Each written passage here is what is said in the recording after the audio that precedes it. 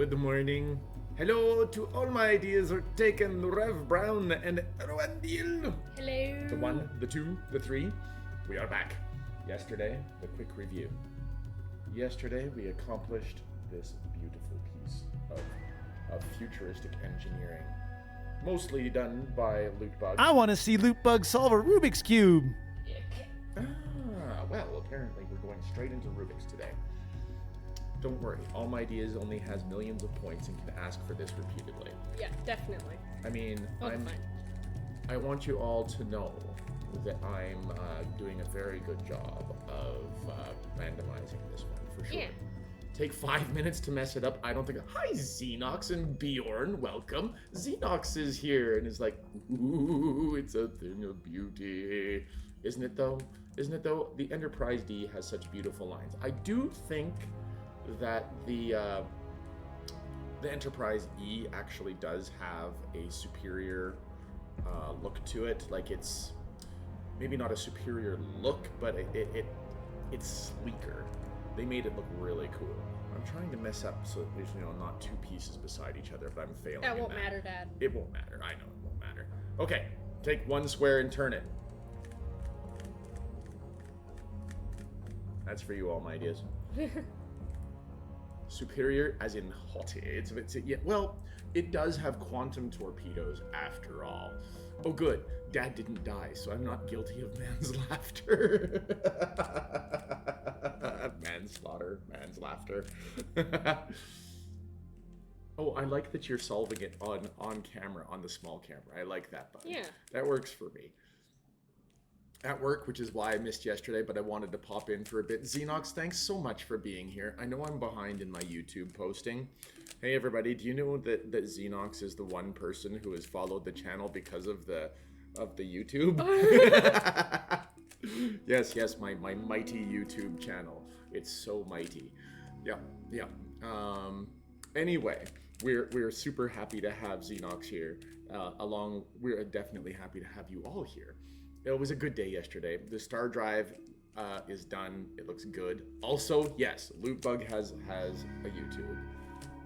LootBug also apparently is mostly there. Yeah, sorry, it's been a while since I've actually done like a bunch of cubing in one sitting.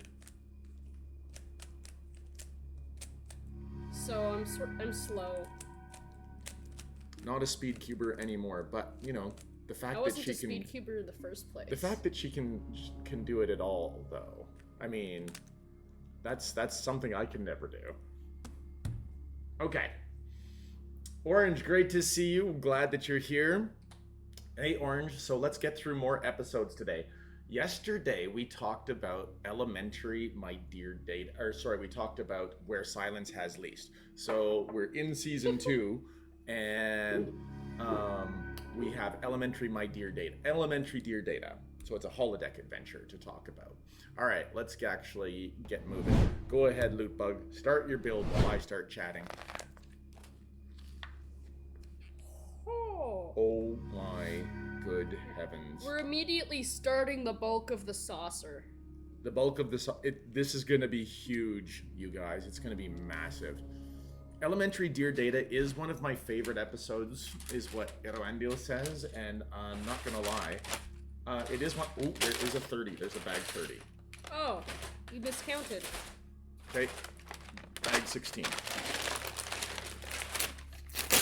Now, this piece, you guys, this piece right here, I'm just gonna point out. This piece will live in infamy. Why? Because LootBug, and I do love her, erred and messed up a step, and this piece was lost. As such, we did a substitution in the middle of the Enterprise. Our Enterprise has a defect. Thank you. But that's okay. It's a hidden defect. it's the Enterprise defect. One more coffee before heading out. Ooh, a coffee. Where's my drink? Behind the Enterprise. Oh, it's behind the Enterprise star drive. Got it.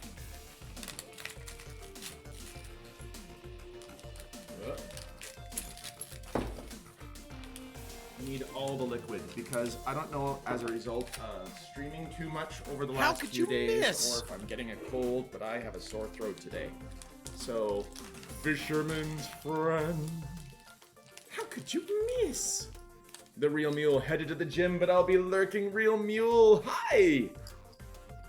All my ideas, may I please have a shout of the out for the real mule, a fellow Canadian, a fellow Albertan, a fellow streamer. There it is. Wow, All right, off floor to check. off to a smashing good start. Yep, we lost a piece.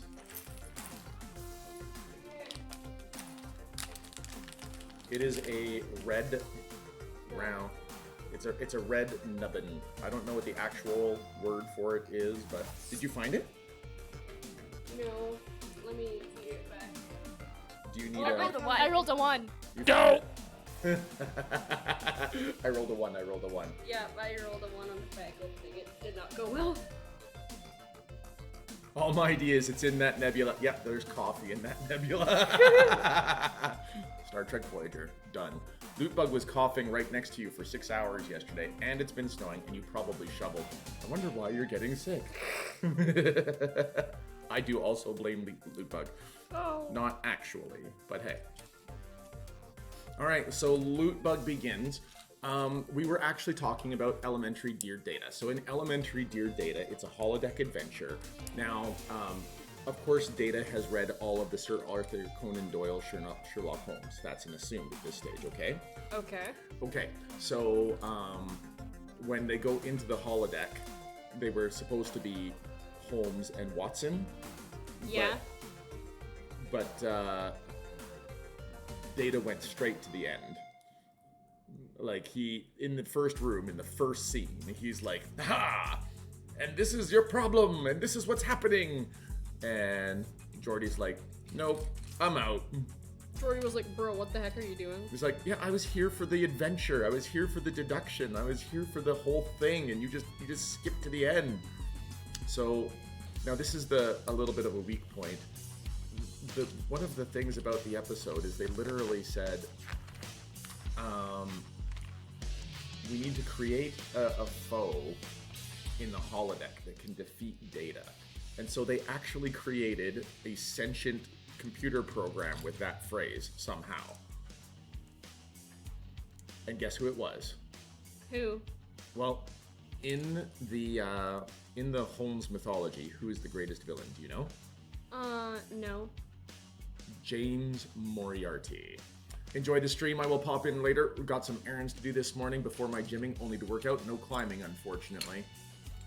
See you, all my dears. Thank you for being here. It's a demonstration of why LLMs are not original. Large language models. Like ChatGPT and things like that. Ah. Anyway, arguably, Holmes is the biggest threat to himself. I mean, fair. Anyway, in the Holmes mythology, James Moriarty is... We've barely got into it, and it's already the wingspan of the Star Drive. I enjoyed their Moriarty. BBC's newest Sherlock has another of my favorites. That was a scarily good Moriarty, Rev Brown. I agree. Oops, I accidentally created consciousness. Oh well. Yeah, seriously. Like, he even knew how to or he could call for the arch, he could alter the holodeck programming, he actually started to teach himself programming, he started to build things inside the holodeck that would affect the Enterprise ship operations, like, and they couldn't turn off the holodeck. Why? Because, Moriarty had locked out the controls. The computer program locked out its own controls.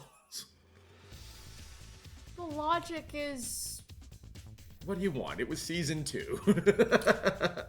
Oops, I accidentally created consciousness. Oh well, that's Q most days. Hi, Coviers. Good to see you. Hey, Coviers. Coviers is here. Erwandil has a fun fact related to Sherlock Holmes from Star Trek. Give it to me, Erwandil. I'm ready. I'm ready. I'm here for it. Moriarty of the 24th and a half century. That's a Duck Dodgers reference. I love it. Duck Dodgers in the 24th and a half century. How's the build, Gita? How's it going? It's going pretty good. Excellent. There's red in the structure. Which means you know it's not going to actually be visible in the final build. It's not going to be visible in the structure. That's right. It's been suggested that part of how that happened was leftover stuff from the Binar's tampering, but still, okay, that's not bad. But then, so can the Binars create artificial consciousness at will then? Because that was the argument for Minuet. Minuet was so engaging as a personality for Riker because she was an actual artificial intelligence. Yeah. Yeah. Anyway, we've been over that episode, and it was a good episode. I liked their portrayal of Moriarty. It was fun. Hi, Heimdall. Hey, Heimdall. Howdy, LootBug and Kilapixl. How's the Duracell building going? Duracell building has already been completed. Complete. I don't think I acknowledged Erdoandil fast enough, so we will hold that in a holding pattern. And remind me if Erdoandil comes back that I want to hear the fun fact related to Sherlock Holmes and Star Trek. Yeah. Episode hype! Oh, I was making a hookah bowl. I heard you. Oh, good. I'm glad that you heard. So, I'm gonna put on a piece.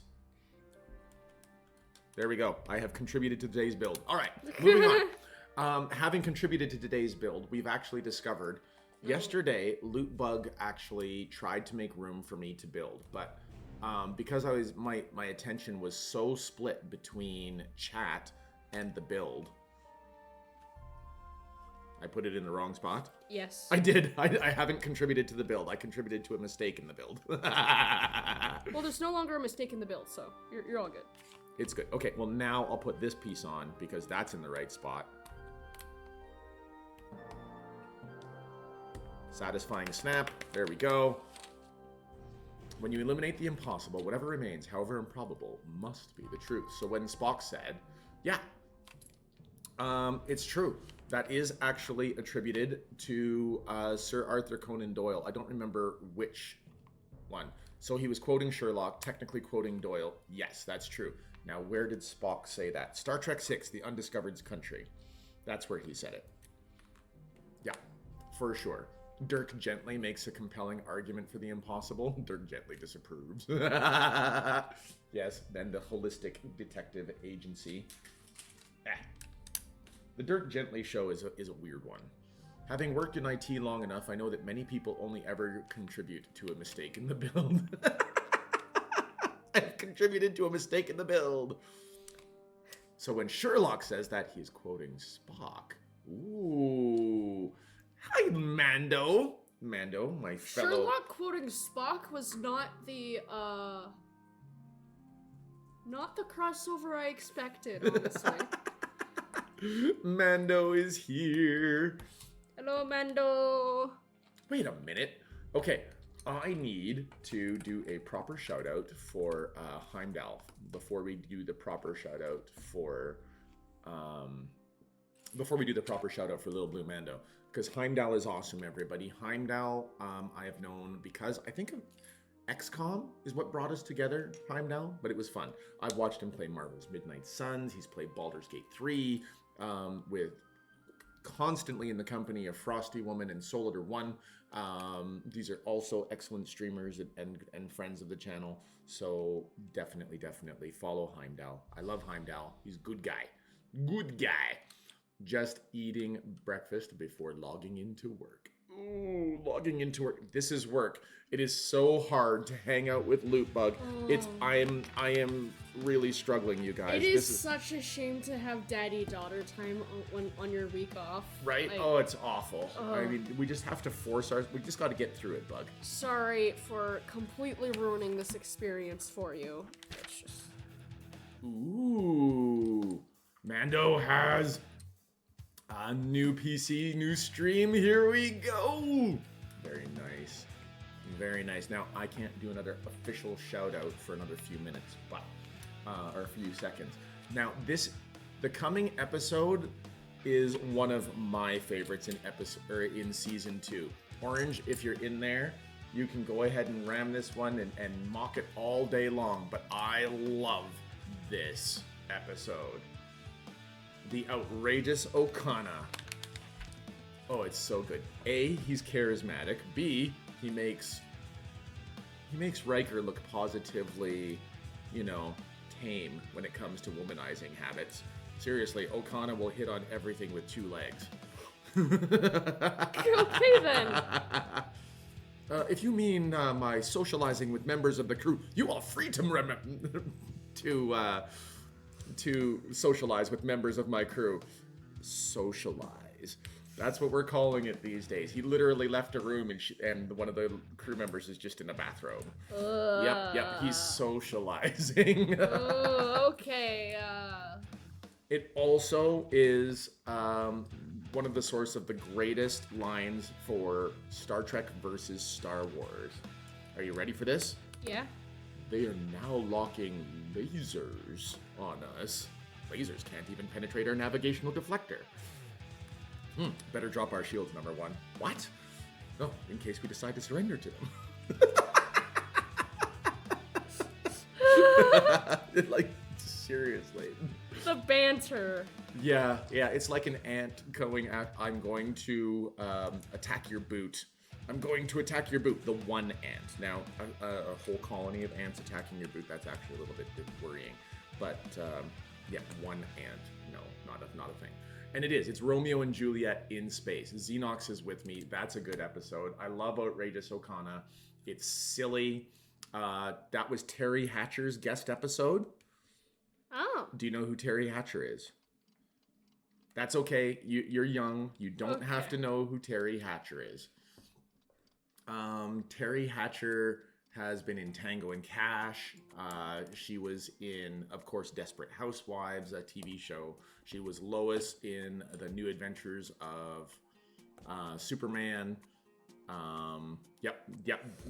People really most remember her for either Lois Lane or Desperate Housewives. One of those 2 roles. Those were her big roles. She was also a Bond girl in Tomorrow Never Dies. However, she had the ridiculous point, she got pregnant.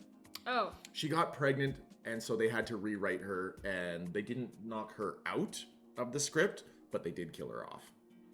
Oh, so they knocked her out. She's out of the show. Yeah. Before she started showing. Anyway. Oh, stop it, you. I can't handle feelings. Nice. Okay, so let's see. Romeo and Juliet in space. Yeah, it's true. I didn't really focus on the Romeo and Juliet subplot. I was just really enjoying the Outrageous Okana himself, because he was so charismatic on the screen. Wasn't that also the source of the joke of, if your freighter can only carry 1 ton of cargo, you can carry 2 tons of birds. And he's like, because if you can keep half of them flying, you're all right. And Data's like, I don't think it would work that way. Because Data. Because Data, yeah. Remember what it took me to drag me from your arms, right, Xenox? Yes, good line. That girl, Guru, that when we saw Worf barge in on, does not even react. She's just got her arms around Okana, and he's just kind of looking at Worf like, just go away and leave us alone. That is not how you act when your superior officer barges in angry and obviously on a mission, and it is a Klingon. Then after Okana leaves the room, she's just sitting on the bed right in front of the door. Is this a conjugal room? What is this? Still not even riled, looking at Worf like, yeah, I'm gonna go with I'm easy. I'm not gonna say that. What are you gonna do about it? It was so badly directed. It was funny. That's exactly how air pressure works. It's a nice Bjorn. Oh, hi Panny. Hi y'all lovely peeps. Whoa, a second LootBug killer stream and more Legoing. Bjorn. And with all Bjorn. The Trekkies. Maybe she was... Hey, she was off duty. What goes on in her quarters is silly. Or is her business. Okay. Next episode, Season 2, All right, I'm all ready to hear Orange's issues with this episode. Are you ready? Yeah. Loud as a whisper. That already sounds like something's about to go down. Okay, so the big premise of this one is that two warring factions on a planet had called for a mediator, and they called in a mediator that is deaf and mute. He communicates through three people that he calls as chorus. Yeah. That represent different aspects of his personality. That was Delancey's wife in Loud as a Whisper? Really? Yes, Xenox, Riva. What happens in 10 forward stays in 10 forward. Hey, we're building 10 forward today, guys. That's part of the saucer section. Yes, yes. Oh, and Arwandel says, the Empire phased out lasers after the Clone Wars. The Death Star's super laser is a Kyber blast, so it's a lightsaber blade, and the turbo lasers and cannons and blasters all shoot plasma made from Tavana gas. Ooh, fancy. Yes, so Arwandel is refuting my claim that the Enterprise could take out a Star Destroyer in a fight. Picard maneuver. The Picard maneuver is actually in an episode. That's a real thing. Yeah. That's the one thing of Trekkie that I know. Really? And what is it? Well, you like, he makes a clone of the Enterprise to like distract the enemy or something. Sort of, very similar. He goes to warp. He does a tiny warp jump, and for a split second, it looks like there's two. Yeah. Yeah. Anyway, getting back to Loud as a Whisper, Riva. One of the things that happens is they go down to the planet, and one of the first things that happens is his chorus gets killed. Oh. Immediately. Like, just immediately. And then, since he's wounded himself, it becomes a Counselor Troy thing, where, she has to get the diplomat back on his feet. And I actually didn't mind that episode, not at all, really. Delancey said in an interview after his kid watched that episode, kid said, "You died. Dad never dies." Nice, Orange.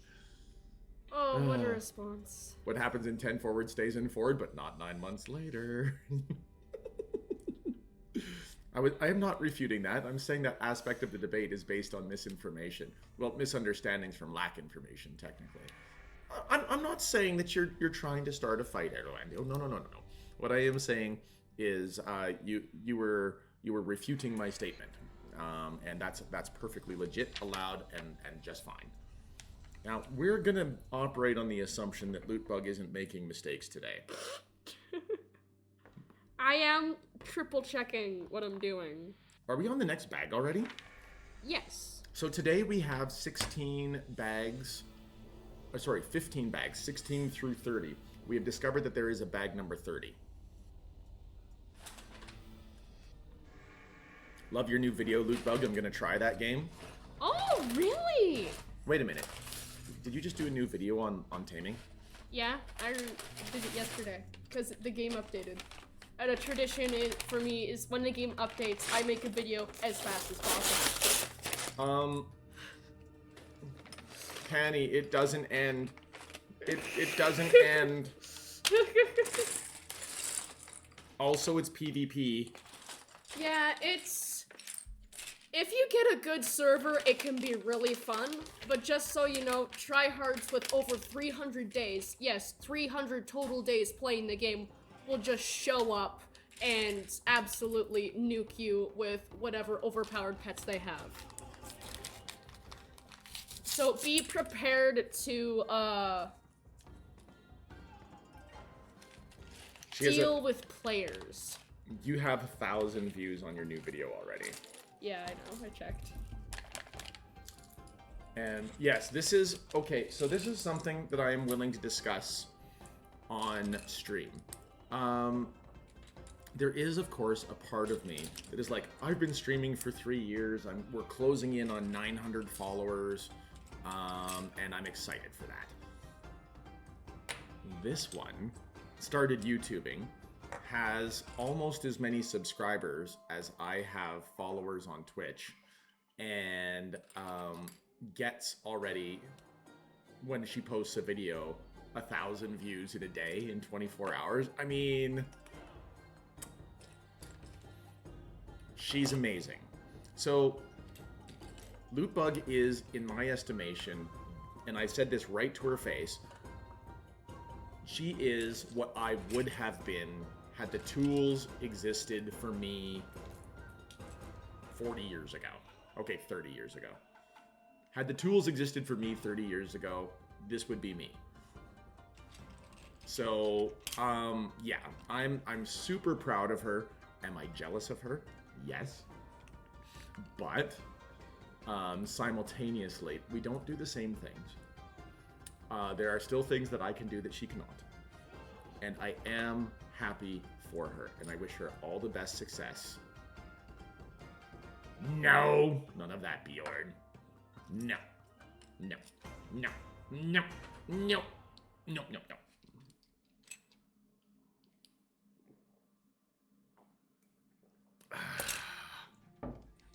That's true. You did play Eve, Panny, so Taming I.O. is similar to that. You know, you could get griefers in Eve, absolutely. And there's absolutely griefers in Taming as well, who exist and show up Just and to are grief. so persistent just to ruin your day. It's nuts, and I genuinely do not get it. Okay, moving on to the next episode in our Star Trek episode discussions. We have the Schizoid Man. This was not a fun episode for me. In fact, it was very I didn't like it. I didn't like it at all. It's the episode with Ira Graves. Dr. Ira Graves. He actually transfers his consciousness into Data's body. Oh. This is the first episode, I think, that actually has Kalar in it. Not Kalar, but the actress who played Kalar. I think she was playing Dr. Solar. Alright. Data has a simple off switch, but we already discussed that. It's true. Dr. Solar is played by a really talented actress who has had at least 3 different parts. We discussed that yesterday in Star Trek The Next Generation. Yeah. So Dr. Solar is a Vulcan. This was her first appearance. She was so awesome and played being a Vulcan so well that honestly, I would have been happy to see her show up as a Vulcan repeatedly. Okay, time to log in. I will be back right before you go, Lil Blue. Lil Blue Mando. We will have the proper shout out for you, Lil Blue. Remember, everybody, Lil Blue Mando is streaming on their new PC tonight. Tonight, smash that follow button. Check out Lil Blue Mando. I don't know what Mando is streaming tonight, but it'll be on a new PC. Very exciting time for Mando. Drop in, say hi. Fill that heart. Fill that heart. Do it. Thank you for being here, Mando. Thank you. So are there any Orange, are there any redeeming features to the Schizoid Man from your point of view? There it is. This is the edge of the saucer. Oh, look at that curve. Oh, I love it. definitely not fully comprehending the scale of the saucer yet. So the drive section, just to bring that up again, is huge. It's huge. It's heavy. Here we go. Look at that. This is my hand on the saucer section, on the drive section. Like, I can easily put my hand in the back of that. Oh, and the saucer is bigger. So I don't know how this is going to go. If we're even going to have enough table space for this sucker. We'll figure it out. Okay. Those curve goes on for days. Oh, my Lanta. Heimdall, I feel like you're going to be hitting on the Enterprise very soon. Orange says that's what floors are for. This ship will never be placed on the floor. I'm never going to risk somebody kicking it. I am never going to risk somebody so much as pulling it off the shelf and dropping it. No. No. Oh, hi, Wolf Warrior. Good to see you today. And to answer your question, there are 2 reasons why I'm looking at you like this. 1, because it seems that in a few minutes you will officially be the only survivor of this train wreck. And 2, because you didn't break 1 bone.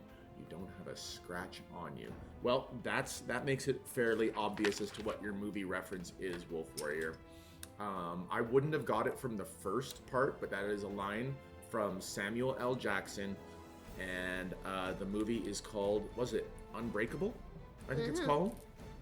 I think it's Unbreakable. Yes, It was a Penny, movie. Unbreakable. Bruce Willis.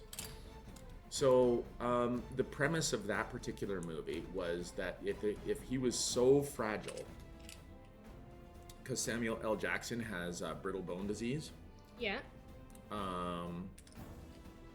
so that literally he's broken bones repeatedly, Oh. like over and over. He figures that if he's so brittle, there has to be the opposite of him in the world. So he actually went on a quest. You actually find out. Spoilers incoming, spoilers incoming, spoilers incoming for the movie Unbreakable. Spoilers incoming for the movie Unbreakable. That Samuel L. has literally been causing these giant accidents looking for somebody who is a survivor and miraculously unharmed. So he's literally the supervillain. Oh. You know what this is? It's the connector point on there. Yup. Ooh. That's still a pretty good one as a Shyamalan film. The other one that I actually liked was Signs. It wasn't really twisty, but I enjoyed Signs. I thought Signs was fun. Say what you want about Signs, but I enjoyed that movie. Okay, so I had no good conversation about the Schizoid Man.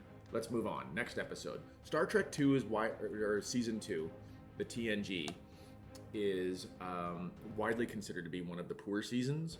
Yeah. So the first season they were trying to find their footing. Second season they were still trying to find their footing. And in third season is when Star Trek Next Generation landed on its feet and really got good. Heimdall didn't see he didn't see the signs. Well, oh yeah? Well, I saw the sign. It opened up my eyes. I saw the sign. Hey, welcome here. Now, is that Bros? Oh, it's Bros. Hello. It's Bros? Yeah, he goes by Bros on Discord. Bros on Discord. Ah! This is one of your Hello. taming people. Yeah. So, do you guys remember how we were discussing LootBug and how LootBug was actually a much bigger internet personality than I am? Bros is, apparently one of the LootBug following. Yeah. So, good to meet you, Bros! Good to meet you, good to meet you. Hi, Mr. Clean, how you doing today? How you been? I felt the sign, though, when I walked into it. I saw the That's sign. so It opened bad. up my eyes. I saw the sign. Heimdall felt the sign when he walked into it. I love Heimdall. Heimdall's great. Heimdall is great. Yeah. These kind of puns you can expect to hear on Heimdall streams. Again, I'm going to say it again. Follow Heimdall. Do it.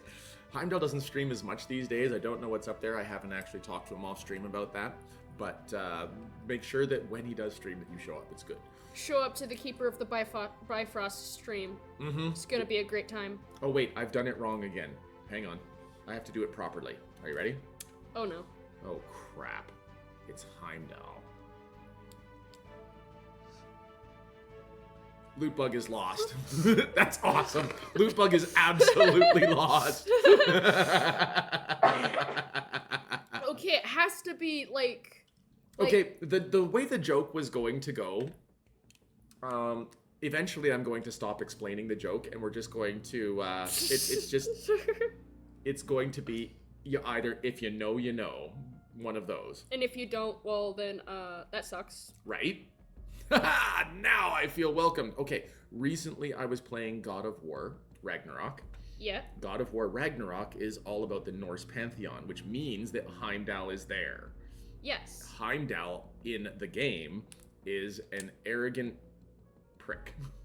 There's just no other way to say it. He's an arrogant prick. He's a jerk, and he knows everything that's coming. He knows what's gonna happen, and you're just like, So when I got to a spot in the game, I literally said, "Oh crap, it's Heimdall," and Bjorn, of course, clipped it and posted it in the Discord. And then Heimdall saw it, I assume.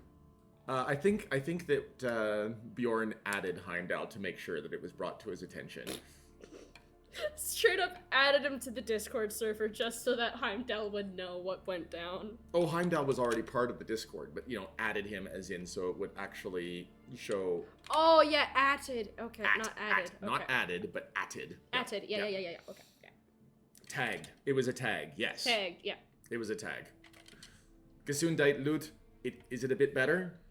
It's doing a lot better than it was previously. Because last week, I was completely out of it. I wouldn't want to have anything. I got up early when I could have slept in, which is already off to a bad start. And I was just coughing so much, but I'm doing a lot better, so yeah. Thank you. My bedroom is down the hall from LootBug's, and LootBug was actually keeping me and her mother up one night. She was coughing so bad. So...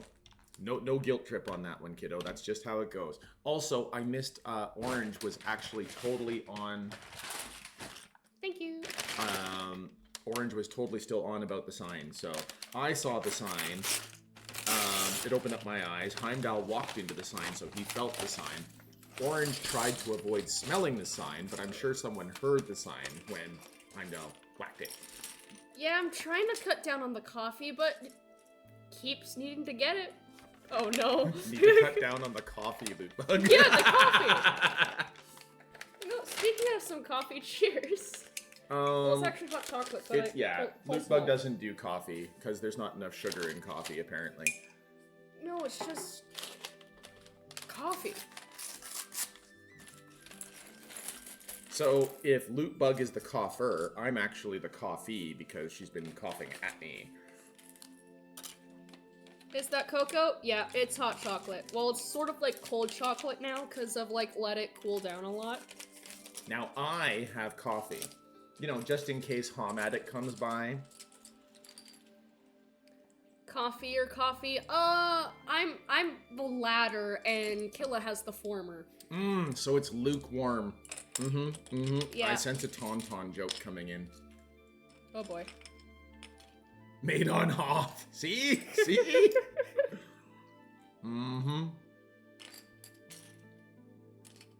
I actually have a lot less space already when doing this one. So. Yeah. So extra. I'm gonna be on camera and relaxing over here while LootBug does the build, so that LootBug can have more space to organize. Oh, thank you. Get going. Okay. Next episode, Unnatural Selection. The USS Lantry. Too far away to see, chat, says Orange. I mean, my distance vision with these glasses is pretty good. If I do this, yeah, I'm doomed. I'm absolutely doomed. Why'd you say that out loud? Oh, because the person who was going to who took exception to the glasses thing is no longer part of the community, so. Okay. What are we hearing? Something good. Pong bopping. Pong bopping. Pong bopping. I can see it. Yes, the Polanski-centric episode. Transporters are magic. Yes. So in this particular episode, they go to a planet and there's a whole bunch of scientists that are quarantined because they are hyper-aging. Like they're aging too quickly. And, like how quickly a day? Well, they're becoming seniors. They're becoming geriatric. But it's originally brought to them because they go to a ship and everybody on the ship is dead. Oh. Everybody on the ship is dead, and they're all super old. That ain't good. No.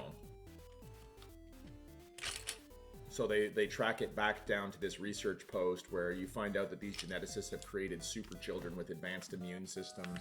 Well, the advanced immune system they have antibodies that leave their bodies and are actually looking for problems. And those antibodies infect regular people and make them super age. Oh, you like the music? Yeah, I do too. Is that Super Mario? No, it isn't Super Mario. It's just this is all supposedly digital rights-free music. I bought it from a digital rights-free web. I paid to have. I don't remember how many songs it was, but it was a fair lot. amount. It was a fair amount. All the music you're getting today is from that bundle, and I don't know entirely what's in it. It's a nice chiptune for sure. Yeah, it's very bouncy. It's very bouncy. Anyway, they correct the episode by finding one of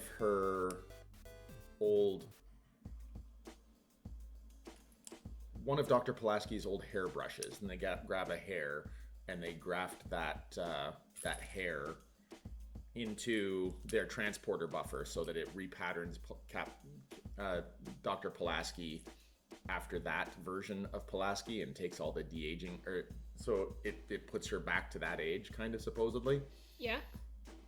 So what's the flaw with that? Well, if it just resets her age but not the actual disease itself, then she's just gonna re-age all over again.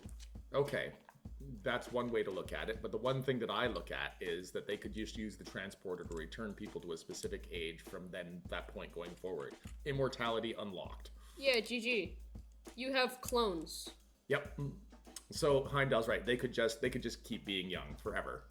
Yeah, so that is a bit of a breaking the sequence of how Star Trek really works. Yeah. They actually had a few pieces of technology that were problematic for later writers.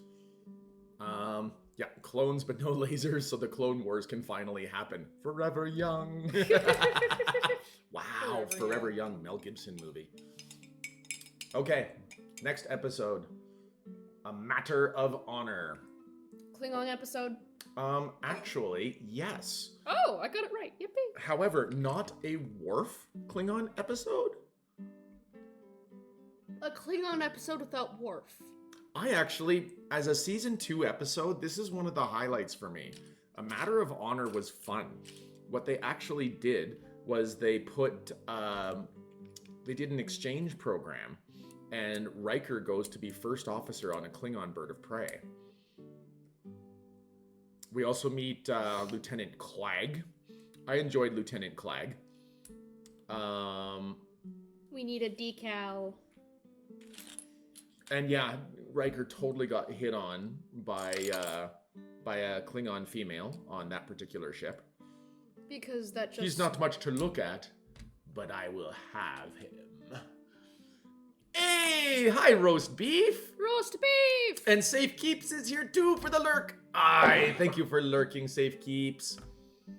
There are like 20 different methods in various Star Trek episodes which induce clinical immortality. Wait till we get to my favorite. All right, roger that. Roger that. Where does one find Star Trek series posted? I need something new to fill my time on second screen at work. Okay, Roast Beef. So if you're looking to watch Star Trek series, they're all getting housed underneath the Paramount channel now. If you're looking for information about the Star Trek series and where they're posted, Wikipedia is actually fairly exhaustive. I'm actually quite surprised. In fact, we're using a Wikipedia page to keep our episodes in order for our discussion today. So, yeah. And Bjorn, getting back to the episode, A Manner of Honor, it's the Gah episode. Would you like to do a decal? Oh, yeah, sure, absolutely. That one there. I love how you said decal. Well done, you. It's on this one? Yes. Ladies and gentlemen, I have contributed to the build. Here's my contribution of the day.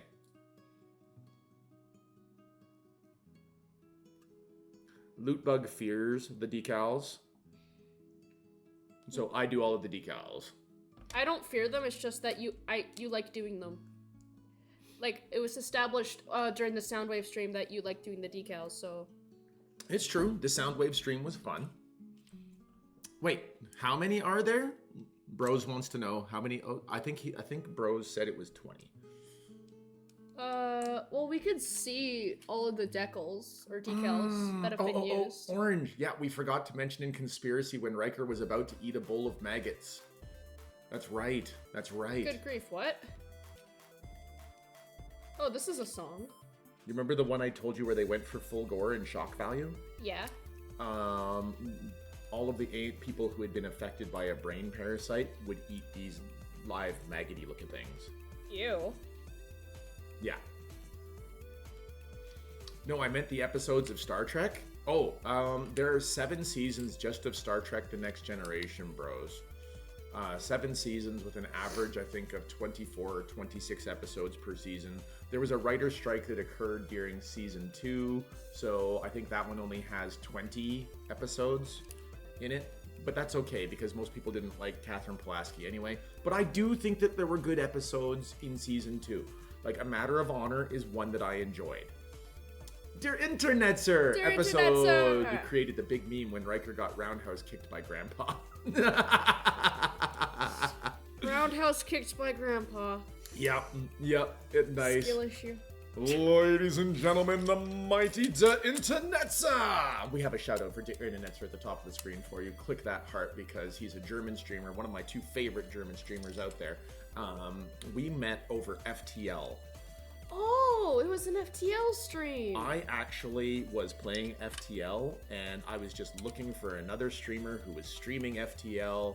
Inter was streaming FTL. I raided in unannounced. He didn't know me. I didn't know him. But a friendship was born. Ooh. And we've got lots of crossover in our communities now. Nice. And it's great. It's beautiful. There's a bit of lore here if you want to read that. Oh, and yes, late response, but we met via XCOM. Yes, Heimdall was because of XCOM. Yes. Yeah. Hope your internet is better, Inter. Yeah, I heard you had some technical difficulties, Inter. I hope that you're doing okay. Hey, Inter, just to show you progress since you weren't here yesterday, I'm going to steal your camera for a moment, Loot. Okay. Inter, I give you the drive section of the Enterprise. Look at her. She's gorgeous. She's absolutely gorgeous.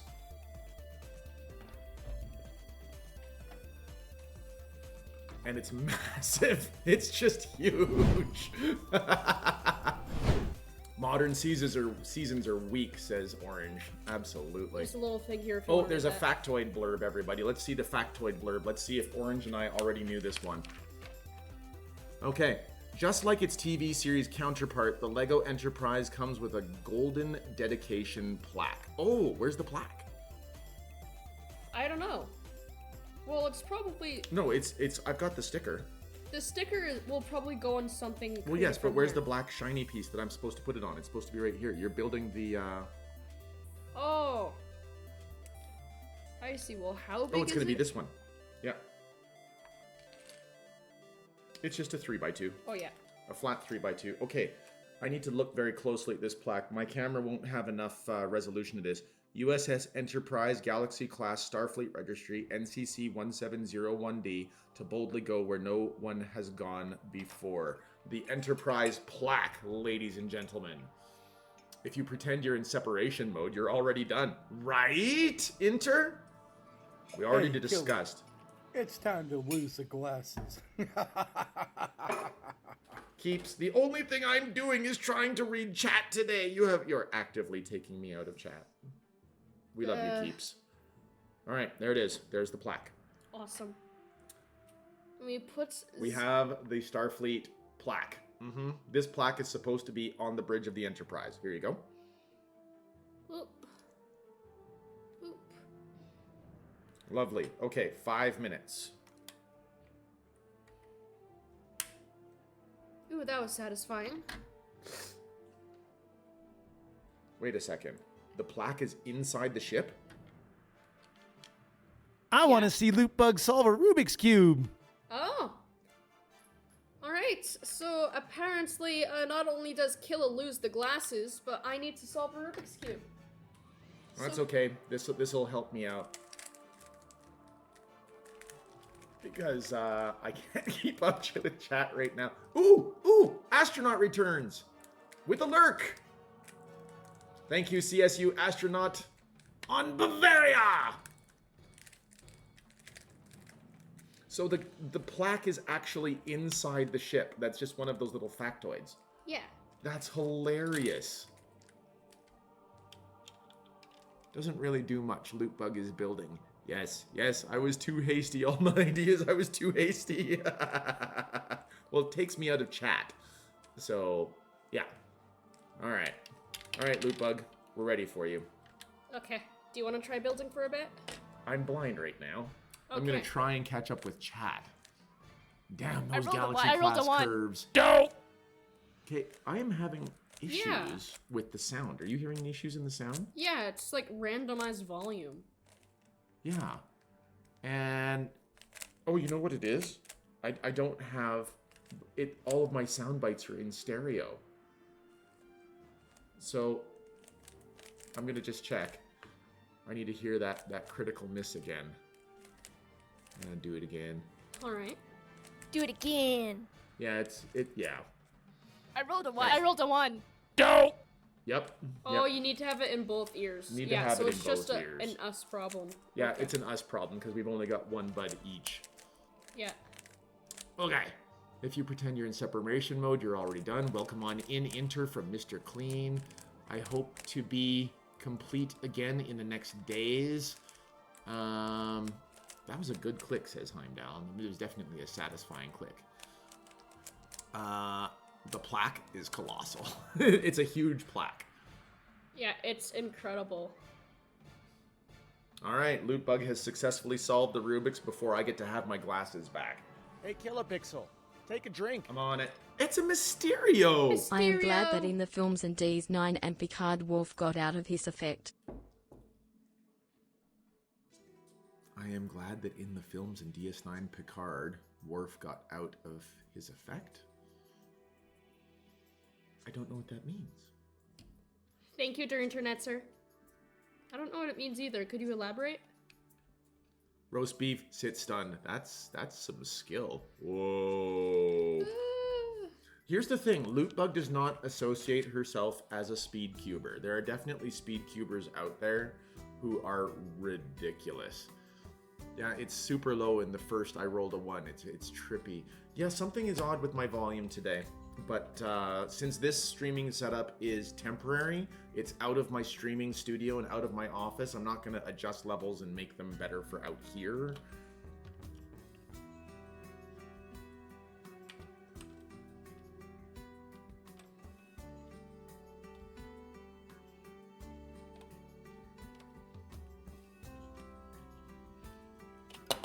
Whoops.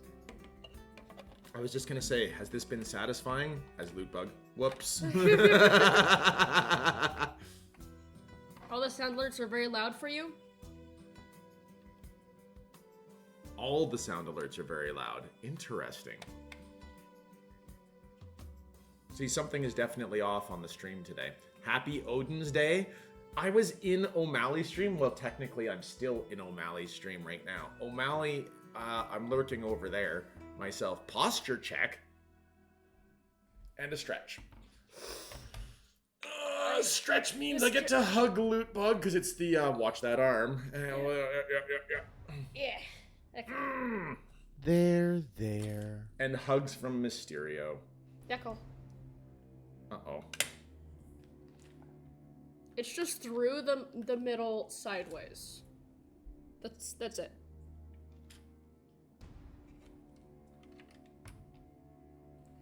Noah, oh.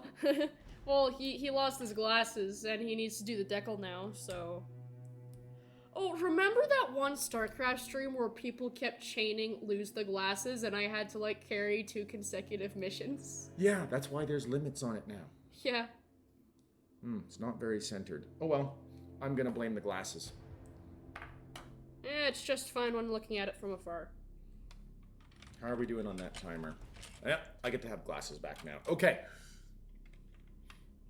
Might just be the positioning of your microphone though. You're usually not sitting this far back. That's true. I actually do also have a lot of gain going right now to the microphone.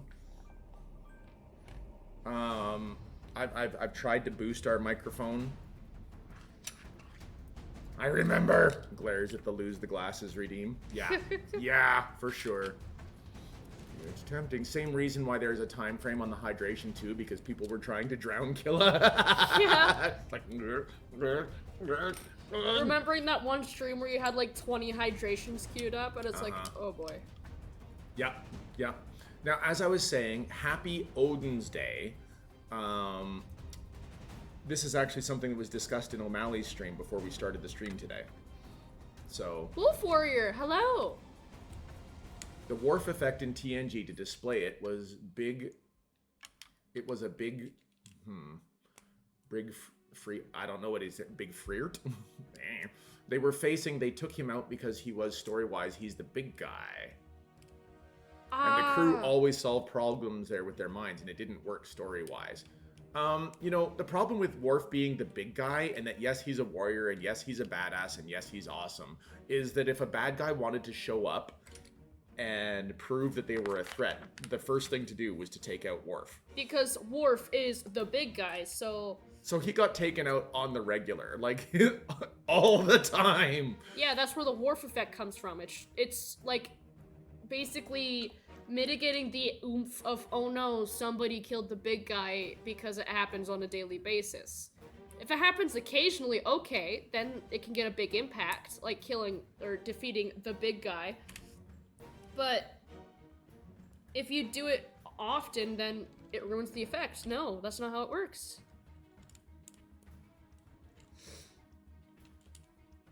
Okay, I think I'm caught up on chat mostly. AKA the biggest guy in the prison yard. Okay, so we talked about A Matter of Honor.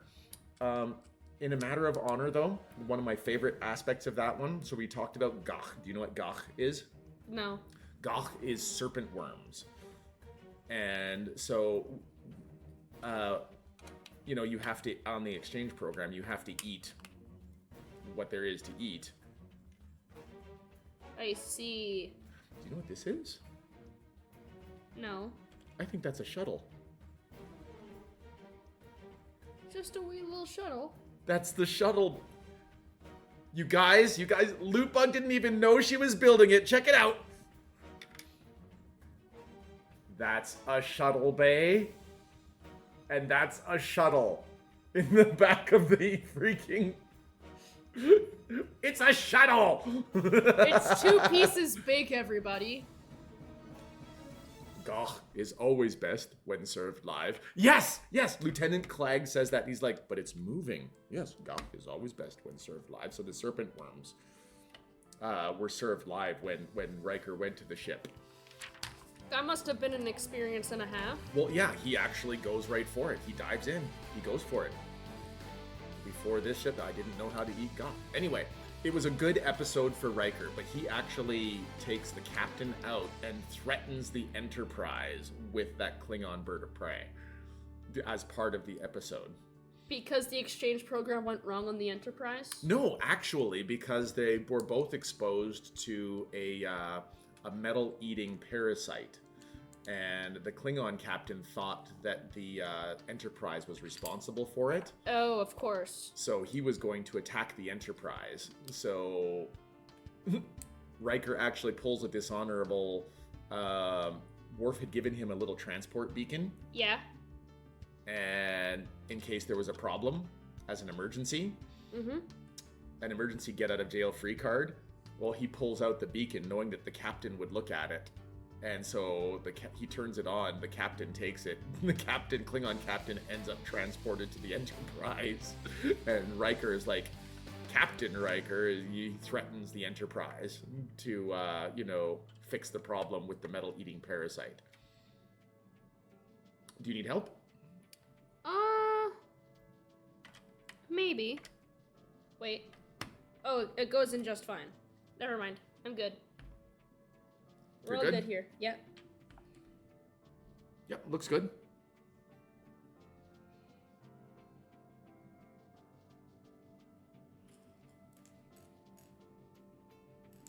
Or does it? Oh. Maybe we could just add these on. That's what's missing. Did you miss that on a previous step? Maybe. Probably, yes. Ah. Hey, we caught it. We caught it. We're fine. Could everyone pronounce the gach in the GH in gach? Gah, Gach. gah, gah. No. I'm headed to work. Take care. Mr. Clean, I'm sorry I missed that. That was like 4 minutes ago. Gaflem. There. Well, Mr. Clean, thank you for being here. I'm sorry that I didn't acknowledge you sooner. Good luck. Good luck at work. Next episode, season 2. This is actually one of my father's favorite.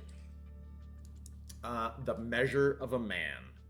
The Measure of a Man is widely regarded as one of the best episodes of Trek because they put Data on trial for being a sentient being.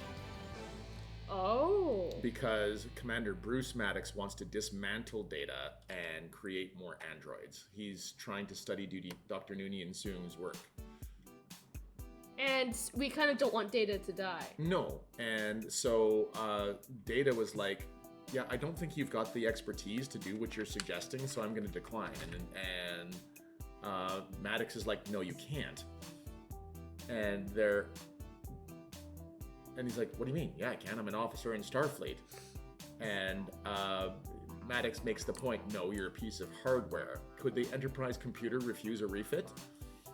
Ooh. And so it actually goes to trial to determine his status as to whether or not he is man or machine. And this is one of the best episodes because it shows deep character in Data, because he's like, well, okay. Uh-oh. Wait, what? Yep, floor check. We lost a piece. What piece could it even have been? I don't even know. Do you need a flashlight? If I don't immediately find it. I found it. It's right. I got it. Perfect. The Measure of a Man is ridiculous because you do not decide that with an ad hoc skeleton staff. Well, they've got a brand new starbase. That's the whole point. They've got a brand new starbase. It's not fully staffed. They've got a captain who acts as the Judge Advocate General. It's going to be their new base, the Judge Advocate General's new base, but it's not fully staffed, so they get the Enterprise crew to fill in for the lawyers. Yeah. And Data chooses Picard to be his defense. And then the role of prosecution falls to the first officer. He's like, I can't do it because I believe in Data. And he's like, okay, then I just summarily rule against Data then. Data is a toaster. Have him immediately report to Commander Maddox's lab for experimental refit. Oh. And he's like, so he was basically coerced into being the prosecution. So he actually had to do the job. Yeah, he had to do the job. But yes, of course, not Orange, but we're suspending disbelief. We're suspending disbelief just so that for the sake of story. The sake of story. But the point is that, Riker does his best and nearly wins because he proves that, Data has an off switch.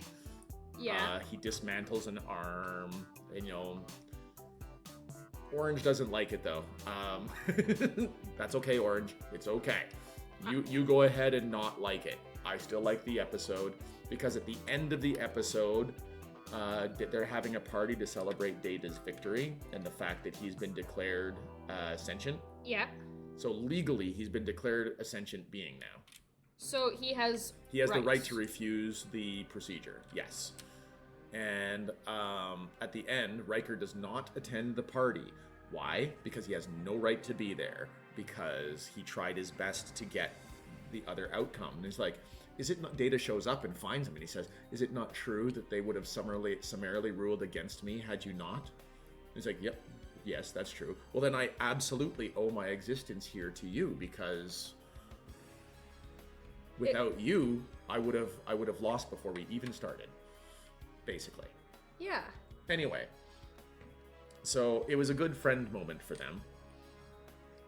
poor Riker having to go through that. It's like, I am literally working against one of my friends.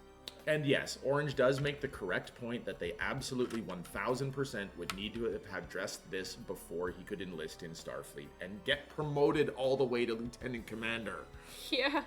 Speaking of which, did you ever notice that for all of his awesome service, Lieutenant Commander Data is TNG's Harry Kim. He never gets promoted. Oh, he just stays there? He just stays as a lieutenant commander for 7 years. Oh, we're number 19, and we're doing data. We're actually doing data. We get data on bag 19. We got data. I have a whole flippin' one of these. Yeah, are you sure about that? Yeah, that's why I'm backtracking, because I'm like, okay, little nubs, I can...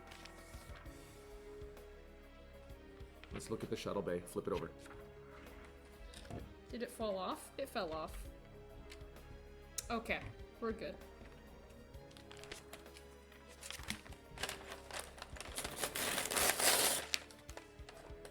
Hey, I contributed. I helped you figure out where your piece went. Yippee! We're on bag 19 of 30, everybody. Kitty. Also, we have Spot. Minifigures go with it too? Yep. Of the main cast. Okay, here it is. So far, we have Wesley. We have Dr. Crusher. We have Riker, and we have Geordi. Geordi actually has 2 faces that you can use on his. I wonder if Wesley also has 2 faces, actually. Dude, he just looks so dead. No, he does. You can be shocked or he can be smiling. Let's make him smile. I just lost Wesley's hair. And Mom. I lost Mom. Oh, Kilapixl. Do you have any clue where his hair bounced off to? No! Good grief, it went on the other side of the table. Wesley's hair? Good riddance.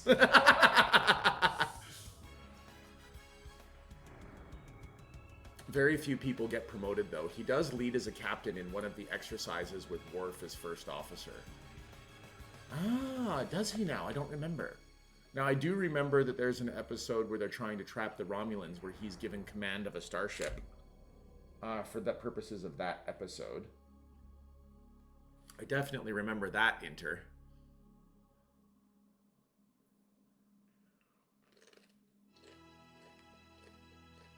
Yes, they do, but they don't stay promoted long except for Troy. Troy actually does get promoted. She gets promoted from, technically as a counselor, she was a senior bridge staff already.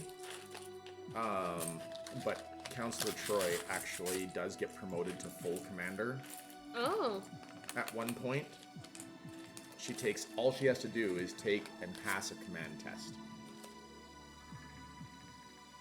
And isn't her race, like, empathetic or something? Her race is actually telepathic, but since she is half human, she only has empathy, not telepathy.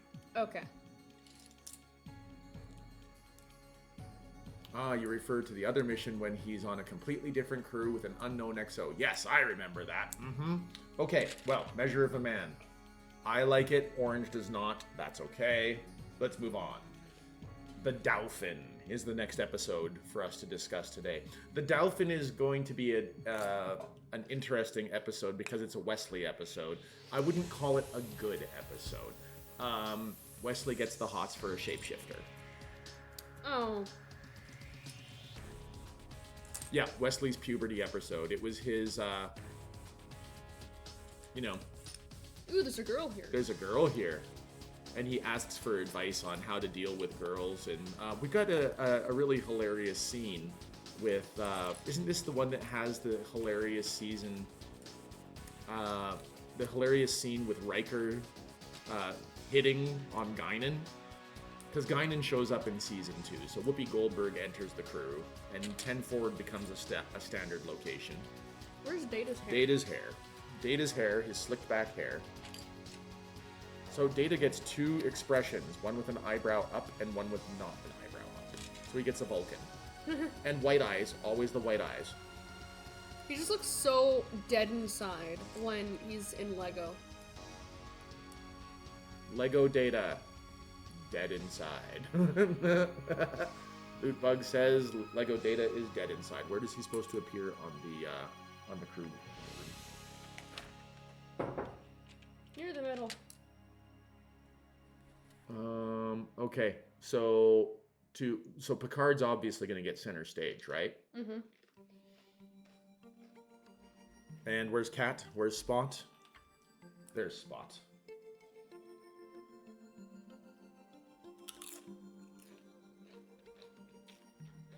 Thank you for the posture check. Hey, Kilapixl, take a drink.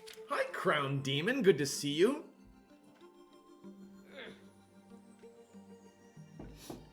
Orange, they were trying to make Wesley uncomfortable, and I approve. Haha, Whoopi says, yeah, go away, kid. Turns back to Riker. Tell me more about my eyes. That was an entertaining portion. I did like that episode. That was funny. Okay, next episode, Contagion. The Enterprise receives a distress signal from the USS Yamato. The Yamato is... Yamato cannon? No. Aww. The Yamato is... if I'm not mistaken, Yamato is actually named after a person of history from World War II. Oh. Did he have a really good cannon? No. Okay, LootBug is completely stuck on StarCraft. Please forgive LootBug. We love LootBug. I love LootBug. Contagion is one of my all-time favorites, says Xenox. Ooh. So Contagion is the episode that establishes that the Yamato gets destroyed during that episode. They literally show up in time to watch the self-destruct go off, and they were losing control of their ship to a virus. Oh. It's about the Iconian computer virus, Orange. So at the end, the literal solution is turn it off and turn it on again. Peak episode. Absolutely. So literally, what happens is Data gets infected with the Iconian computer virus. Oh no. And his body shuts down, purges the active memory that actually contained the virus, and then reboots itself. And he's like, I was here, now I'm here. Da, da, da. Like, he's got an obvious memory gap for where he was infected with the computer virus, right? Cool. But because of that, they actually are able to find out or figure out how to fix the Enterprise. And they fix the Enterprise by turning it off and turning it on again. They turn it off, they purge the memory, and they turn it back on. The moral of the story for that adventure was how to deal with everyday technology problems. Yeah, pretty much. Yeah. Absolutely. The producers wanted to show the audience the Enterprise getting exploded. That's right, without exploding the Enterprise. Oh, also when Data sticks his arm through a spatial doorway. Yes, that's very good scientific approach. Yamato was a Japanese battleship built shortly before World War II, sunk by the Americans in 1945. There you go. See, there is actual Yamato in history. Now, I have a question, Crown Demon. Was the Japanese battleship named for a person? Because that has been done in the past. Have you turned it on and off again? Yeah, really, that was the episode, Heimdall. That was the episode, and the Ferengi were there as part of that one too, and since the Ferengi had been apparently tapping into the Enterprise's computer surreptitiously, how does that work?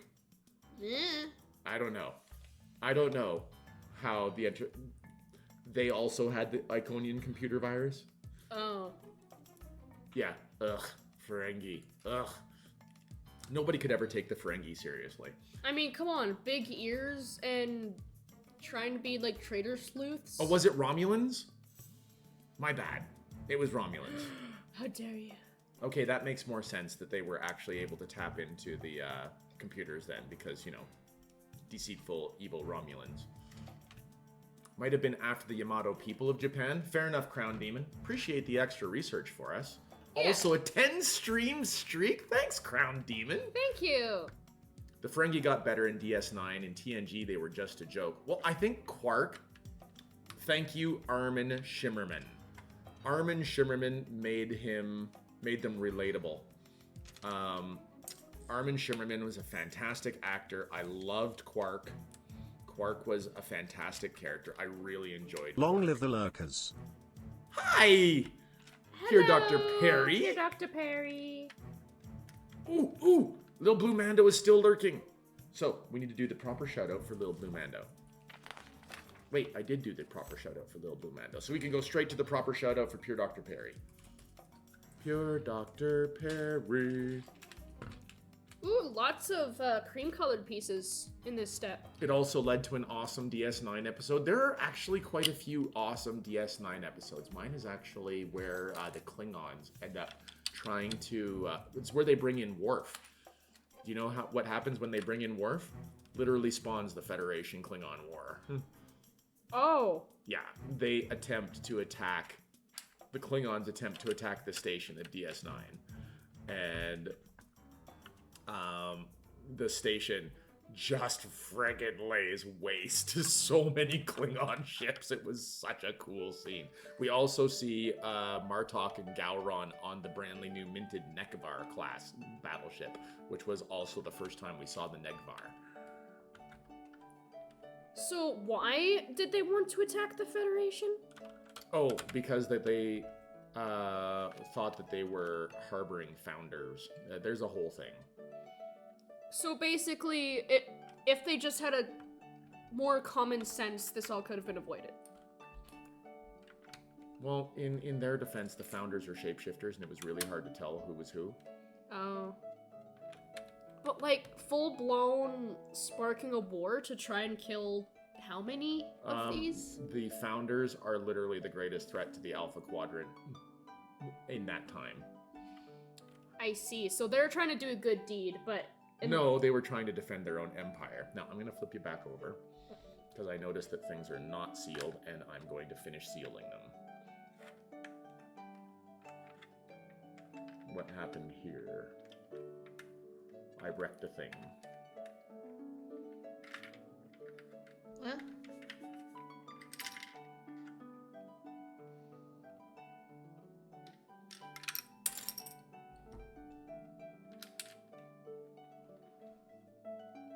Okay. So a lot of these pieces are, I'm just going for a tighter seal. That's all. All yours. Okay. All yours. Hello there, Pure Dr. Perry. A proper welcome to you. It's great to see you, Pure Dr. Perry. Sorry, I'm rambling so hard today. Rom is also getting to be a better character during the whole series of Deep Space Nine. That's true, Inter. We have a sauce here for fish. Remoulade sauce, so whenever I hear Romulans, I think of that sauce. Oh, nice, Heimdall. The Remoulade ships are firing, sir. It's tasty. Nice, Erwandil. I like it. I like it. Perry, thrust. Indeed. Timing. Just got back from grabbing dinner. Awesome. What do you got for dinner today, Pure Dr. Perry? I'm curious. Could be Yamato Takeru, a mythical figure in Japan as well. There's a rabbit hole here. Crown Demon, I love tangential learning. Tangential learning is the process by which you hear something and it causes you to do extra research on your own. Oh my goodness, yes. So when, for example, somebody mentions a factoid and you're like, oh, and you go off on your own to figure out what's going on. I love tangential learning. You actually get some of the coolest little factoids that way. And then you can flex to your friends like, hey, did you know blah-blah blah? And they're like, no, I never knew that. Because you went on your own little adventure. If they had more common sense, this all could have been avoided. 80% of all television movies and 95% of real life. Yeah. Thank you, bros. Thank you, bros, for the follow. Appreciate that. Welcome. Leftover curry for Pure Dr. Perry. Jambris is here. Jambris! Also known as the mighty Jambrasaurus Rex. I believe our very, very first subscriber. Oh, well, that's so kind. The number one. Yeah, look at that beautiful #1 badge. The beautiful #1 badge. He's a founder. Panny is also a founder. It was one of the first. Jezzy is a founder. Somebody that we do not see anymore. Sydney is a founder. Sydney. You remember Sydney? right? Sydney would hang out with us with XCOM, the original Yeah. XCOM, open XCOM. Yeah. I did it a lot, and when I talk about it to my mom, she gets all glazed-eyed. No, I love tangential learning, Crown Demon. So if you want to go tangential learning in this channel, you do it. Jambris is like, saw you streaming at work, but wanted to see what was going on. I'll tell you what's going Legoing. on. I'm going to very quickly steal your camera again. Oh, okay. Okay, we have to show off the drive section again. Wait, let's have a proper flyby. But I love this ship. It's beautiful. Those galaxy class curves, as Panny says. Now, it could also be a giant phaser, don't you think?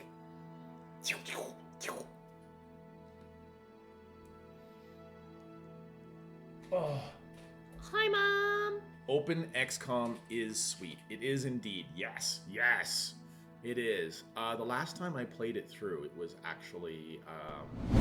I need a break, but who else made a psh sound while watching Pixel Art? Yeah! Woohoo! Hi, Pixel Art. Good to see you. Also, hello, wife. Hello. Mm-hmm. It looks so good. It does. It does. Look at LootBug go on the size of this saucer. So this is back of the saucer. This is front because the shuttle is on the back, just so that you know. Yep. Okay, where are we at? Oh yes, new episode. So Contagion, we established is somebody's favorite episode. Xenox is one of all-time favorites. The next episode, the Royale. The Royale is actually one that I'm not a super big fan of. They literally spend Riker. Is it Riker, Worf, and Data? It's definitely Data. Royale is interesting. So basically speaking, people crash on a planet. The aliens didn't... It was their fault, so they try and create a place where the aliens... where the humans could live, but their only reference point was a terrible book. So they were forced to live this book out over and over and over. Oh. And their only way to actually escape the Royale was to complete the plot of the book. It was... Did Data read it?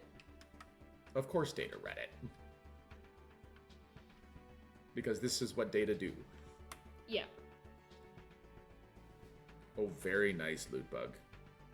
Look at that. So I have a question. So you're going to be doing this like 4 times? I think I'm gonna do the other 2 corners next. Yeah, look at that. Okay. Yeah, the Royale is interesting. The Royale is silly. Royale with cheese. So yes, let's move on. Let's go to an extra fun episode instead. The next extra fun episode, Time Squared. Wow, time shenanigans? Yay! Oh, good. How many times does time shenanigans happen in Star Trek? Oh, how many times are time shenanigans? Yes. Oh, Definitely yes. delightful then.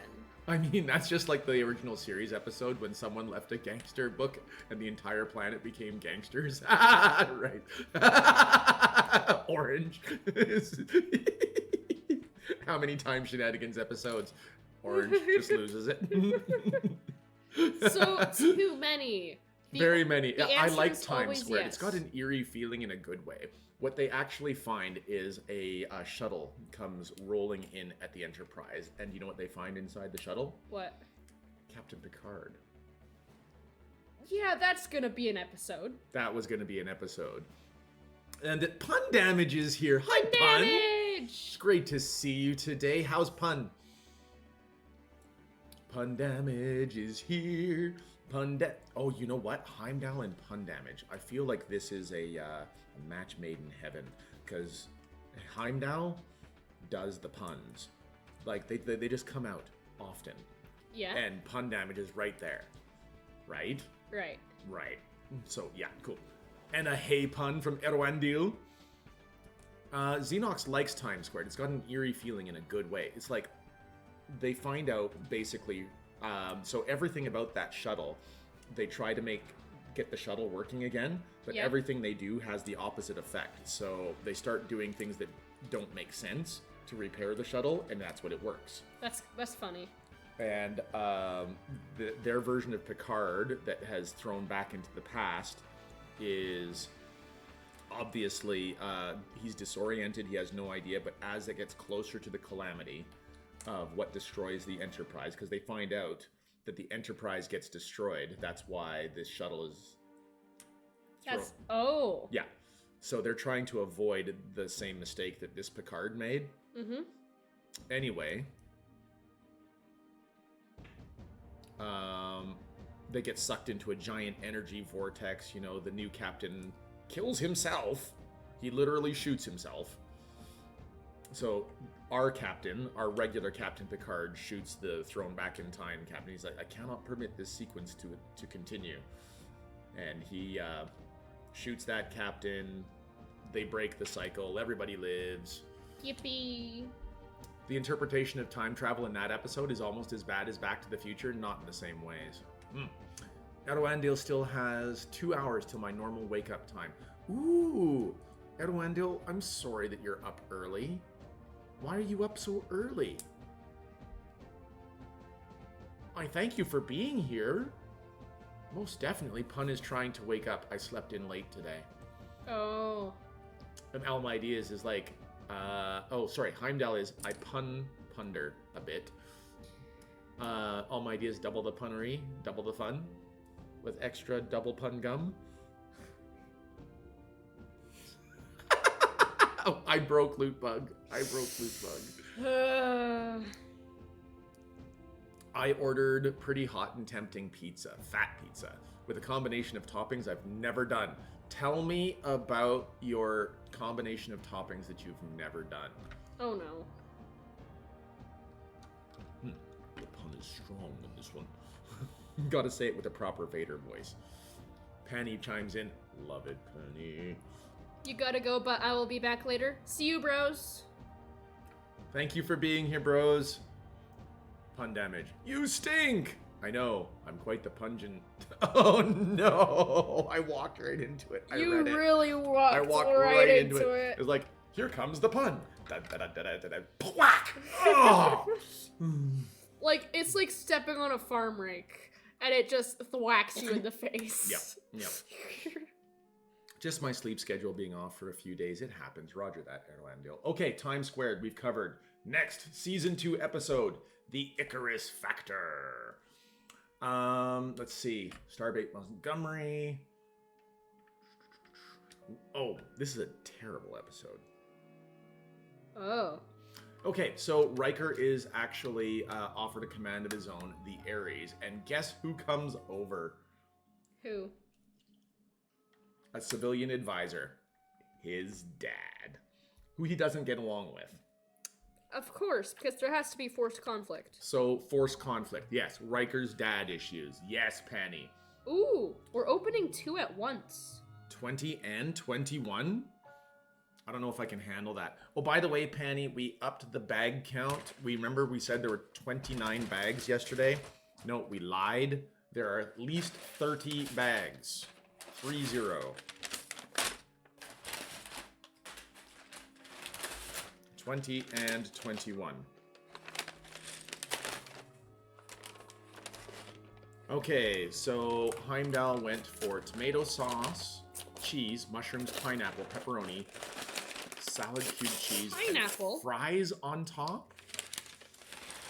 Fries.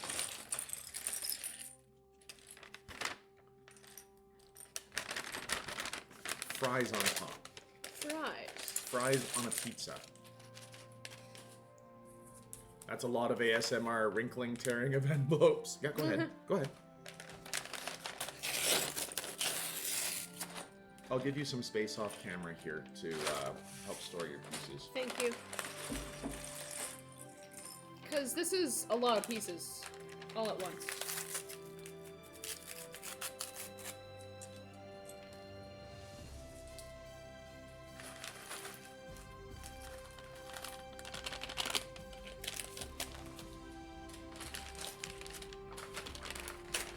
Okay.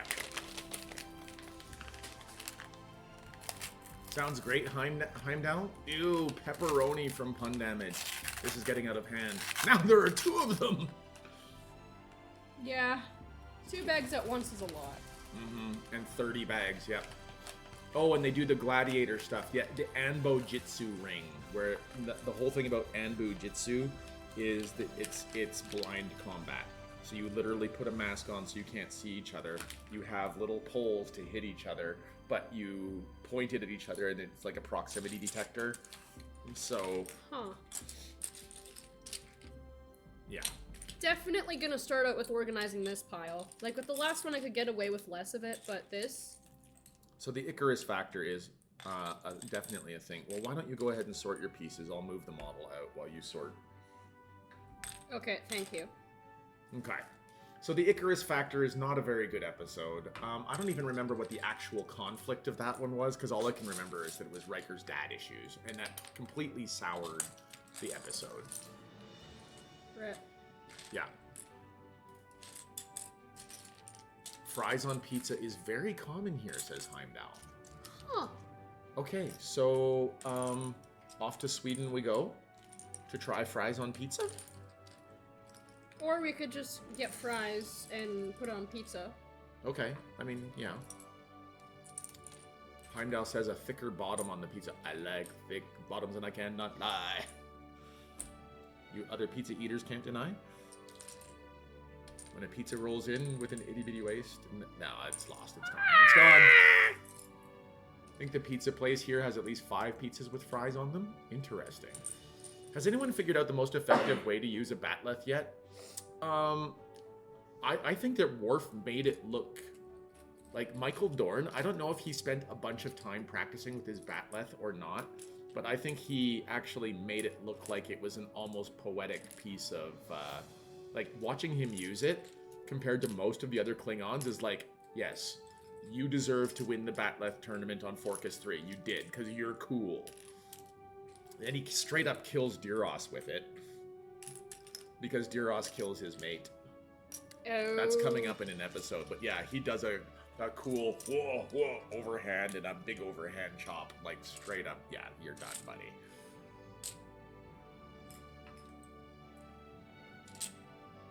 Hi, Fabriso. Hi. Hello. Lego assembly difficulty, normal. Assemble as intended with the manual. Hard. Open all packs and assemble. Hell mode. Open all packs and don't use a manual. Uber super hell mode as hell mode, but use glue. Yeah, I couldn't do that, Fabriso. I couldn't. That's... Ugh.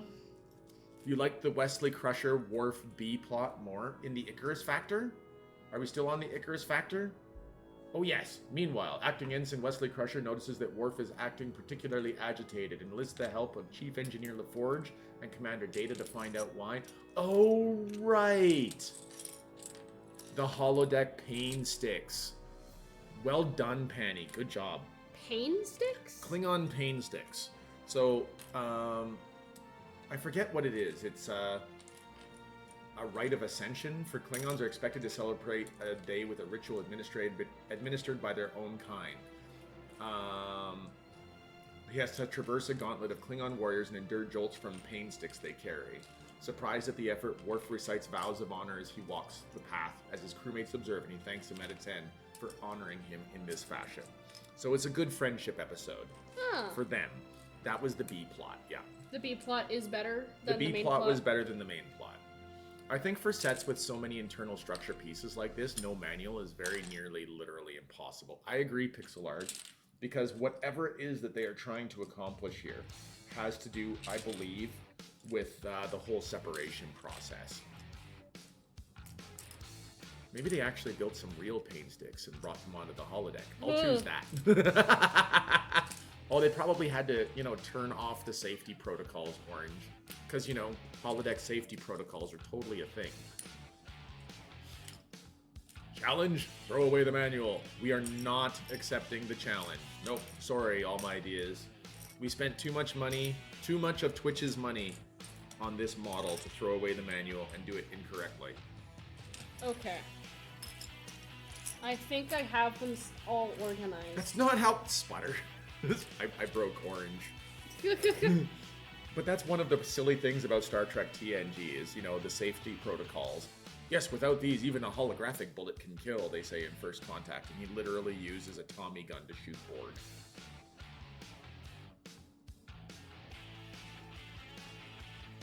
Yeah, I don't think that'd work.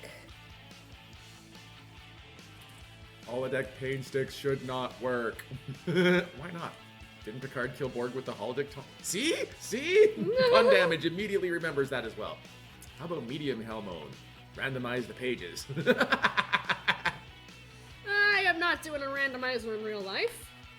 Definitely not. I've seen how painful it is for other people who have done randomizers. All right, next episode in season 2 to discuss is Pen Pals. Pen Pals is Data actually totally breaks the Prime Directive while he's doing research on the side. He's just like straight up, someone hails into space and Data answers on a pre-warp civilization and starts communicating with a little alien friend named Sarjenka. Oh, that's a cute name. Oh, and she's a very, very cute kid too, with bizarrely spider-like fingers. But, That's of course probably not supposed to happen. Okay. Okay. You keep your manual, but you have to be blindfolded. Okay, hang on. Okay, we got it. Yippee! No, Apex Predator, we didn't get the gift with purchase shuttlecraft. You had to be among the first orderers of the starship. Good to meet you, though, Apex Predator. Thank you for dropping by. The closest thing we have to a shuttle, Apex, is this little white thing right there. That's the main shuttle bay. That right there is a shuttle. Love me some Apex Predator reference, though.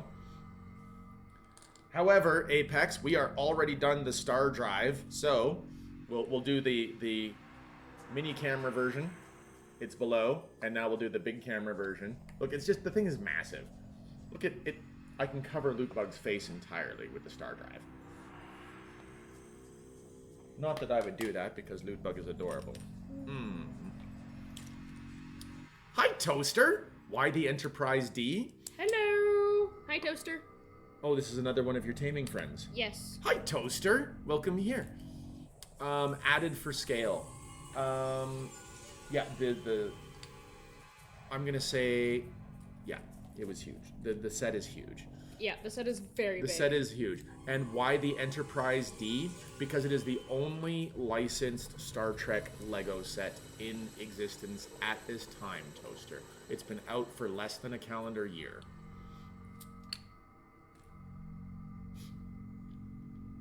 Where are you putting the set once it's built? It's going to get its own shelf, Apex Predator. It's going to get the place of honor in our movie room. It's actually going to go on a shelf that's going to go above the main TV set. And we're going to actually have it facing off against a 2.5-foot Star Destroyer for the giggles, for the lulz. Definitely for the lulz. Because that makes a lot of sense. I'm sure more will come. Also, it's defective. I want the First Contact Enterprise. Yeah, Sovereign class ship. It's very pretty. It's very pretty. I really wish that they used the saucer separation sequence more often. Don't you think? Yeah. Voyager is Toaster's favorite. That little Intrepid class, that's literally a spaceship that could get sick. It could get a virus. So the whole thing about that is that they were like, yeah, bioneural gel packs. So it had a brain. Part of its circuitry was biology, so it literally got sick. A ship that gets sick in space when you're encountering all these different kinds of aliens with all different kinds of new diseases. And fast aging or slow aging. I feel like LootBug might have made a good engineer in the Star Trek universe. Sickness is for the weak. Oh no! I'm the weak. So are Me you. too. So it's worth noting, Toaster, that this one is getting over a cold, and I think I'm actually just getting her cold. Thanks for that, LootBug. I love you. My bad. I just picked up the Avengers Tower, but I can't think of where to put it. Oh, very nice, Apex. Very nice. Well, see, here's the thing, Apex. Little known fact about us. All my ideas... I'll go back to your episode commentary, Orange. I will find it. Best ship is board cube. Best ship is board cube. Wow. What was I just saying? I don't know. Oh my goodness. That's how... You shinied me! Oh no! I pulled the ooh shiny in an open world game and completely took away his train of thought. That's okay, I've got it again. Little known fact is we recently moved this last summer. So recently, you know, like 8 months ago. 8 months ago? Something Almost like 9. that. Almost 9 months ago. We've almost been in this house for a year already. Ugh. Hot diggity. Anyway, the point is that we moved into a larger location. We actually have places where we can display things and actually show off some of these models now. I'm very excited about it, Apex Predator. Very excited about it. Once we actually get the shelf up and the 2.5-foot Star Destroyer up, I'm sure that I will put a poster on the Discord. It'll be fun that way. What about the Borg N-Dimensional Simplex? Pass! Pass, pixel art. What's so bad about that one? I have no idea. Because I don't know what he's actually referenced. What he's... Oh. Oh yeah, yes, I will pass on the thing I don't even know. Okay, so back to the commentary about the episode we're supposed to be talking about. Pen Pals and Sarjenka. So, Pen Pals is an example of some of the stupid interpretations of the Prime Directive that have been presented. And we can't interfere with the extinction of this culture where the calamity is not even their fault. Well, yeah, but that they actually totally go on with that, even in the Pine Kelvin arc, as Chris Pine gets in trouble for saving a pre-warp civilization from the fact that their supervolcano was going to go off and destroy the planet. Oh no! They were literally gonna go extinct because they didn't have cool technology. Okay, good. So there we go. Did my move get me closer to work? No, Heimdall. It took me further away from work. It takes me longer to get to work now. Really irritating. Anyway, the good news is I had no idea what the Borg N-Dimensional Simplex was. I was like, I have no idea. Remember you laughed at that? Yeah. Pixel Art's like, because I just came up with it. I'm like, oh, good. So, you know, maybe that was a test of Pixel Art for me. He's like, is he actually going to pretend that he understands and knows all things? It's a sophisticated toddler. Sophie! Hello! Sophie! It's good to see you, Sophie. Let's have another shout. Shouting the outing. We're outing the shouting of sophisticated toddler. All of the cool streamers who come in here need to get the shout outs. Yeah. There it is. Sophie was doing the DVDs last night. I didn't get to stay very long in Sophie's channel. I did not have the stamina. I don't know if it was just because I was starting to get ill or if because, you know, I've been streaming too much lately. I don't know, but I had to leave early. Yeah, I could tell that I had zero stamina because I also had zero patience for things that happened in a game that I didn't like. Like if someone was deliberately being a prick, I noticed that I was like, okay, dude, what the heck? And usually I don't, it's like, okay, whatever, but I was actually sort of mad at the game and I'm like, whoa, I need to take a chill pill and just take a step back. In answer to your question, Pixel Art Dragon, the song that you asked about at the time is called Singular Focus. It's come from stock music. It's digital rights free music that I can put on in the background and not get dinged for it. We did our Tuesday BG3 night too and actually coordinated and won something. Oh, congratulations! I forgot that it was Tuesday Baldur's Gate 3. Nice! I get that, LootBug, and that is the best attitude for video games. See, we love Sophie. Sophie's amazing. Go follow the Sophie. Sophie understands. Yep. Sophie is fun, but Sophie also does definitely run the 18 plus stream. You're gonna hear a lot of innuendo over there. Uh-oh, floor check. Floor check. You nearly launched another one when you went for that floor check. Where you go? Ooh, Baldur's Gate 3. Who's the best companion and why is it Karlak? Because Karlak's a sweetie, pun damage. She's so funny. Ooh, I like 'em fiery. You want the light?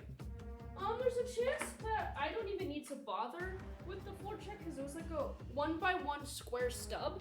But I don't care. I don't want to step on it later. I don't want to step on it later. We're gonna find it. Zorro is streaking with a 45 stream streak. Yes, there's my phone. Hand me the phone and I will unlock it for you and you can have the flashlight. Thank you. There you go. Alright. We don't have her yet. We did get Shadowheart killed yesterday and need to bring her back. You don't have Karlak yet. Wow, how early in Act 1 are you, Sophie? Even I have Karlak and I've not gotten out of Act 1.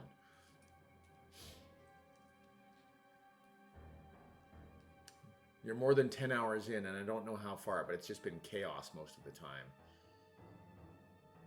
Because she is hot. Heimdall is like, yeah, because she is hot. Oh. She's literally hot. I see where it is. She's on fire. You should know the character of Karlak is literally on fire. Has a furnace engine in her chest. Oh. Found it. Thank you. Titus is calling this the no lore run. You can imagine how well that's going. Oh, so you have no idea what's going on? You're just walking from encounter to encounter. I got it. And, you know, blasting stuff. I can't run BG3, but in similar games, I mod the game and create my own custom party members. Ooh. Are you out of revive scrolls? They don't get things done. I think that I remember there's a whole way to talk your way out of this whole situation in the Druid Enclave, and I think that they ended up murdering everyone. Pretty sure that they're like talking. Well, I'm pretty sure some of the parties like I want to go steal from all the places. So they got discovered stealing from all the places, so they triggered combat. Next thing you know, it's murder, murder, murder.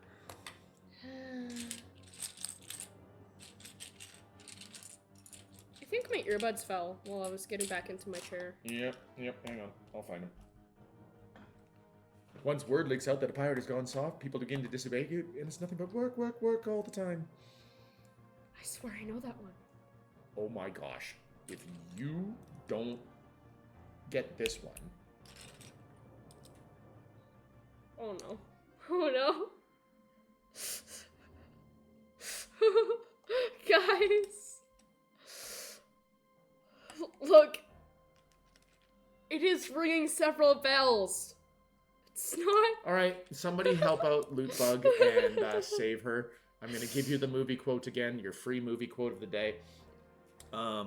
Once word leaks out that a pirate has gone soft, it's nothing but work, work, work all the time.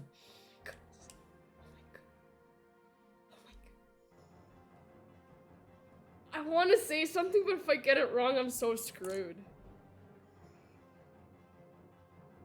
Yes, I was gonna say, is it from Princess Bride? Thank you, pun damage. Okay. Thank you, pixel art. It was from Princess Bride. Thank you. Thank you for saving me. We did reset that because they ended up killing all of us. Oh, rip. So the Druids Enclave wrecked you. Got it. It's almost like you tried to steal from them. Yeah, good times. Good times. It was the Brideness Prince. Indeed.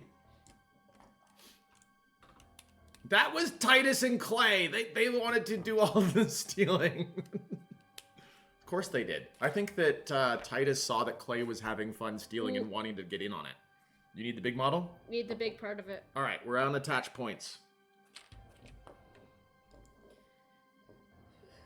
But they're druids, aren't they hippie commies?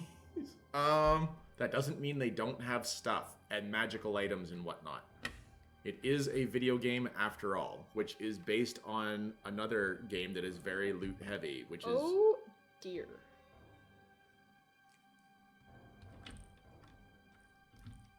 A while ago, it felt like I could very nearly quote the entire movie from memory. Pixel art. Look at that. This is going to be the width of the saucer section, everybody. That is huge.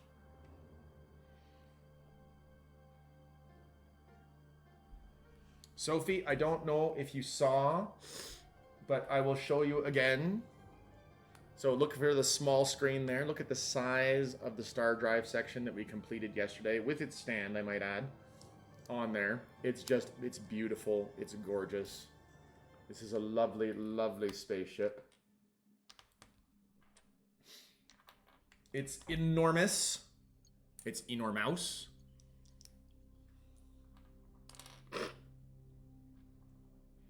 It's so neat. To be fair, I was briefly confused, and I thought it was the other Elway's movie, Men in Tights. The other Carrie Elway's movies, there's not only two. Carrie Elway's does show up in several other movies. Okay, list of Carrie Elway's movies. Let's see. So there's obviously Princess Bride. There's obviously Robin Hood, Men in Tights. Those are the two he's most famous for. He's also in the Ministry of Ungentlemanly Warfare. He's also in... Saw and Twister. And he's in Liar Liar. He's in Saw? Glory. Apex Predator says he's in Glory. Yep, Orange Pressed is got Liar Liar, for sure. It's the Claw. You're afraid of the Claw. Jerry, maybe just... No.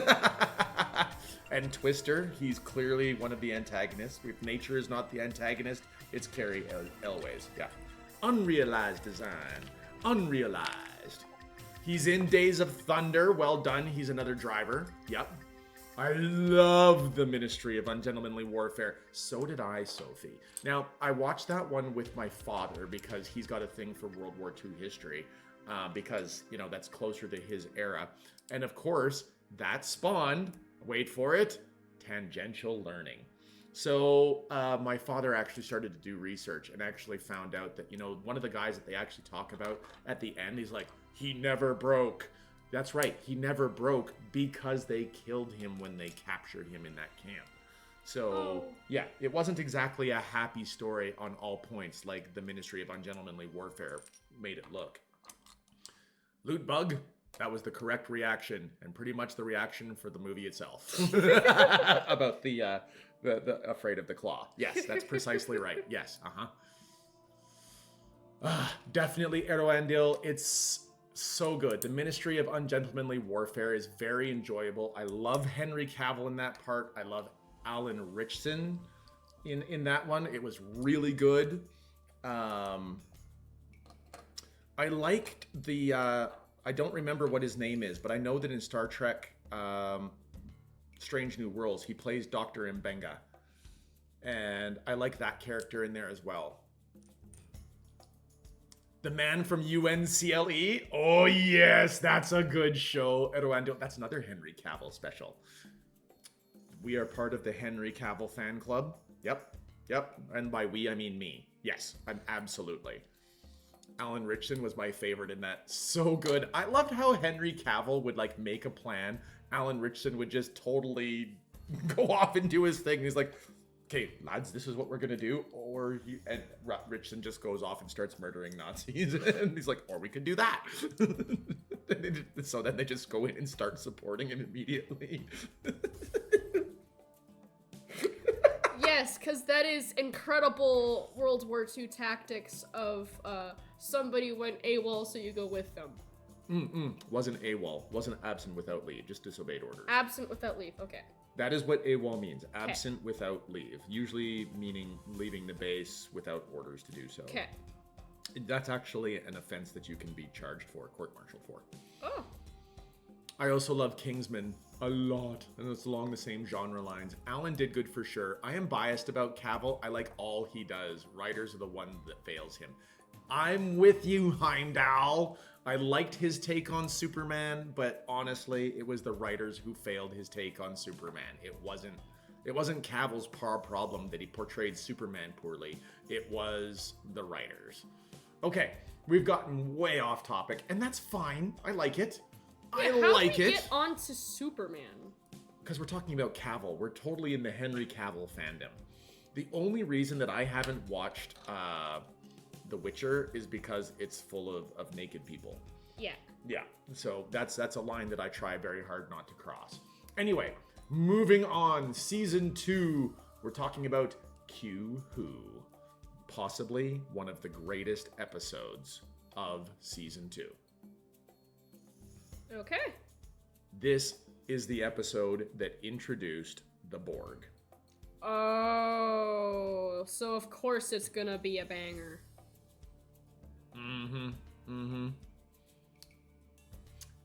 Erwandil, Kingsman was great. I had 2 favorite parts of Kingsman. One was Colin Firth, because Colin You're Firth... handsome for a Klingon. That didn't come out the way it meant, sir. Wesley Crusher. Hi, Sean Cho! Hello.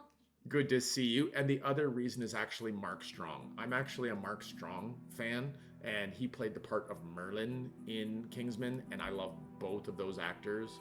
That Kingsman was really good. Also, I didn't know Taron Egerton at the time, but, you know, I thought he did a fantastic job. Erwandil also loves Mark Strong. Yes! Can we all agree that Mark Strong and his portrayal of Sinestro was the only good part of the Ryan Reynolds Green Lantern movie? How goes the trek for more stars? Sean Cho, it goes well. It goes really well. Orange. And also, what exactly is Guinan is true, because she was from that part of the galaxy, supposedly. So it does beg the question, you know, why is Guinan from across the known galaxy? It's true, Orange. I'm with you. Q was a hoot. Definitely Q was a hoot. Heimdall is correct. Q was a hoot. He basically got into a conversation with Picard about... About... Yes, but we are absolutely ready to encounter it. In space. That's why we're out here. And Q literally looks at Guinan and is like... Q knows Guinan, apparently.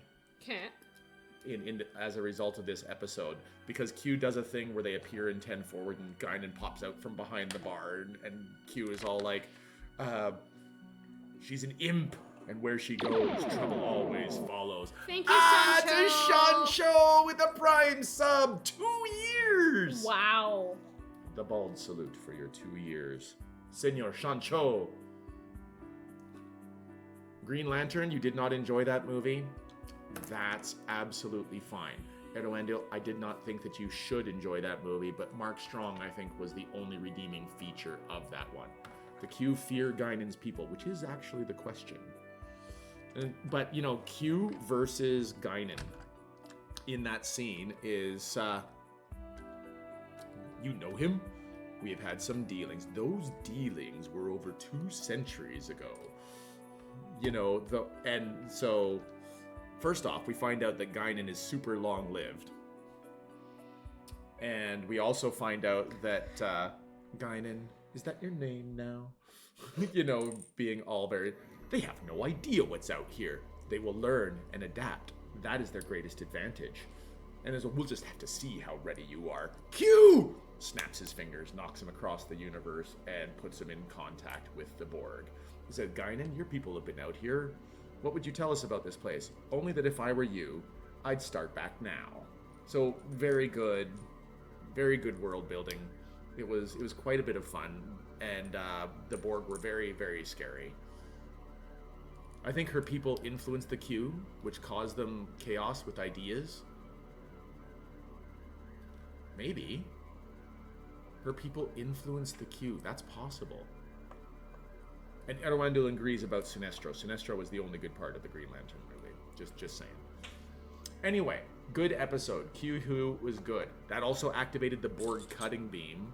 That's where I was actually talking about the ship being cut in half. Because they literally started carving, as Riker said, they're carving us up like a roast. Wow, the pizza place gave me free kebab sauce. Did they fight the Borg in that encounter? They tried to. And failed? Pretty badly. So they had to run away? Yeah, and what they did, they looked like they were getting the upper hand. So naturally, doing what they do, they're like, well, let's board their ship and see what we can learn so that we can, fight them better. Yeah. And it's like, uh-oh, we're reading power fluctuations. It looks like it's regenerating. And they're like, oh, crap. Time to go. So they jump back in their ship. They do an about face. They run away. The Borg cube starts following them. And they're like, okay, they keep trying to go to faster and faster warp. And they keep trying to boost their shields and all these things to try and get away. And they do a zoom in on the Borg ship, not realizing just how big of a bite they've taken off here. The Borg ship was continuing to regenerate while they are in full pursuit, while the Enterprise is at maximum warp trying to get away. Oh my goodness. And they're firing weapons, and they're doing all the things.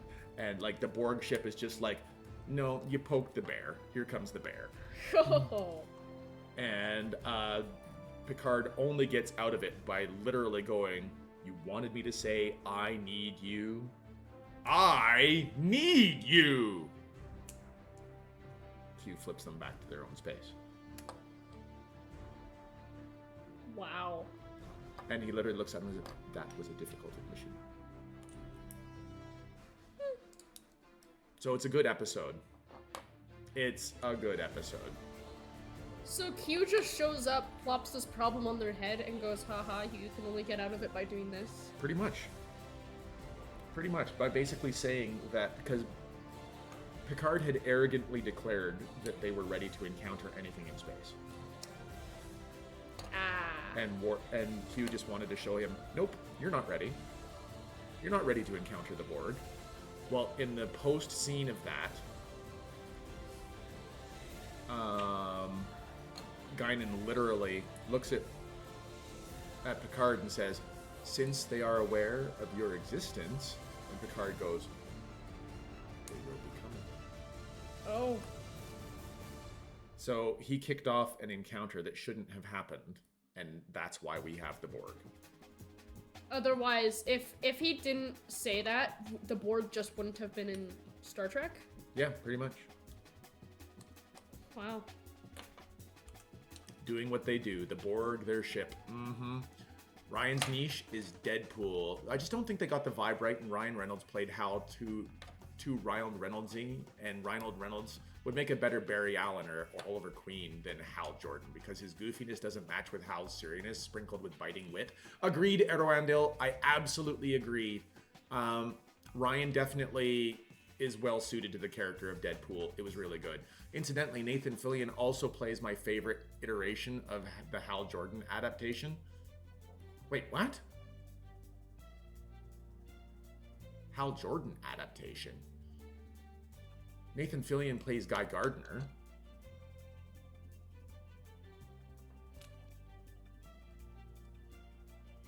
Green Lantern Corps shows up en masse in Guns DC, and it's just Nathan Fillion in every role. That's hilarious, Erwandil. Nice. If only the Q had some kind of prime directive of their own. No, says Orange, they would have been coming anyway, but the Federation wouldn't have known ahead of time. And what if they met Species 8472 instead of the Borg? Species 8472 lives in fluidic space, an alternate, basically an off dimension from us. And yeah, even the Borg are afraid of Species 8472. Species 8472 are just too strong for the Borg. Ugh. Anyway, Orange's point is that Q had a plan there.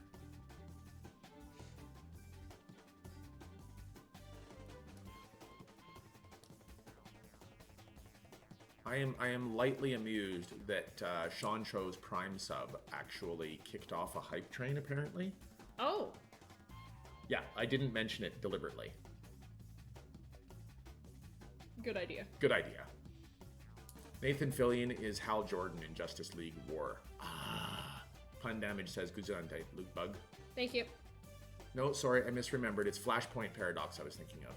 Hi, Orange Mom. is like, until Janeway taught the Borg how to assimilate 8472, making the Borg more dangerous. Yeah, Janeway's a putz. Janeway, worst captain. Sanich, Kaiser, Black Forest Ham, Smoked Havarti. Becklin, I'll have one of those. Can you come home? Can you come home, Mom? We'll each take one of those sandwiches. Sounds really good. Okay, next episode, Samaritan Snare.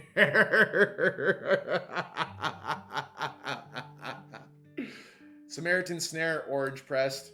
We look for things. Things to make us go. Xenox is like, no, not the Packlands, no. How bad is this one? They literally come across as mental midgets. But their way of acquiring technology is to kidnap people and then basically hold them for ransom. Wow. Yeah. One of the Packlids is the voice of Starscream. Best Star Trek factoid of the day. That makes so much sense, actually. He died shortly after this episode. Oh no. Okay, well that's unfortunate. Janeway makes up for her mistakes in Starship Troopers. Wait, who is she in Starship Troopers?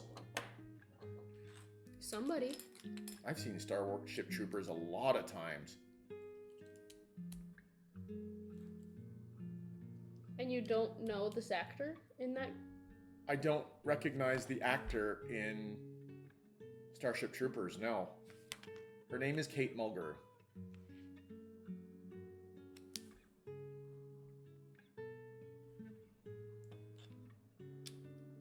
But I don't know where she was in Starship Troopers.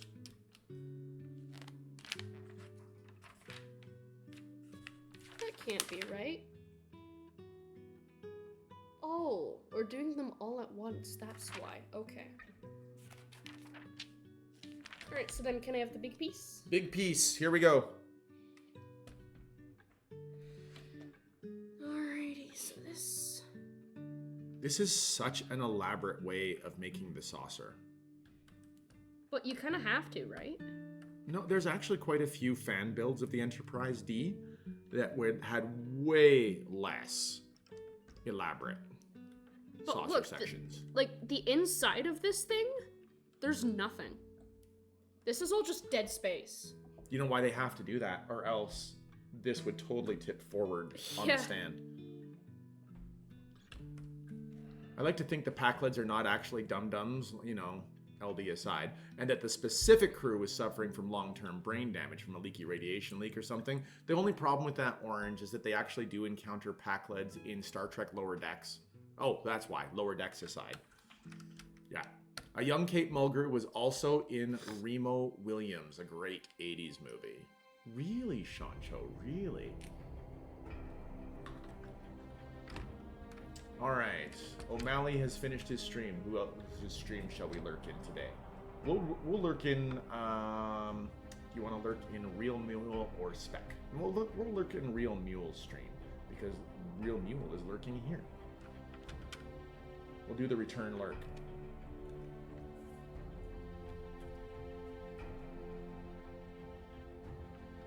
That Wait, look about I'm right to wrong. you? Getting Mulgrew mixed up with Brenda Strong. They looked remarkably alike. Okay, good. Pun damage. I feel better now. Okay, so basically speaking, what happens is the Packlids make it look like their ship is in trouble. They do a distress call, but as soon as they get Geordi over there, they put up shields and force fields and hold them hostage until somehow Geordi just gives them photon torpedo capability, which is weird considering photon torpedoes actually require, oh, I don't know, torpedoes? Yeah. Whatever. Moving on. They get out of that situation naturally. How do they... Oh. Oh no, they outsmart. Oh no, they activated their Crimson Force Field! And then the Packlids are like, what? Okay, next episode from season 2, Up the Long Ladder. The Bring Lloydie and Mariposa. What? It's another Riker is a horn dog episode.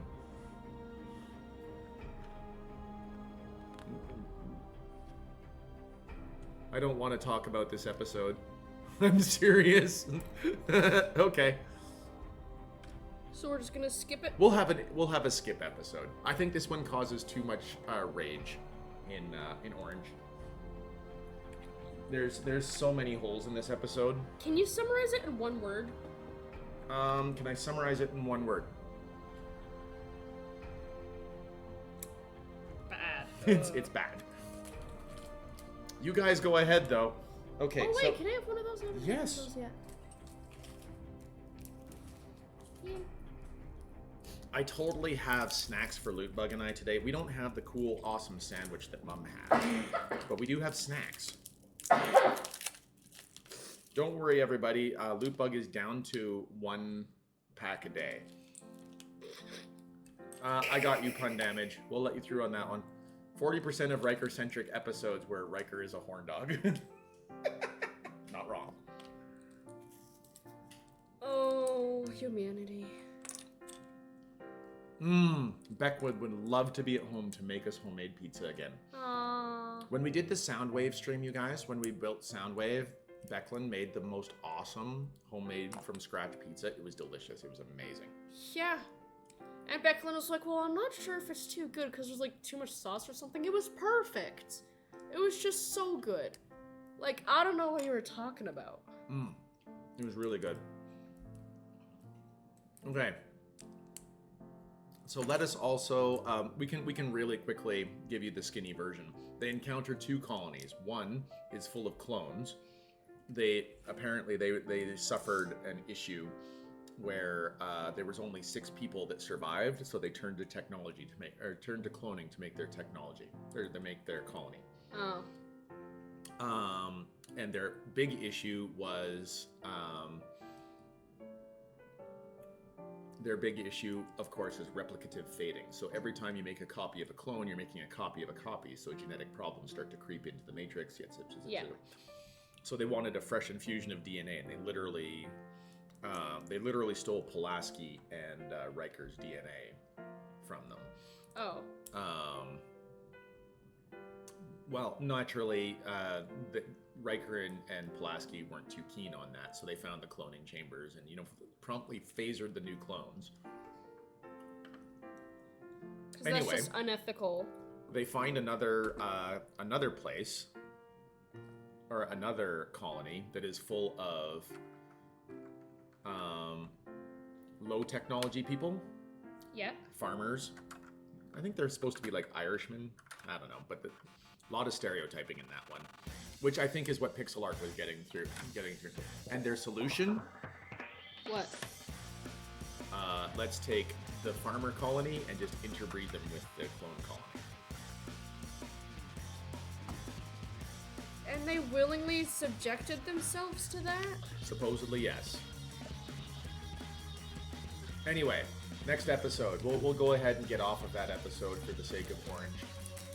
The next episode is Manhunt, which is not a good episode again. This is still season 2, which is Still the season mid-phase. 2. This is Luoxana Troy showing up and proving that she can be hornier than Riker. I think I walked in on that episode once. I definitely walked in on that episode. Yeah, and so she basically shows up determined to make somebody on the Enterprise her husband. First, she sets her sights on Picard.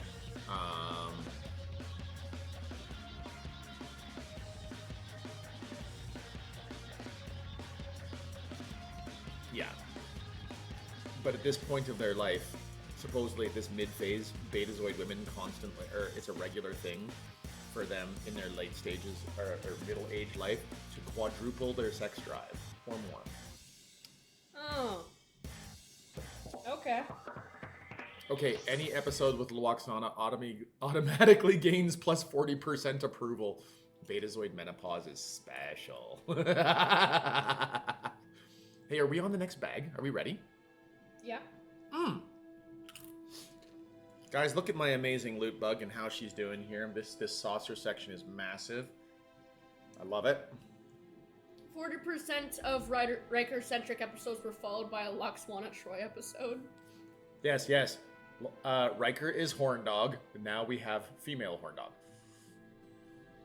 Okay, let's pretend that statement didn't exist. All right, bag number 22. Mm-hmm. 30 bags, you guys, and we're on 22. We've got 8 bags to go.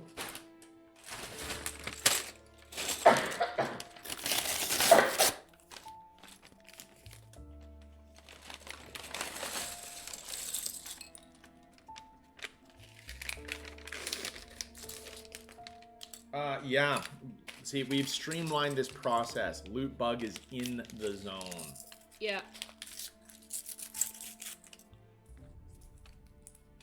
So I wonder how it is that they just determine what's the small pieces that gets to go in the small bags. Small pieces. Thanks. You're welcome. Also, the sleeping fish people. Yes. Oh, your thoughts are so simple. I could read your minds in my sleep. Their robes are lined with ultricium. What's the word? Highly reactive. I don't remember. Highly explodable. They're bombs. They're basically walking bombs. They were there to blow up a peace conference. Oh.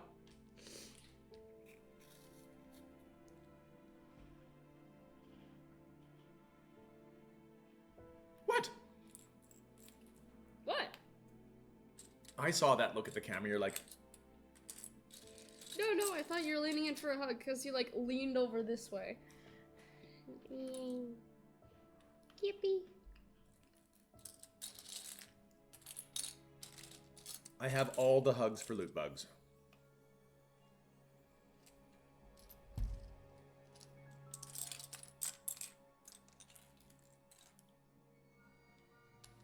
There, I contributed to the build. I put a piece on. Can you flip it over, please? Thank you. See that? Yeah? You should be ashamed. No. Tight build. Tight build, kiddo. Alrighty, so this goes right here. Nicely done.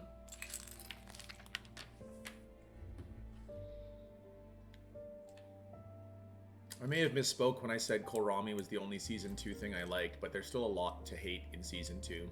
Season 2 was rough. They definitely landed on their feet in Season 3. Okay, Season 2, The Emissary. This is another good reason to like Season 2. They brought back the actress that plays Kalar, Susie Plaxon. So that was Dr. Solar. Alright. Now they brought the same actress back to play the character of Kalar, who would become a recurring character. This is the episode that causes Alexander to be. We also learn about Klingon, I'm not going to say mating rituals, but Klingon calisthenics programs. Yes, Worf's girlfriend, Orange. Bill, Pundem just like, could make it a tighter build with glue. What are we listening to now? Arabesque. Pass. The word you're looking for is courtship. Ah. They basically fight a bunch of holodeck characters and it turns them on, and they, the implication is that they, Worf gets her pregnant on the holodeck. Deckles? That doesn't actually, you know, it's obviously happens off camera though.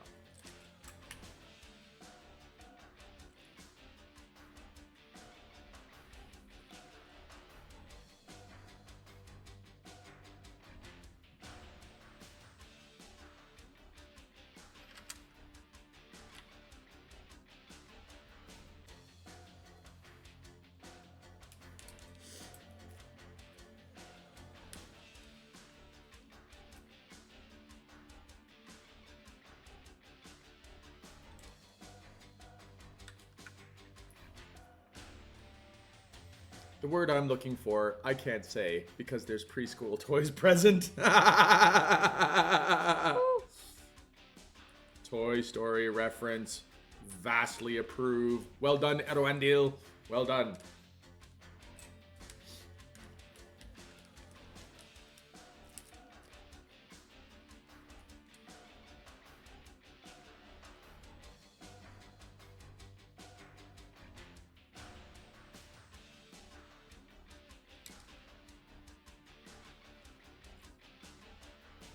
Thank you.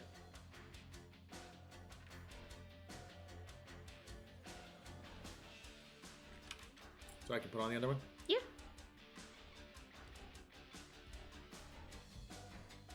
Good news, everyone. The Enterprise has a registry number.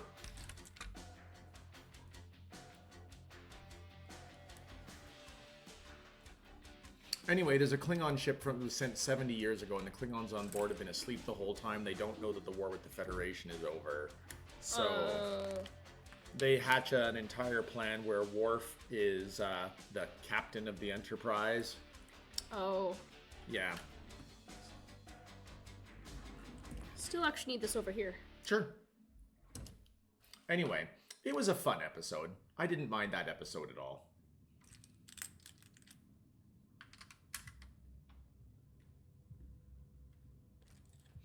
Picard orders Worf and Kalar to work with Kalar over Worf's objections. Worf and his ex-lover have a heated argument, barely managing to concentrate on the task.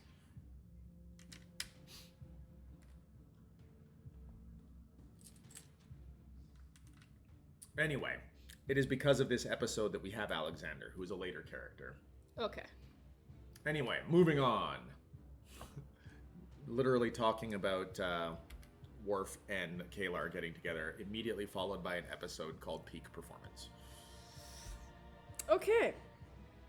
How long until a D model's detachable saucer can be used like a frisbee? It will not be used like a frisbee, pun. No, no.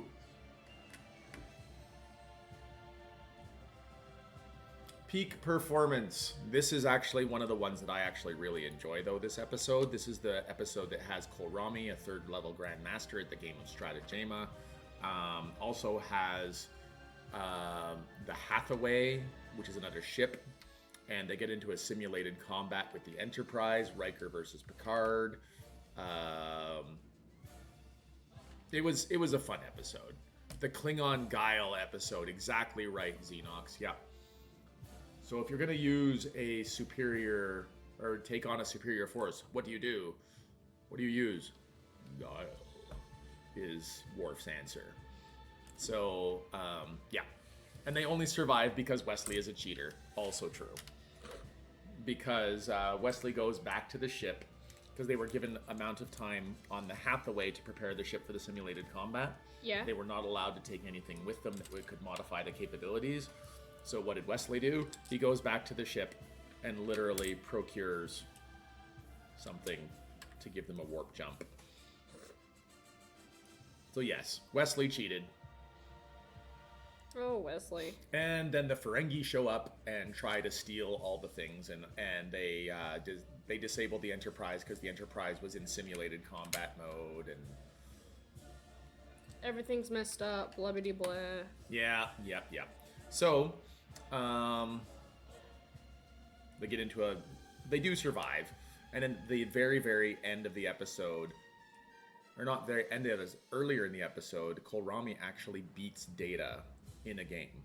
A bit, like, think of like holographic, super fast moving chess. Okay. He beats Data in like a few seconds. That's crazy. That's like human players beating chess computers. Okay, so that's kind of a big deal. Yeah. Anyway, the point is that it causes Data to doubt his capabilities. Oh. And that becomes a whole subplot. Well, in the end, they have a rematch. Data and Kolrami. And it's clearly been going on and on and on and on and on and on and on and on and on. Yeah? Yeah, Data obsesses over the thing for the whole episode. The fact that he failed to beat Kolrami. Because he had confidence in his own abilities, right? Yeah. And he understood the rules, and, you know, well, Kohlrami outplayed him. Anyway, they have a rematch, and it's fairly obvious that Data is toying with him this time. Because Kohlrami is wiggling his fingers and doing his things and trying to move his pieces, and Data's just sitting there confidently. Yeah, as Data do. As Data do. And he throws down his controller at one point. You have made a mockery of me! And he storms out of the room. So he basically forfeit. He did. He's like, you won! No, it is a draw. It's a standoff. And he's like, well, tell us what you did differently.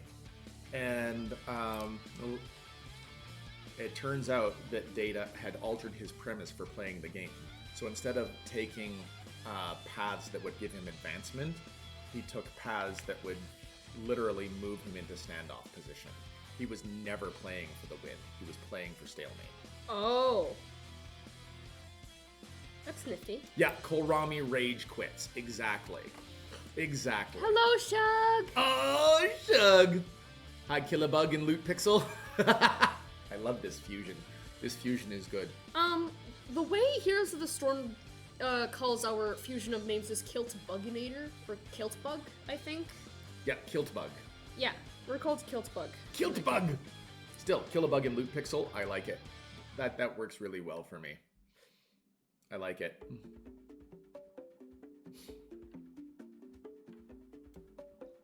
Really? Can I put this in?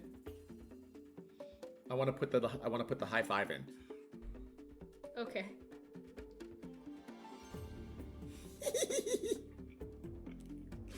There's a little claw grabber right in the middle of the Enterprise. It's the alter egos of your alter egos, says Shug. Thank you, Shug. How are you today? How is the world on your side of the world? Because on our side of the world, it blizzarded yesterday. Now, most of it is already melting. What about Pixelbug and Lootkilla? That also works? Yeah.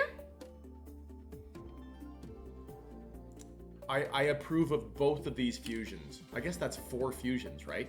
Kilabug, LootPixl, Pixelbug, Lootkilla, or is that just 2 fusions?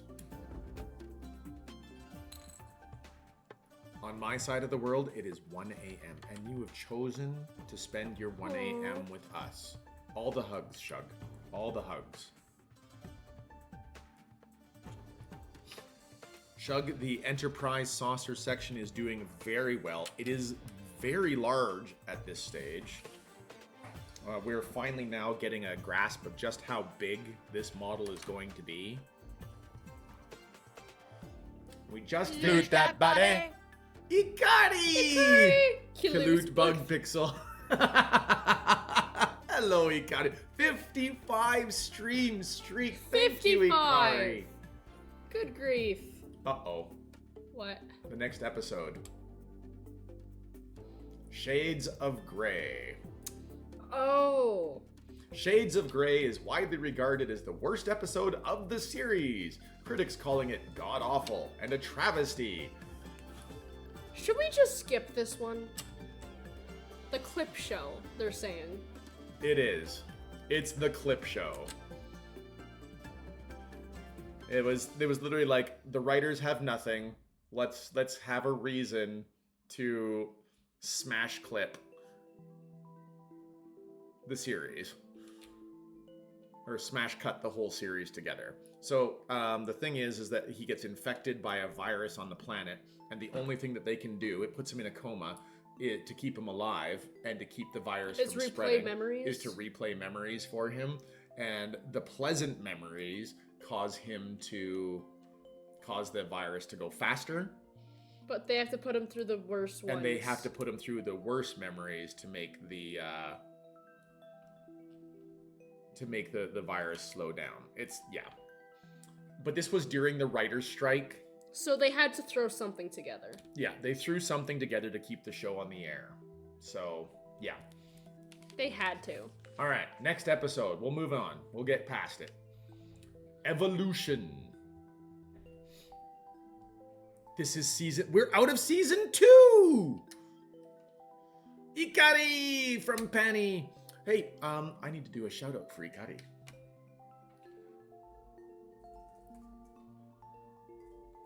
Ikari rain. Boom! There's a heart at the top of the chat. Ow, my ears! Indeed, Ikari, your ears. What they could always do instead is an episode of bloopers. A blooper episode would be fun. I would watch that. What do you mean the nameplate doesn't go on last? I'm sorry, Eroandil, the NCC 1701D is there. Do you know there's nowhere on the decals that actually has Enterprise?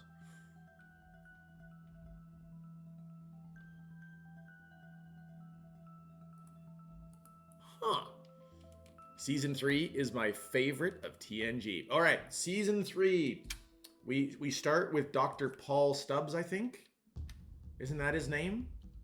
Yes, Dr. Paul Stubbs. I know, right? You need to slap the 15 decibel button before Kilapixl explodes. We're moving on to bag 23, and we're unboxing Picard. Oh, Picard is here.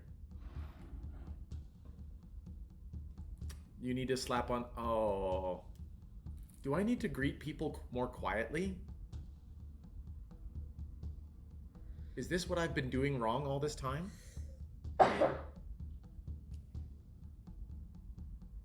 Again, I don't remember it by name.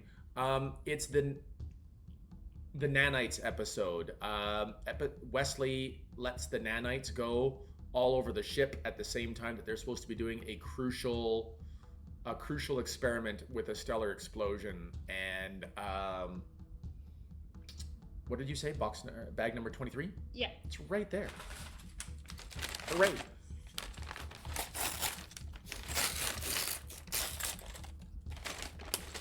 No, Pixel. Stay you. Thank you, Eroandil.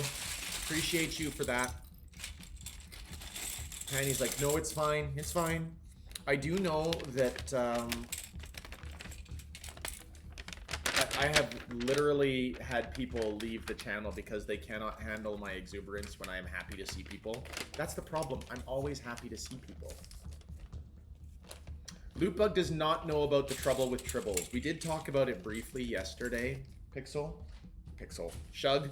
We talked about it yesterday, Shug, but she has not watched the original series, nor has she watched The Next Generation. Now, these are, you know, I get that they are oversights as a father, so if LootBug is willing, I will happily take her down the path. Look at that. Oh. It's his Earl Grey! Tea Earl Grey! Look at that. And that goes right there. And we are unboxing Picard, and he gets his tea. He gets his tea. Yeah, I'm not gonna let that one through, Orange. You can retype it if you like. Darn it! Alrighty. So you can put this on the thing. This thing looks like a spider right now. It really does look like a spider. Okay, let's check out. So the crew, as it stands, we have Wesley, we have Mom Crusher and Wesley, we have Riker, so we have Beard, we have Picard with his tea. I do have Riker's trombone, which stands by the side, and we have Data and the kitty. And we also have Geordi.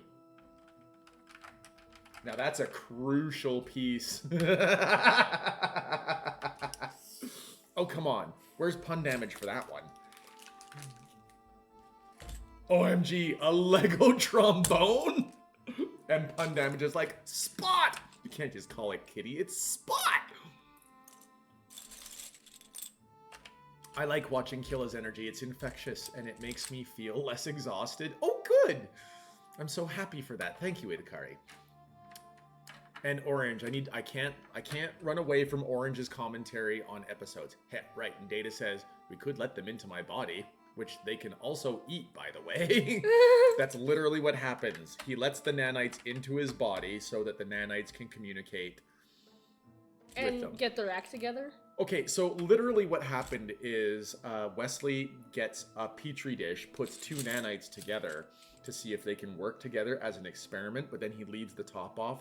They replicate and they escape go the everywhere. ship, and they literally get all over the ship, and the nanites are overriding the computer core, and just it just over everything. The nanites are getting over everything, okay? They literally, by the end of the episode, guys, we're saved. There is an Enterprise nameplate, a proper Enterprise nameplate. I feel so much better. Worst chemistry student ever. Worst chemistry student ever. Yep. Honestly, like, the number one thing in chemistry is, like, don't leave things unattended. Other than, like, keeping your hands clean and stuff. Say that again? I didn't hear you. Oh, like, you don't leave things unattended because things can happen. He fell asleep. He was doing his homework late at night and he fell asleep. It's a completely human reaction. So, I actually enjoy when people have actual human failings. I think you're off center. There you are.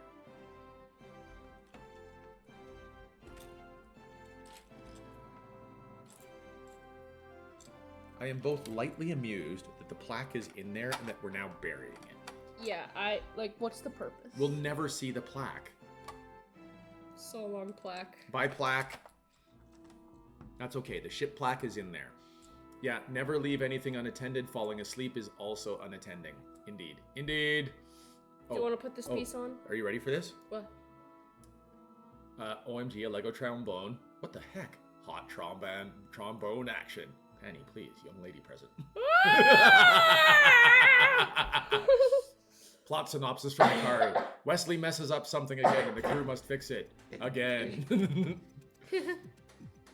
Okay, hang on. And, yep, did we miss any of the orange?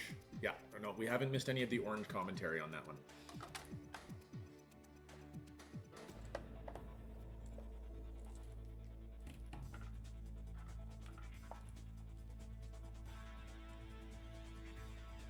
I can't believe how much weight this thing has, and they deliberately engineered it with a lot of airspace in there so that look, you can actually see through the side, you guys, that there is a lot of airspace inside. They did it, I think, to keep the weight down so that when you attach the rest of the model to the star drive section that it doesn't just tip forward. Yeah. But oh my goodness, the weight that is on this thing. It's huge. Also, yeah, Orange is afraid to type now. I mean, the auto mod did catch it, Orange. We're afraid. Or we got it. We got it. You're good.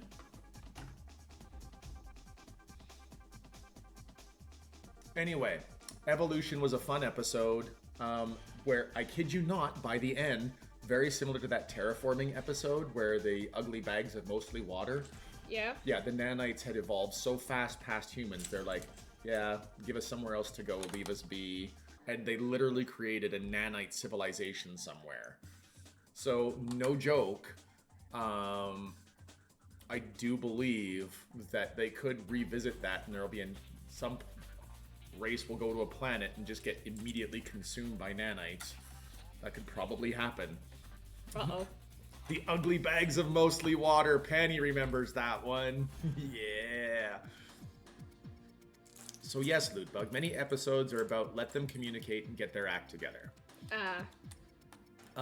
Star Trek The Next Generation was a lot more talky than its predecessor, but I enjoyed it anyway. I loved it, and I would happily, I watched that through with Lanieri. I would do the same for you, because it is a lovely, lovely thing. It's a favorite. It's a family favorite for a reason. Can be difficult for me to mix audio and text communication. Orange, I think that's fair to say for everyone. But it's a very used trope. In the classic Battlestar Galactica, it was Little Boxy and his Daggett causing mayhem. They did repair the Enterprise computer before they left, though. That's true. The nanites did core reconstruction. They repaired the ship. Nice. Future plot: Borg versus the Wesleyans. Okay, so the Wesleyans, is that the nanite civilization? Yes, Heimdall, Wesley made a nanite civilization. Yes. Wow. But if they're nanites, how how densely populated would a planet even be? Well, it was densely populated enough that they were taking over the ship, essentially. All right, next episode, The Ensigns of Command. This was the 50th episode overall, so that's actually quite the milestone for any TV series. Yeah. Picard sends Data to a planet to coordinate an evacuation, but because the Sheliak have decided that this is in their space and they want to colonize that planet, which is all true. By treaty, the Federation has no right to be there. The humans aren't even able to survive at this colony. The humans that are down there had somehow managed to adapt to the radiation and were living down there. Oh. And fought to establish this colony, and the end result of which was the Sheliak had sent a colony ship. They were on their way, and they needed to get the humans off before the Sheliak arrived, or the Sheliak were gonna, you are bugs, we will kill you. It's not gonna be an issue of, no, we'll be able to fight this off. It was like, no, we will squish. So they send Data down to negotiate the evacuation. The colonists get stubborn. This is our planet. We fought too hard to make it a thing. Let's do it. You're about to get squished. Yeah, pretty much. Pretty much. Anyway, so Data ends up blowing up their main water source in order to get them to leave. That's... okay. Meanwhile, Captain Picard has to do some deft political maneuvering because they haven't evacuated the planet yet and the Sheliak are too close. So he goes out there in the Enterprise and eventually is like, finds a way to stall them. He's like, oh, I hereby call for arbitration for the dispute of this point. And it's like, they're like, because they're very contract-oriented species. Oh, so if you contract them, they will not break it? Yeah, exactly. So, why do I feel like we're missing a piece? We're getting there. Okay, we're getting there. Okay, you got it. You got it. I got it. That there? I'm not just going to trust in the process. I'm going to trust in the loot book. Okay. So Picard literally corners them with, okay, so for the Arbiters, I choose this race. Oh, unfortunately, they are in the middle of their hibernation season. We're going to have to wait like 4 months to get this arbitration settled. And then they're like, wait. And he turns the screen off on them. He's like, that felt good. Wait, it's a himbo! Hi, Himbolorian! Hello! Himbo! More shoutouts to ensue. Himbolorian. Skadoosh. The himbo. Beautiful. Star Wars The Old Republic. Is that what's coming? Or is that what you were streaming DVD when I was there last night. And Panny's like, I really miss this kind of sci-fi TV where every episode is about ideas and what-if scenarios. True, says Heimdall. True.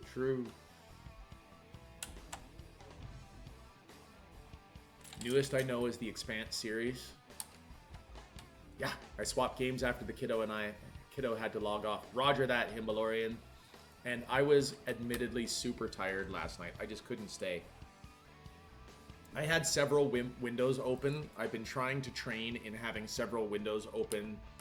The undisputed master of having several windows open is Shug. Yep. See? LootBug knew. The undisputed master of lurking in all streams is Shug. The second close follower, Ikari Rain. Ikari Rain is omnipresent as well. Yeah.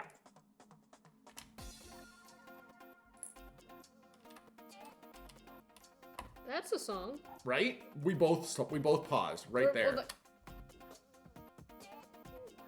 No, I'm not. Oh, darn. I was caught in the act. Yep. Penny, still not close enough, but closest of the new sci-fi shows. Okay. Anyway, moving on. The Ensigns of Command was, if you ask me, one of the...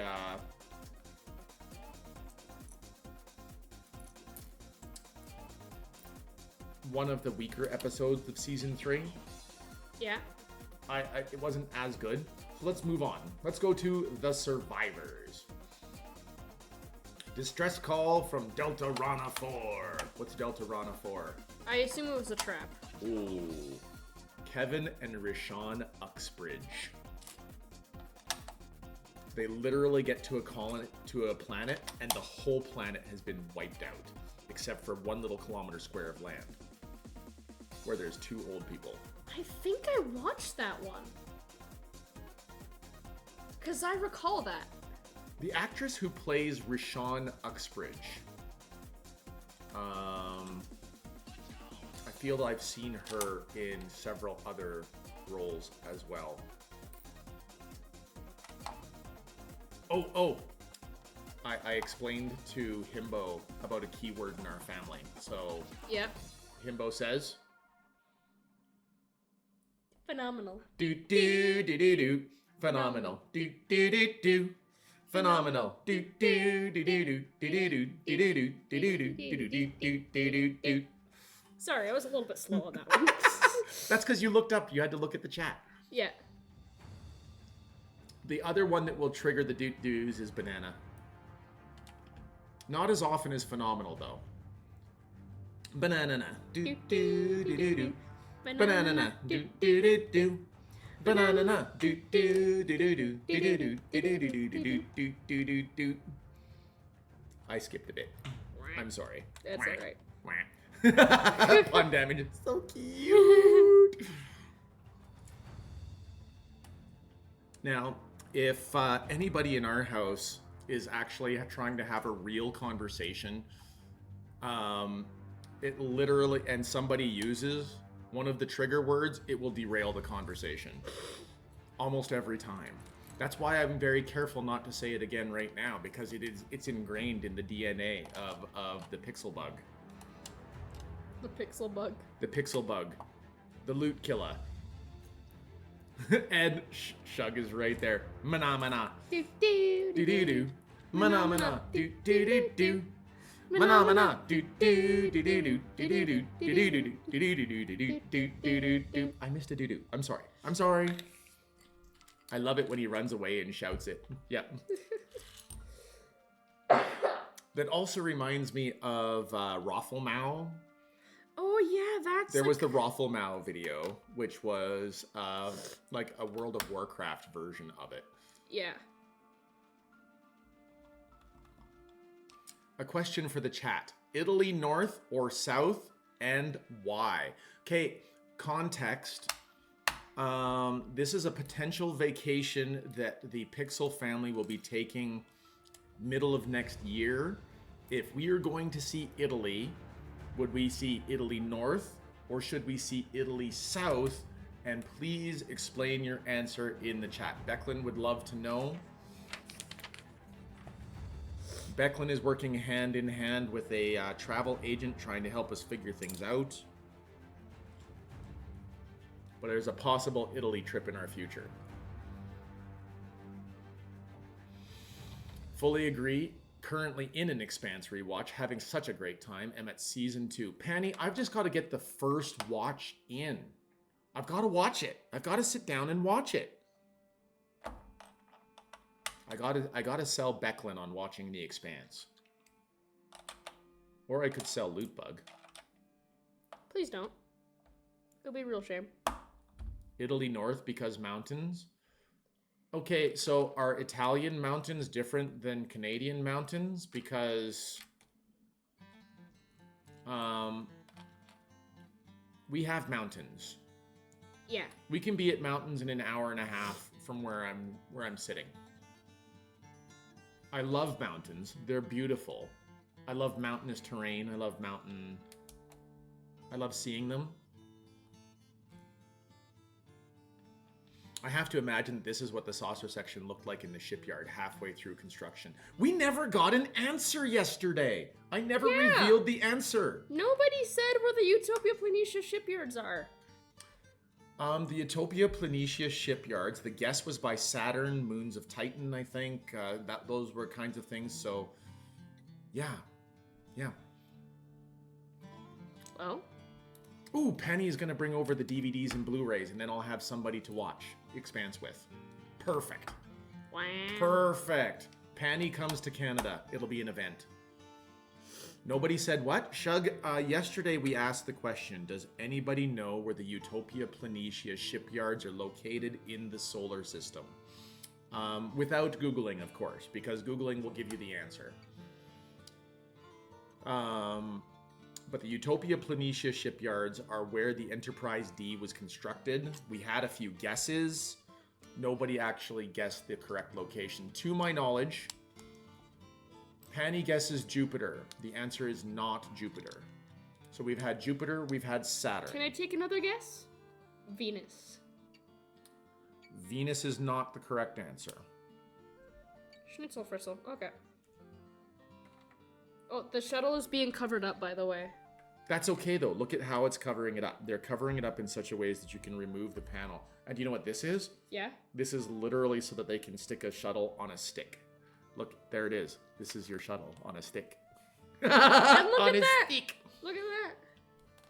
A Type 15 shuttle pod hides the safety pin for the primary hull and saucer section. That's why they put it there. Pun Damage says it's in Iowa. Panny says it's a moon. Well, we know it's in Sector 001 because the Borg blow them up in Armada. Xenox is right. Yep. Decal. Decal? Decal. My bad. Oh, is this what I put the hand up there for? That was easy. Yeah.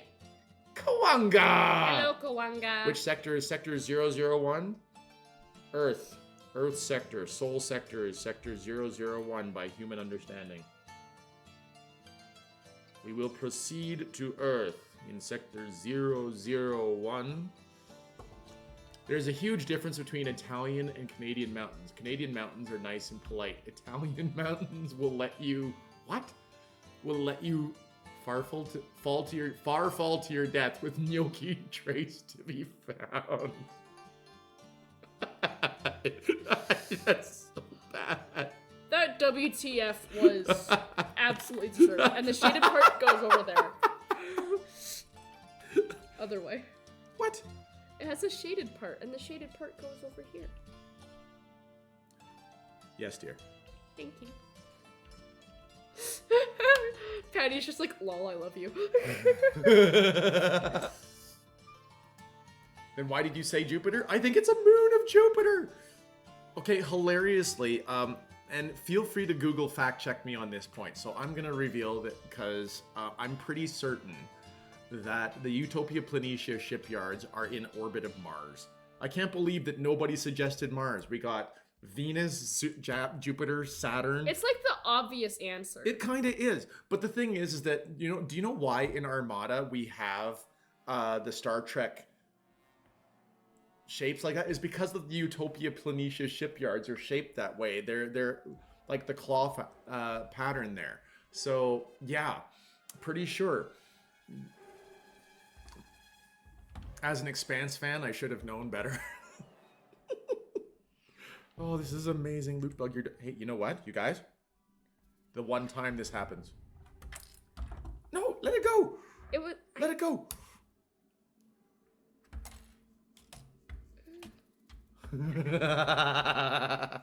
Yes, I'm a child. Yes, I love it. Yes. Oh, did you read that factoid? Is Armada a game? Yes. I streamed the full campaign on just a month or two ago. It's on the YouTube, Shug. In fact, Armada is what brought us Xenox 7. I haven't, so yeah, I'll come back to that factoid. Okay.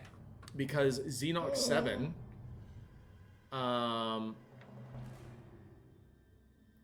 Xenox 7 found the YouTube first and followed the Twitch channel because of the YouTube.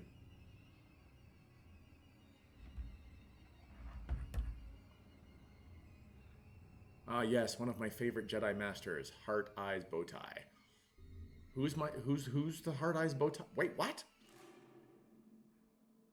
Valentine Farfalla was a Jedi Master and a general in the Army of Light. Thank you for that incredibly opportune comment, Arlandil. Kawanga is here. That was easy and a hello there. Okay. Ah, it's that game. Yes, Shug. The one that Sundmark keeps voting for, even though Sundmark famously doesn't like RTSs. Anyway, I am going to read a factoid. And then... Thank you for the follow, Benji. Benji up!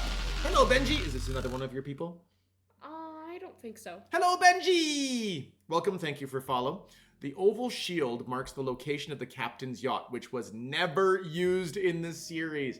There it is! We talked about this yesterday. There is a captain's yacht on the Enterprise D. Fabulous. So these pieces are not being put on? I feel like you have missed pieces. Well, I don't think so. No, okay. I think that you have missed pieces. Let's flip. Yeah, you've missed pieces. Okay, okay. So let's backtrack. We don't need to backtrack. Oh, you're just going to mirror it? Yeah.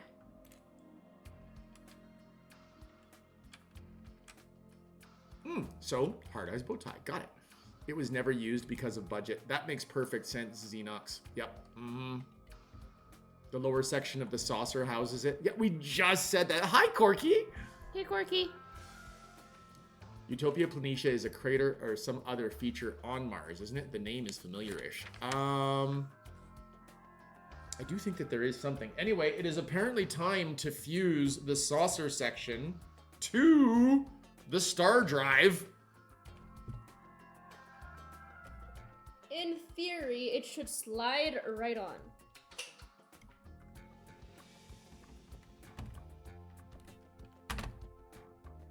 Oh. Safety pin. Oh my goodness.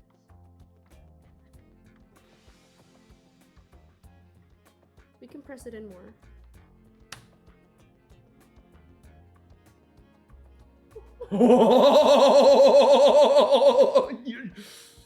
Okay, that deserves the close-up. Oh my word. We finally have an idea of just how big this ship is.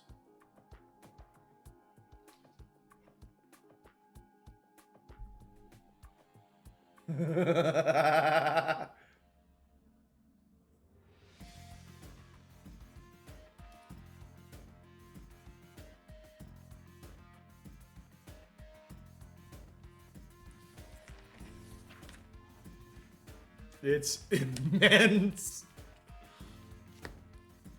Oh my. We need more room.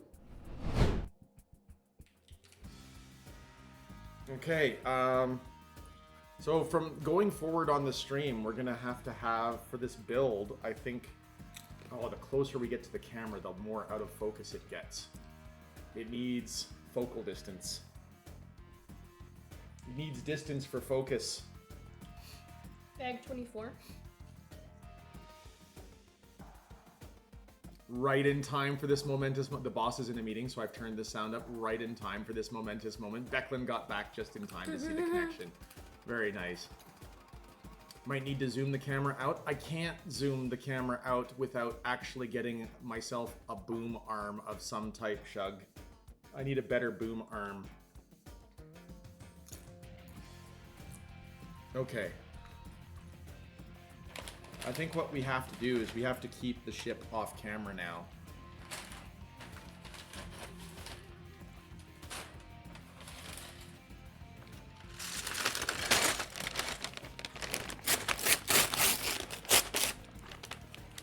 I would totally hang that from my ceiling, says Pun Damage. That would be sketchy. And then it falls, and then you're wondering why you did that. Oh, okay.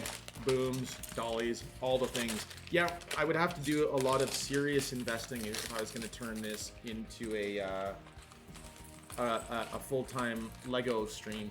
Can you imagine if I made just a Lego stream? I'd be broke in a day. Rip that baggie to the cadence of, you know. Oh, but Pun Damage says that if it fell, you rebuild it. That's the joy. Loot that body. I am going to say nope. Thank you. You're welcome. Can't have another missing piece now. And yes, I'm going to rub your nose in this one a little bit. Do you see this lovely piece right here? 1x2, little flat gray piece. We thought we were missing a piece. No, LootBug just failed at an instruction. So now we did a sub because that was an easy sub. So inside the Enterprise, there is a defect. It is true. The camera's autofocus has given up and gone home. It is not the best ever. I actually did look at getting a higher resolution camera just for this event, but I couldn't justify it having already spent what I spent on the model.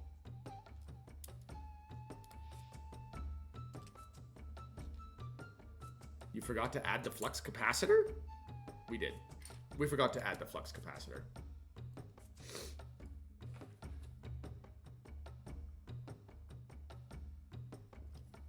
Skip. Oh, Eroandil doesn't like this fluty, jungly sound.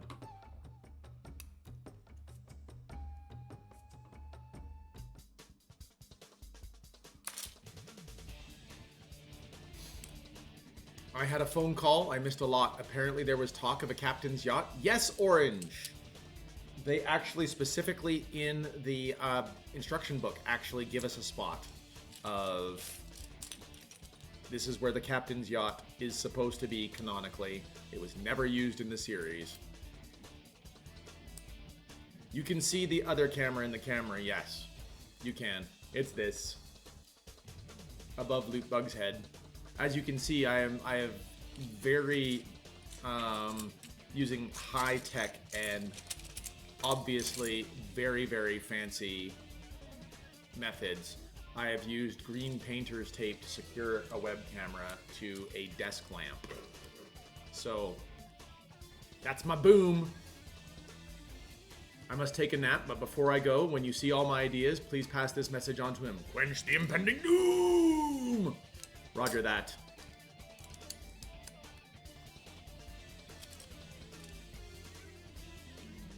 What's funny about that Shug, hey Becklin, you're funny, is that I'm quite certain that she's being very serious on that point. Anyway, the Orange says, the thing about there being a captain's yacht on the bottom of the saucer, whenever they do anything interesting at the main deflector, they need to evacuate the bottom decks. That is true. Like the whole thing about, we've kind of gotten off point here. We started talking about survivors. The survivors, Kevin and Rishon Uxbridge. Have a good nap, brain, from Eroandil. Remember, no Lego bricks on your floor. You're not monsters. Right. And the ads are done. Pun should be back. Pun, are you back?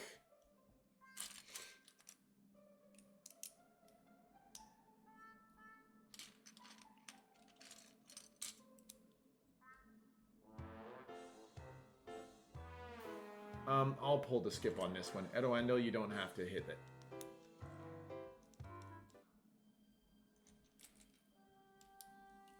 No more adses. No, what's ads, precious?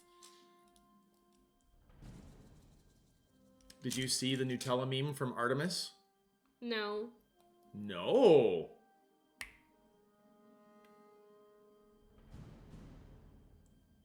I need the thingy. Oh, that is really big.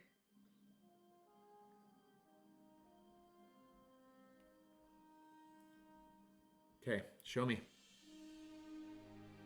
It attaches onto one of those yellow onto the yellow. By the D. I got it. Go ahead and start building the next piece.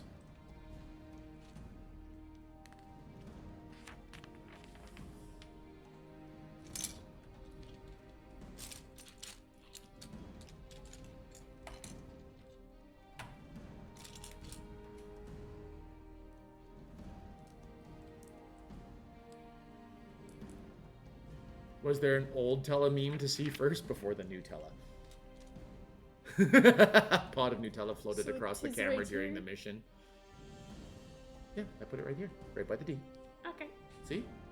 Yeah. I put it in the spot you told me to. Yeah. But thanks for checking.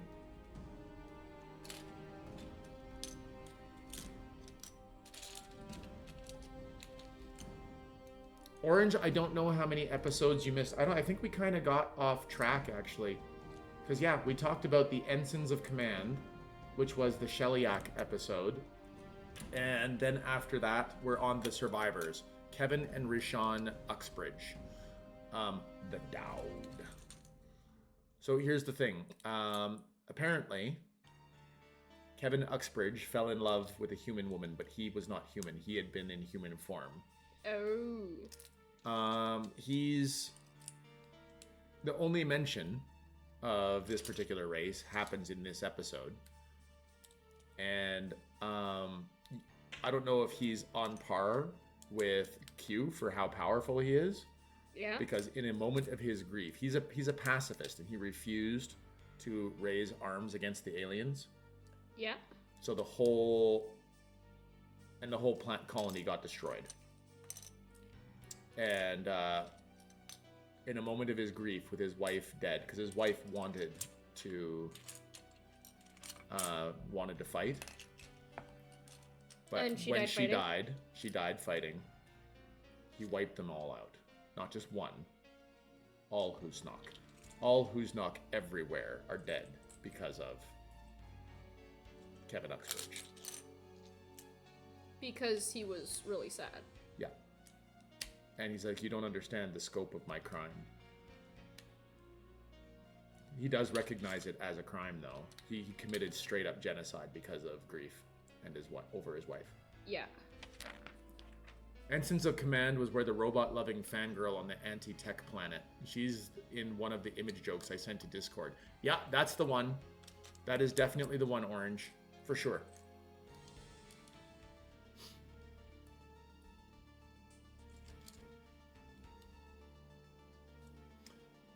Who watches The Watchers? The Picard, where Picard literally becomes a deity to a people of proto-Vulcans. Oh. Accidentally.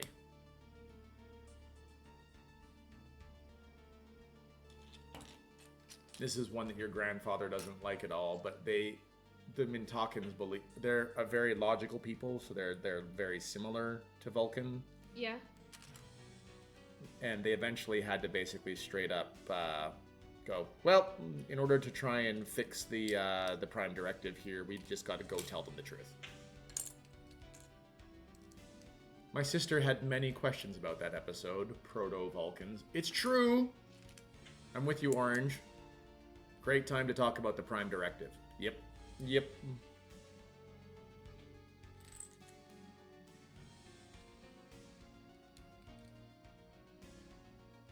Anyway. Cue the custodes? What? Key custodiate custodes. My rationale is that there is a lost colony of Vulcans from before they split with the Romulans. I'm down with that, Orange. Sure. Why not? Why not? I liked the daughter in that one. She was very responsible. She actually needed to go measure the sunlight at its zenith during the solstice. Yeah. It was cool. I liked her. It's Latin for who watches the watchers. Ah! Very nice, Shug. Very nice.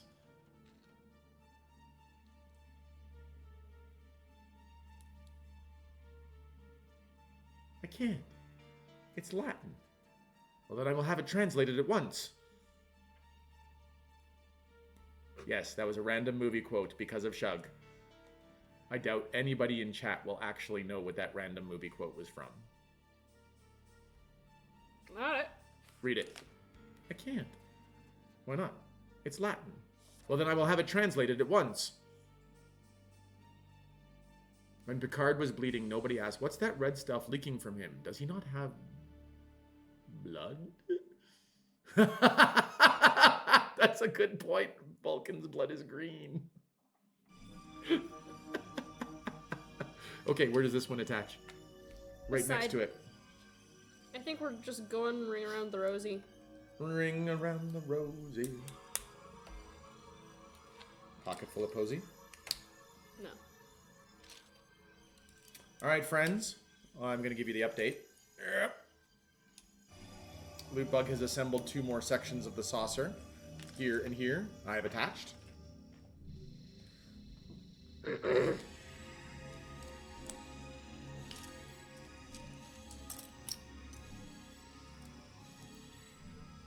Nobody caught Wolf's quote. I never even saw Wolf's quote.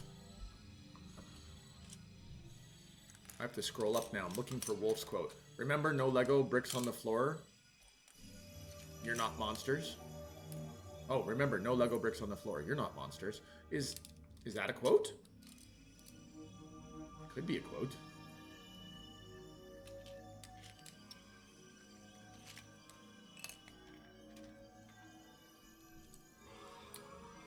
Earlier, Hanny, I actually did mention that I was going to... Uh-oh. That was just my headphones. Earbuds. Earbuds. We're okay.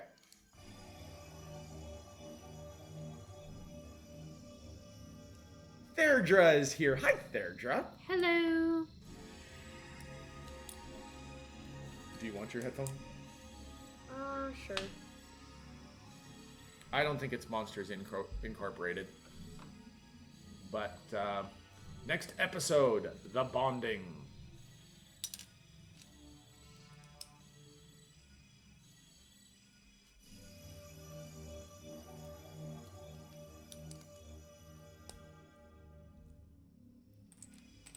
Oh. What? It's this episode. Basically, what happens in this particular episode, The Bonding, a crew member is killed accidentally on a surface on an away mission. Oh. And literally an alien entity feels responsible, and it feels bad because there's a child that was left orphaned on the Enterprise. Oh. And so it tries to literally become his mother. Oh. So it like copies the form of mom, but it's not mom. Yeah. A for effort, but like also, whoa, scary. Were they wearing a red shirt? I don't recall if she was wearing a red shirt, actually. Good chance she was. How did she die? Marla Astor. They triggered an ancient mine on the planet. Oh. They were transported to sickbay, but Lieutenant Marla Astor is dead. Captain Picard delivers the news of Marla's death to her son Jeremy. Wesley Crusher talks about it with Commander Riker, about how Picard had delivered the news of his father's death, and location is now on the other side of those. Okay, we're not going around. We're going around the other way now. No, It was a blue one. A blue shirt died? Holy heck. I think they I wouldn't be surprised to find out that they actually redid the colors just because of all the red shirt jokes. So that they made red command, gold could also be command, but also support. Blue is science. Gold is also security.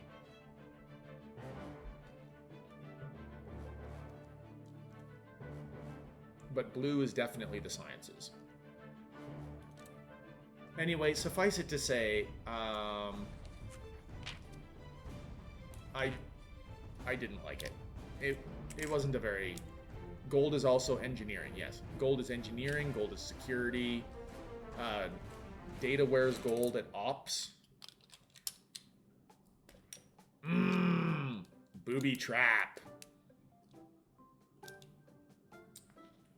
Booby trap is a fun episode.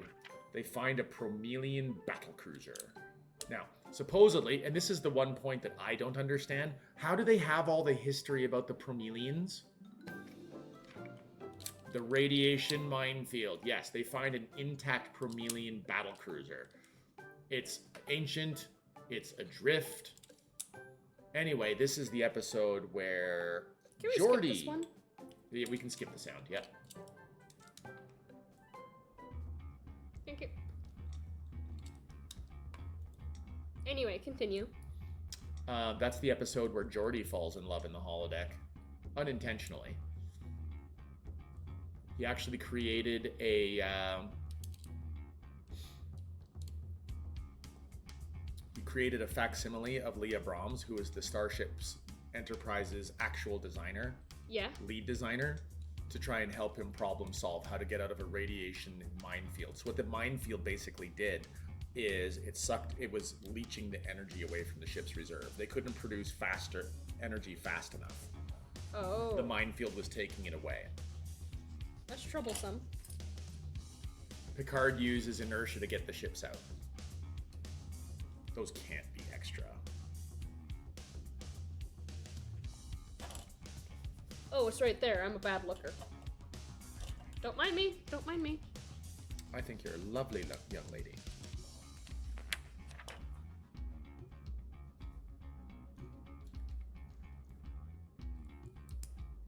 Another precognitive episode about not trusting LLMs to be accurate. Society has learned nothing.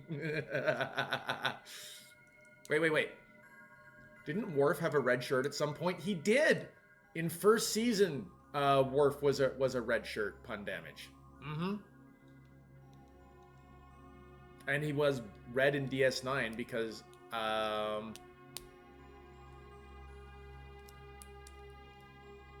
think Red was back to command for some reason, just like Riker. Yeah, and he was, I don't know, second officer? Something, clearly. So speaking of games, did you see People of Note, a turn-based combat game where you battle with music? It looks incredibly cute. No! I've not seen that one, Panny. And Shug says no, society has learned nothing. Also, No Man's Sky has Pokemon now. I know, I saw Tangent has an 863 person stream going right now because he's like, Pokemon? No Man's Sky? Let's do it. You expect society to learn? In this economy? Nah, definitely not, pun damage. In TNG, they moved Worf out to the red shirt because he was unkillable.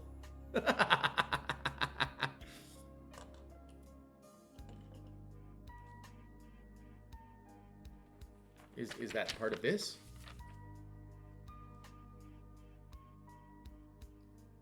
You're welcome. Thank you.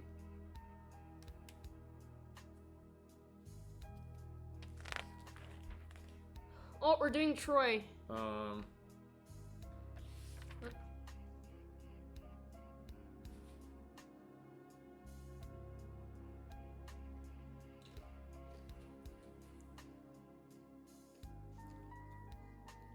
Got it. We're doing Troy. Yeah. Phrasing. Oh, what? Phrasing. Oh. You gotta watch out. These.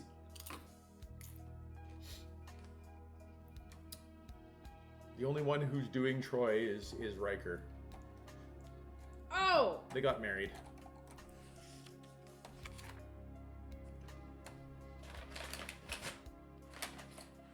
When you get a chance, show LootBug the TNG Reading Rainbow episode.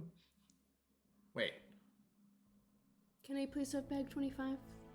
No, I'm gonna make you reach for it. That's a shame. Alright. Here we go. They got married in the movies, which are dubious canon. Wait, you're saying the movies are not Sweet canon? innocent LootBug. Oh. happened on stream this time, Mom. You don't understand.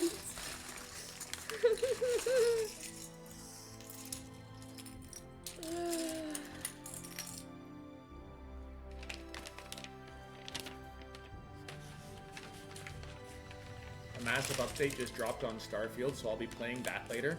Ooh. Now, Shug actually told me that there is a giant total conversion of Starfield that turns it into Star Wars. Like, all the ships are Star Wars, there's other aliens running around. Worf was dating Troy. It definitely happened. Yes. And I believe that close to the end of the TV series, Worf was still dating Troy.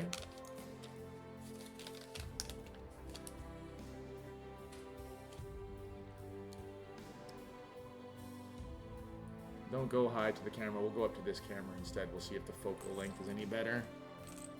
It's really not. Autofocus, give up, fail. They put her in her purple jumpsuit. They could have given her the actual uniform, don't you think? Yeah. So many Star Wars mods for Starfield.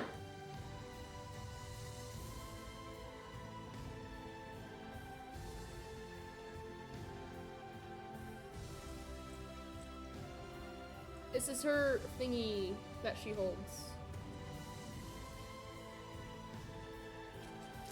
Ah, it's her pad. Her, sorry, PADD pad. No, it's her laptop. It's her, what do you want to call it? It's her iPad. Sure. So Troy gets to sit beside Data. Who do we have left? Worf. Yes, we don't have Worf.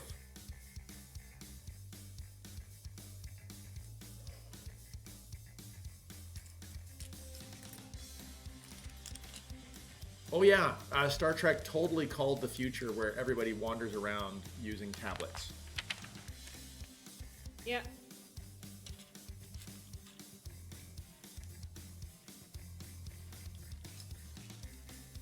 I still want a soap series with the O'Briens.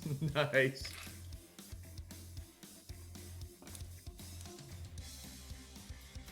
Nobody can have a stable romantic relationship in Trek except the O'Briens. Well, I mean, you can argue that, didn't they end up? Riker and Troy, even in Picard, they were still together. Yes, they had a falling out over kid things, but they got back together. Over kid things. They lost a kid. Oh.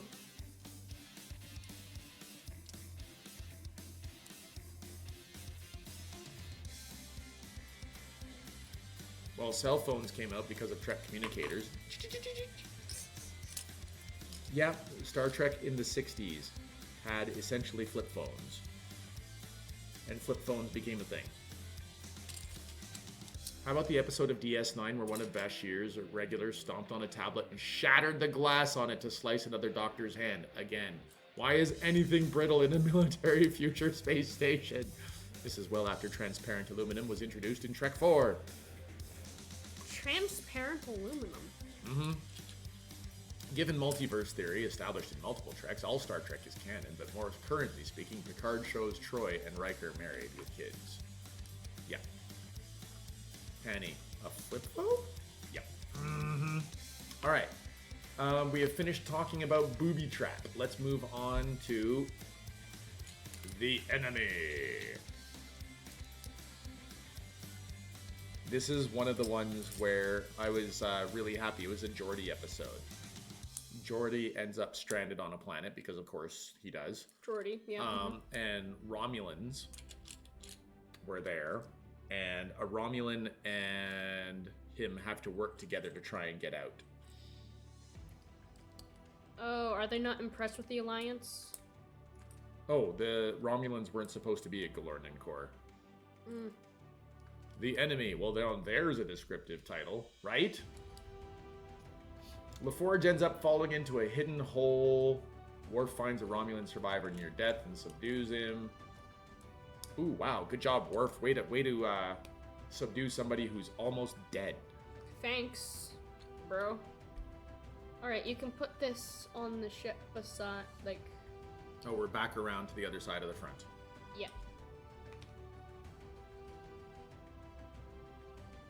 This is getting very heavy to move around. Oh.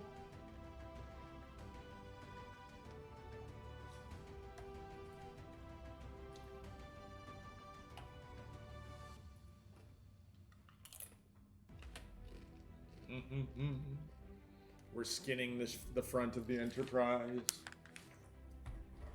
This is very good.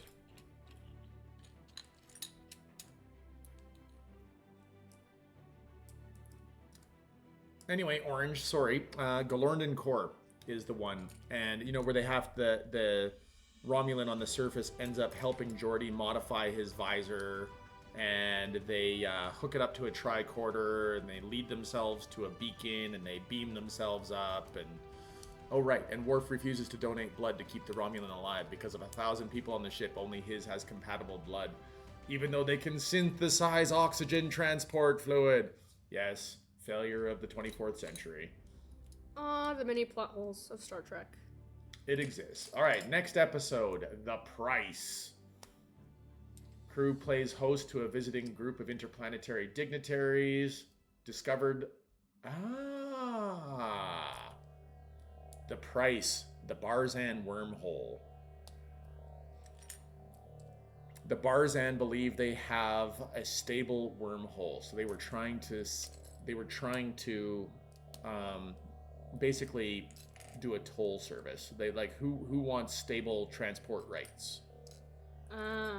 To the other side of the universe. This will take us to the Gamma Quadrant, apparently. Anyway, this is also a Counselor Troy romance story with Devanani Ral, another empath. And Riker ends up taking over negotiations, and the Ferengi get involved, and... Unfortunately, I have to head back to work and run the entire department by myself. Have fun building the D. Xenox, it's been absolutely great having you here. It's been amazing. Thank you so much for hanging out. Spoiler, it wasn't stable and some Ferengi get stuck on the other side of the galaxy. Truth. Well, that's good. It was just Ferengi anyway. It was just Ferengi and... That's racist. I love you, dude. You're amazing. You're amazing. You're the best. And they did. They showed up later in Voyager. They did.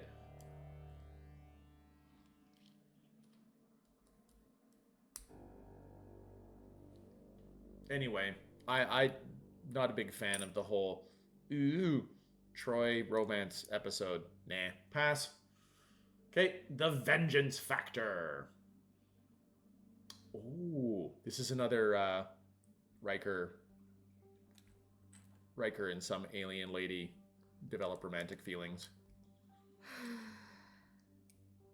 Okay. The Enterprise travels to Akamar 3 after detecting traces of Akamarian blood at a looted Federation outpost. Sovereign Maruk, the Akamarian leader, suggests that looting was done by the Gatherers, descendants of Akamarian society, a century ago that have turned to piracy to sustain themselves. Anyway, turns out that this is actually a giant blood feud story arc, with the servant of Maruk being a character named Utah, spelled with a Y. Where does this one go? Right here. So we're finishing half of the front of the saucer is complete. Yeah.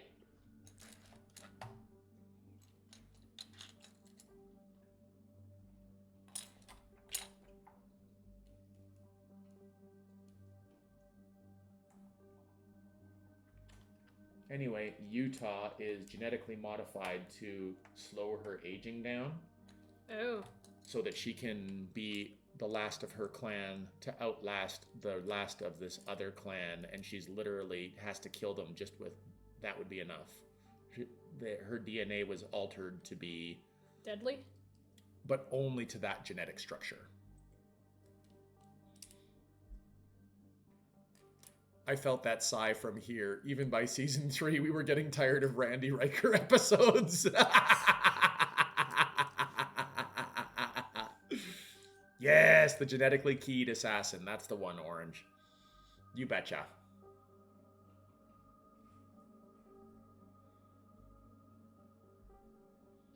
Next episode, The Defector.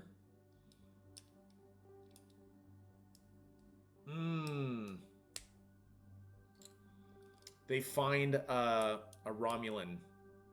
This is a sad one. He claims that he is Sub-Lieutenant Satal, a logistics clerk seeking to defect to the Federation after learning of a secret Romulan installation on the planet Nelvana 3, which is in the neutral zone and could sustain a large Romulan fleet. Picard and his crew are skeptical of Satal's claims, as he refuses to provide evidence.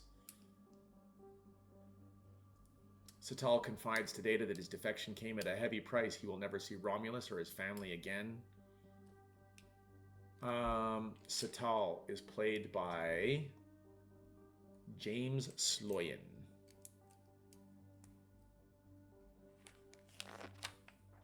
But it's sad. It was basically an internal mole hunt. They knew of his Federation sympathies. Yeah. They fed him false information. So when he went running to the Federation, it was basically a trap. Oh. So he actually ends up suiciding. He ingested a philodestin chip. There is no antidote. It was like, it was all for nothing. He sacrificed everything he had, everything he believed in for nothing.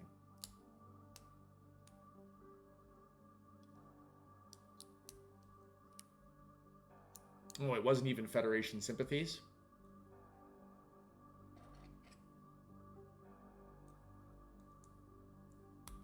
Oh, that's the first one with the Romulan sub-commander Tomalak.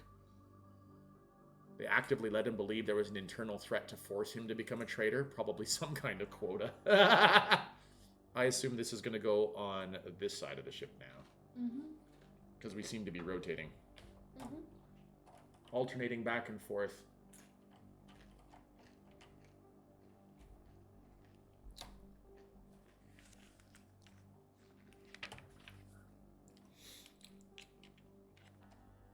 I will hold up for the mini camera.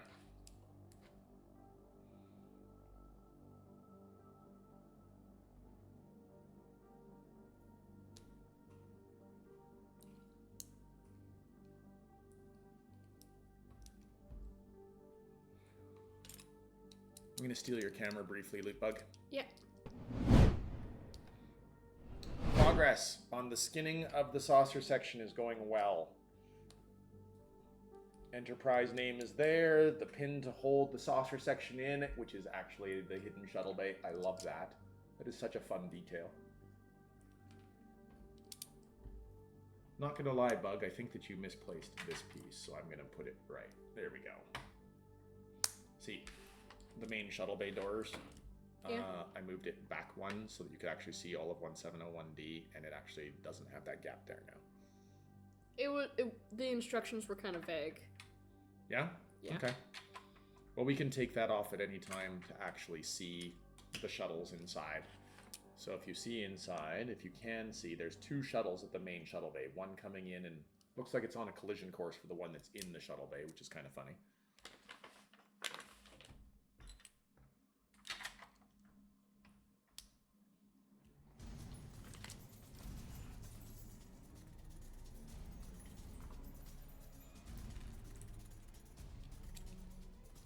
The trope was tired and old in the 70s, so putting a new twist on it was nice, but also effective to polish a turd bit. Wait, what?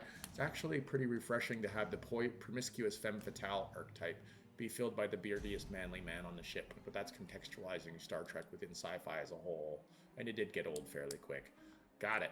But that's often what happens with Star Trek, because that's how looking to the future looks a lot. What if now, but better. What if now, but yes instead of no.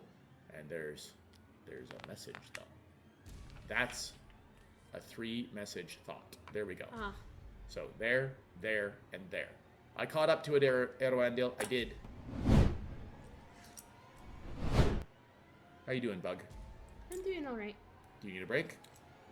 I can keep going. There are 1, 2, 3, 4, 5 bags left after this one. We're on the last 5 bags. Nice. What if now, but Harambe lived? What if? What if?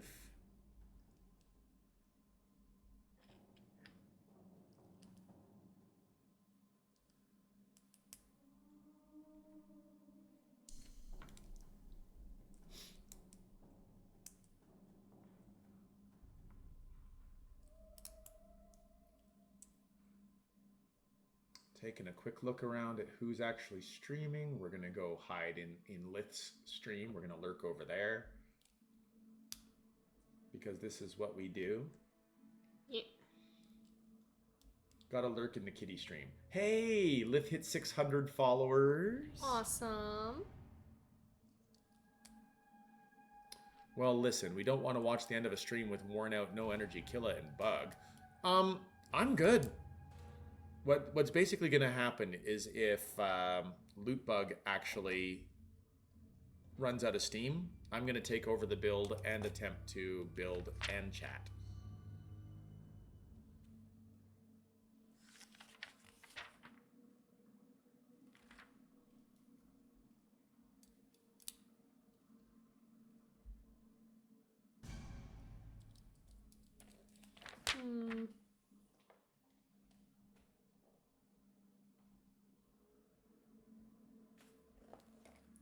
Are you seeing anything obviously missing? Any obviously missing a 4? Smooth. I'm not seeing anything obviously missing a 4 smooth. That's a 6. There's a 4 right here on the underside of one of them. Yep, it's right there. Where? No, that wouldn't work. No.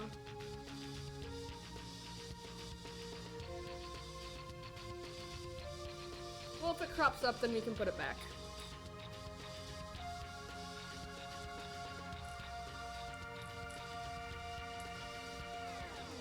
You hear that, LootBug? You gonna let that happen? Well, are ya? Orange wants to know.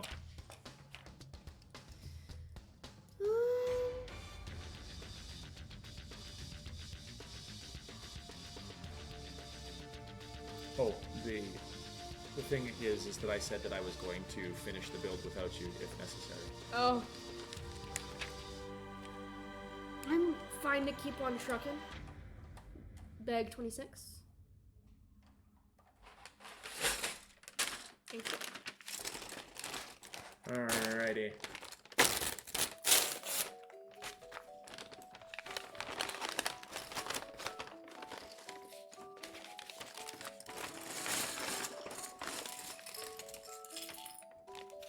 I will be honest, I'm actually having some neck pain. Though. Take a break. Take a break, we'll get a bounce in. Alright. I will eventually be back, folks. When? I don't know.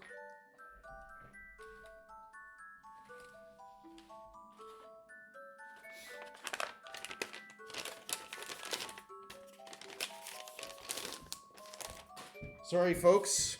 I'm afraid you are stuck with just me for a little bit. Remember at the beginning when the instructions said do not lift the model by the edges? This means you! I was lifting it by the stand, though. Does that count, though, Orange? LootBug rage quits? No, LootBug neck quits. LootBug has... Okay, I gotta skip this. This is too... I don't like the music. Musical snuff box again. I'm out. Safekeep says, thanks for being here, LootBug. Oh, LootBug intends to return, everyone. Oh, what you're saying is the edges look pretty flimsy. Take care, Looty. The lootiest of the bugs.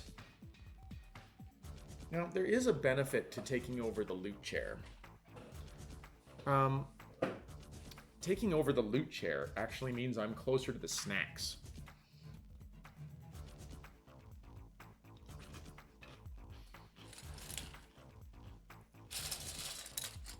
And I actually get to build for once, which is kind of fun.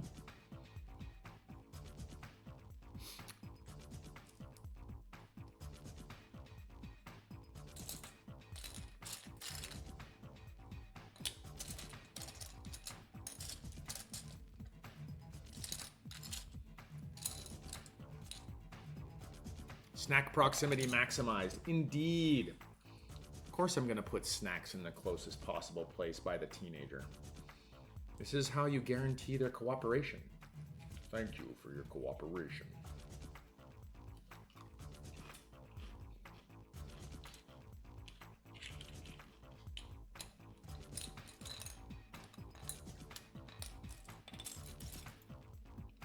Wow, finding another one of these has been proven to be difficult. That's annoying.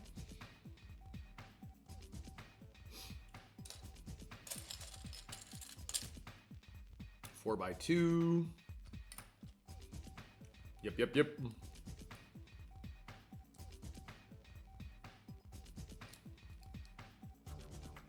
More Lego stream. RoboCop Lego when? Thank you for your cooperation. I love that you got that, Orange. Hi, Hom. Thanks for the bongos. Good to see you. How is Hom today? LootBug just took a break. I'm afraid you just missed the lootiest of the bugs.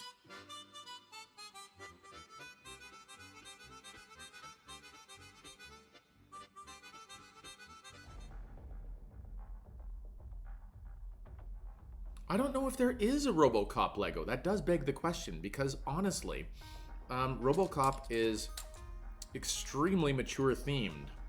So could they even do that in a child's industry? What is considered a child's industry? This is arguably a Lego set that has been designed, they call it for adults, or for adult consumption. So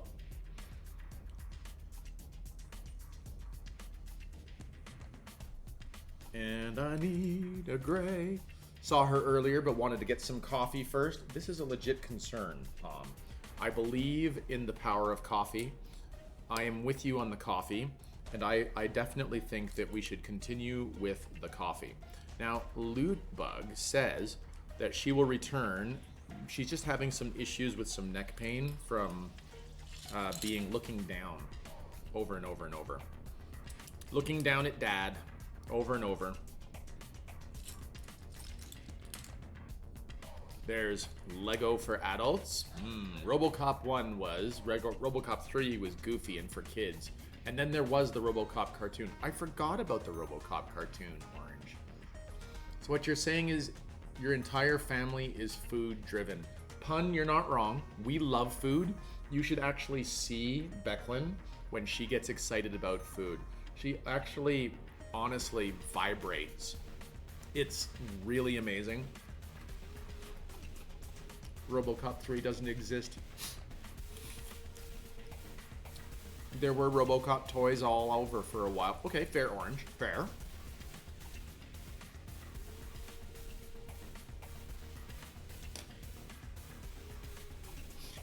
Okay, we put this below. So this is what it's like to actually get to build a piece. Without actual time pressure, as LootBug is like, I'm ready for the next step, Dad. Come on. All kidding aside, it has been a super duper joy to get to build this Lego set with my daughter. Why do you hate rocket packs? Never said I did. Boba Fett for the win. I clearly missed something, Orange, about rocket packs.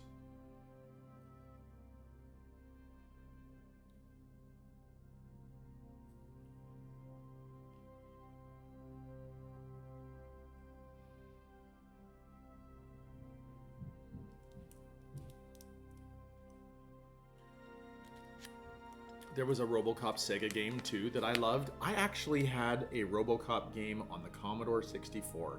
It was a terrible adaptation. It was awful. It attempted to be the RoboCop video game from the arcade. It was bad. It was very bad. That didn't stop me from beating it anyway, but it was bad. It was Oh, so bad.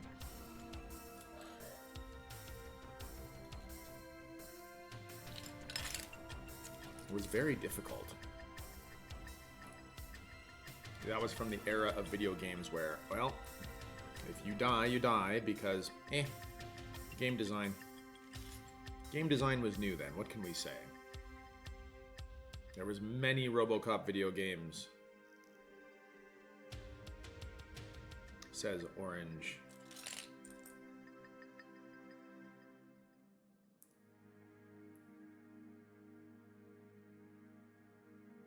Wow, I created piece number 2.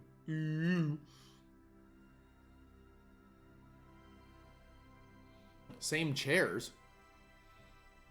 What about same chairs, Panny? This has we don't talk about the ghost episode energy. Nice. See? Panny makes everything better. All streams everywhere benefit from an infusion of Panny. See, look at that. Hom is happy. Thank you for making Hom happy.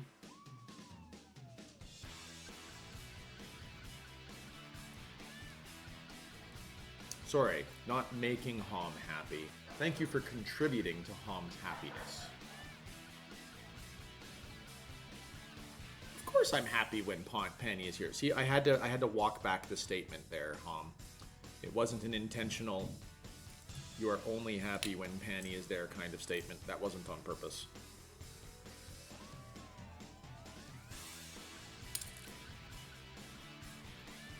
Now, those of you who do not Praise know the chair. LootBug, indeed, Erowendil, we shall praise the chair.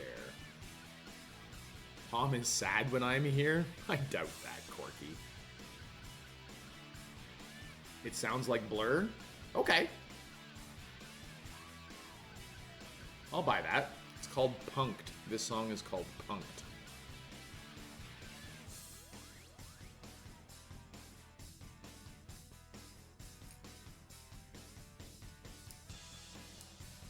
So the speed of the build is obviously going to reduce now that LootBug is not actively present. LootBug says she will return. Those of you who don't know LootBug, very similar to her dad, requires stimulation. So sitting in one place actively for too long is actually a trial for LootBug. So we should actually, I am personally thankful that she stayed as long as she did. But the way that she gets around this issue is to bounce. She likes to bounce back and forth in a line. It makes her happy. And anything that makes a LootBug happy is a good thing in my book.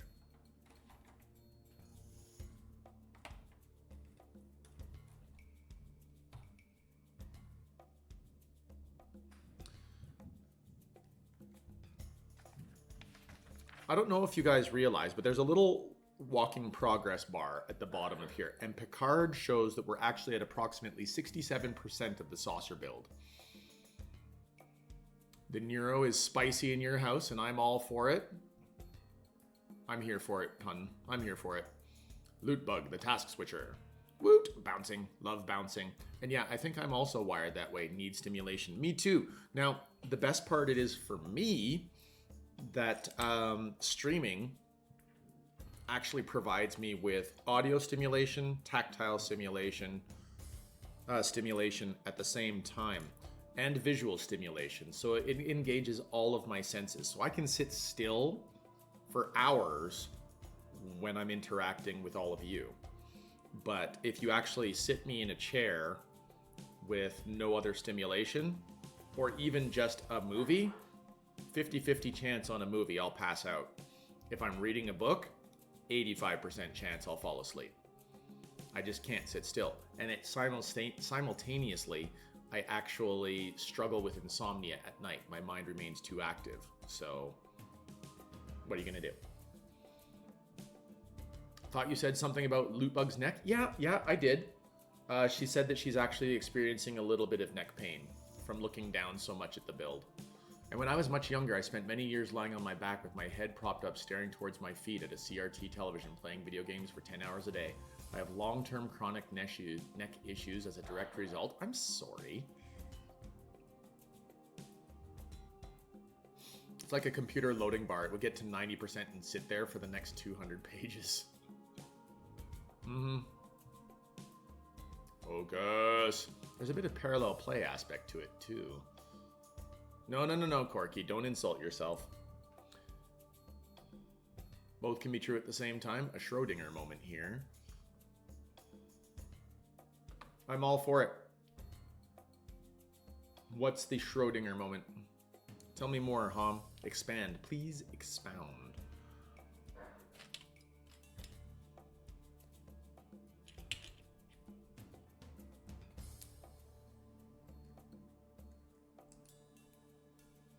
Hang on. I fed my dog, but I don't think I fed myself. Be right back. I have some Tostitos and salsa here if you're interested, Shug. Medium salsa. A LootBug favorite.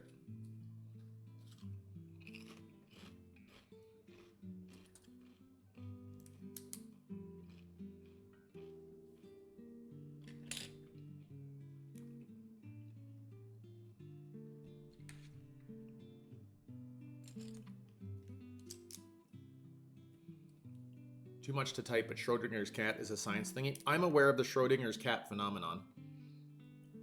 You have to open the box to find out whether or not the cat is actually present.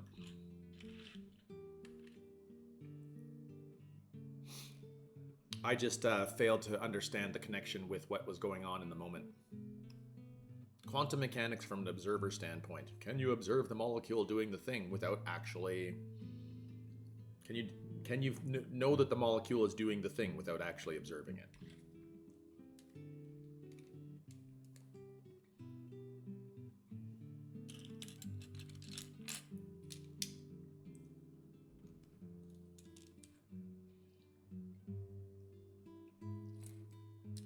So a lot of people would argue that what we are doing right now is probably the slowest or most boring portion of the build because we're just skinning the saucer at this section.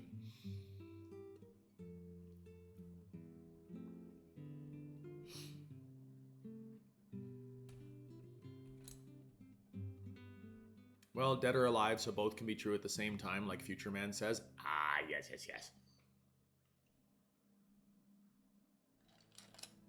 I'm describing it badly, Orange. I don't dispute that I'm describing it badly. I 100% believe that I am, in fact, describing it poorly.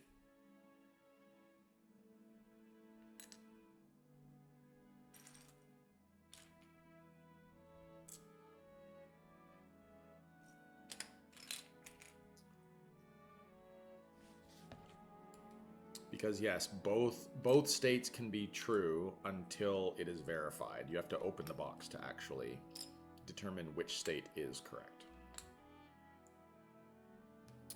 Well, I have an issue. No, I don't have an issue. It's right there. I thought I was missing a piece, but I was not. Thank goodness I was not.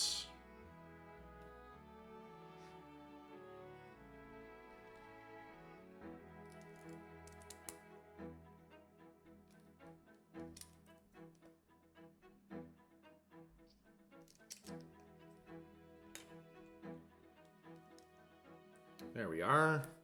Finally on board. We flip over. We flip over. We drop this in place. Little 2x6 flat piece. The 2x6 flat piece is connected to the neck bone. The neck bone is connected to... No, I'm kidding. Alrighty.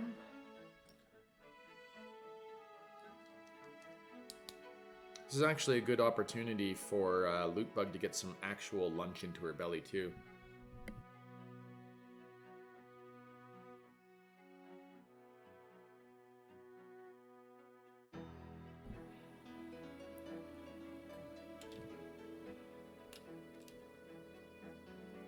There we are, there we are. And then we have to get a little bit of a dome piece on this one, don't you think? And lo, we have completed another page. But insulting myself is my favorite pastime. Well, if it's your favorite pastime, you do you, Corky. But simultaneously, I'm not going to insult you. That's just not how I play. I regret to inform us that due to my actions yesterday, someone has left our community, which does make me sad, but...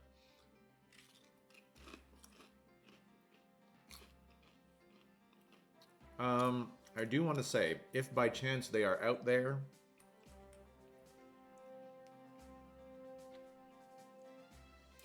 observing but not following, I wish you all the best. I meant no offense to you, and I hope that you have happiness wherever you are.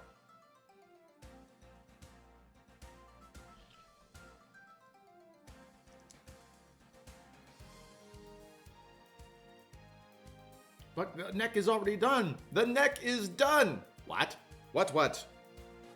Was somebody like, this isn't video games, I'm out of here? Nah, I timed somebody out in chat. They took it very, very personally.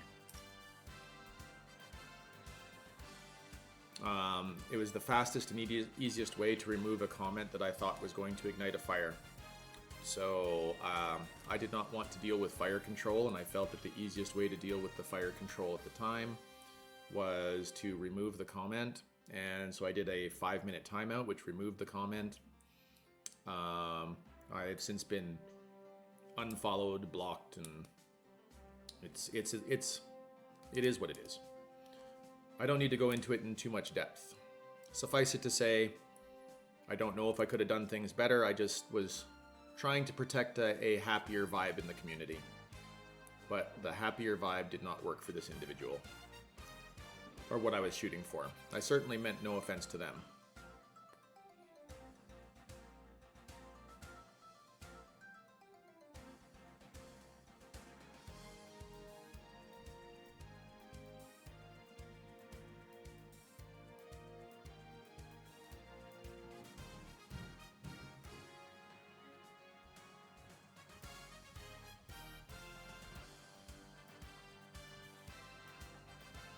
This is very heroic sounding music as to what's going on right now.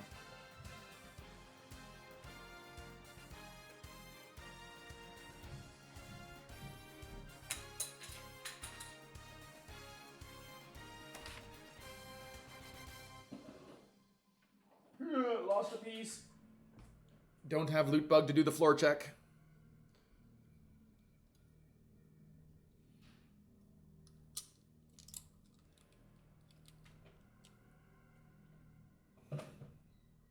Very bright horns? I don't know what the comment very bright horns means.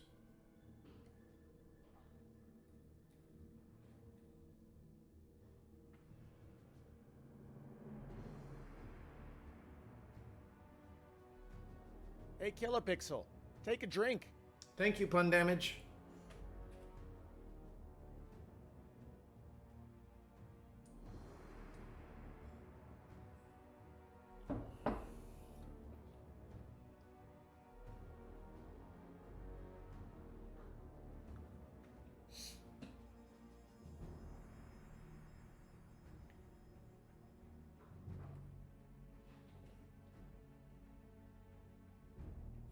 Okay, I don't know if I've messed something up here, but this is not wanting to go together nicely right here. There are pieces that are fighting each other.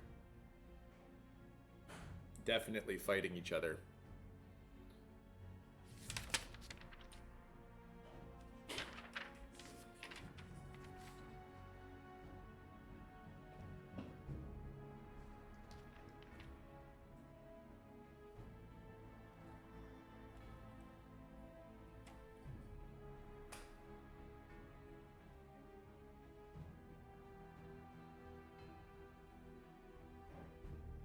Okay, I have to back up a couple of steps then. Oh, I was remarking on the music, full of bright horns. Got it. Thank you.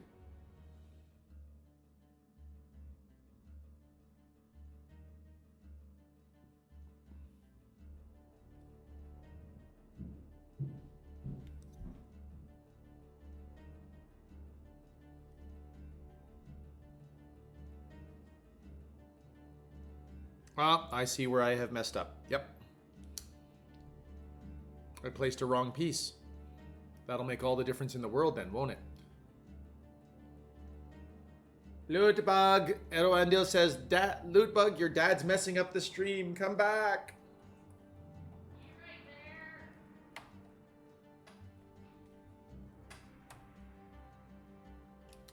Oh, you're fine, kiddo. Take the time that your neck needs to relax. I found the mistake I made. Like you, I make mistakes.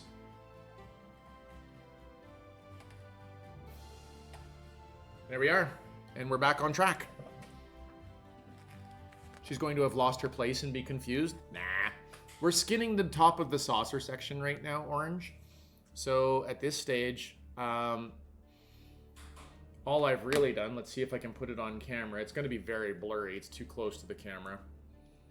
But all that we're really doing is we're making the top saucer section complete. The right man at the wrong time can make all the difference in what? In the sir? I don't know. But Rex is here. Hello, Rex. The world, Mr. Pixel. The world. Yay, Adses.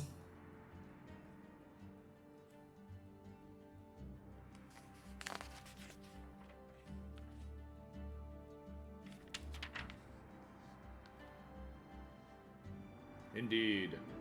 Capitalism go yay, I guess. Silly ads.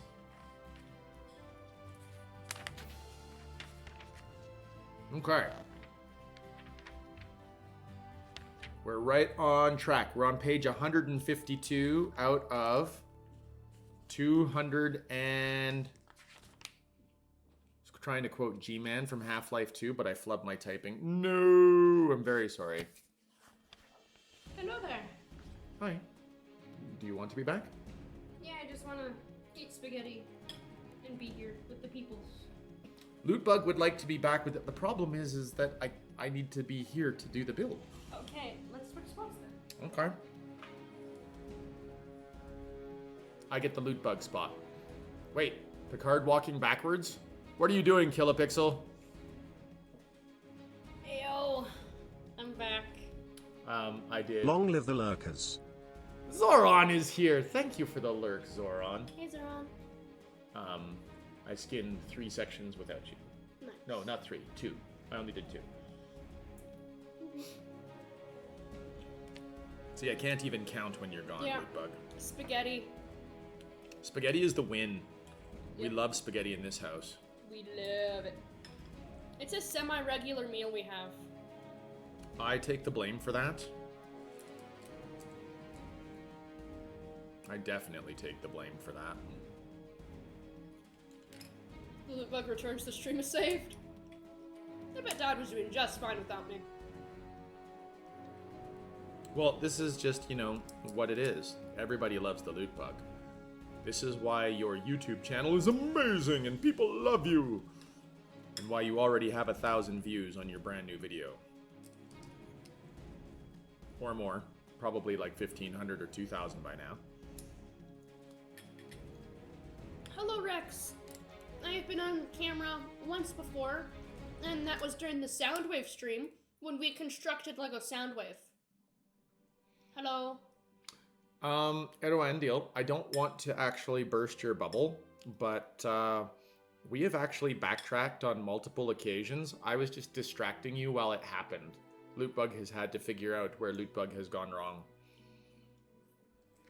She did a very good job of figuring out where she went wrong, so that by the time I actually had to assemble larger pieces, they were already in place and fine, but... Himbo returns! I have survived the vampires. Hello. Hello, Himbo. Oh no, I was just paying attention and joshing around. That's fair. You guys, the other day, when we were playing Star Wars Jedi Survivor, those of you who were present in the stream while I went on my little collectathon, that was so satisfying to me, and I wanted to just extra thank you for letting me run around and collect things while having company in stream. It was a very joyous and relaxing stream for me. I really liked it. I streamed for what, 11 hours that day, just running around getting loot boxes, fighting secret bosses. It was a good time. I really liked it. Hey man, it's fun hanging out with you, and it's fun watching Cal do stuff. Yeah, Cal. Cal's a machine. Is that the protagonist? Cal is the protagonist of Jedi Survivor. Yes. Okay. And I know Sundmark is not here. Sundmark has to work, unfortunately. Boo work in all forms. Boo work. I mean, yay for having a means to pay for one's living, but boo work.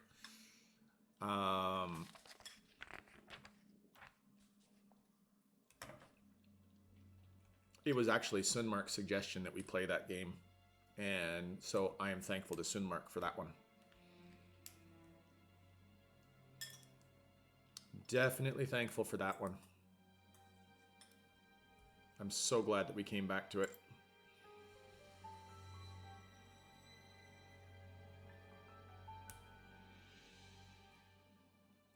Pun Damage survived the ads. That's good.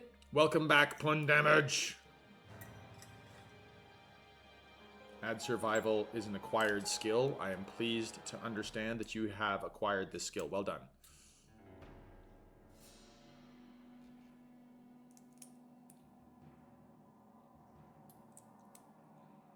How's my hand positioning on for building things? Am I actually visible? I think I've been building behind the window. Oh. Sorry, peoples. By all means, tell me. It's like, is building actually happening? Or is this just chitter-chattering on stream at this stage? I could switch this to a just chatting stream.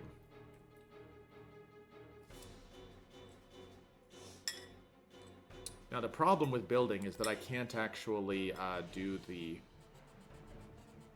episode recaps that we've been talking about.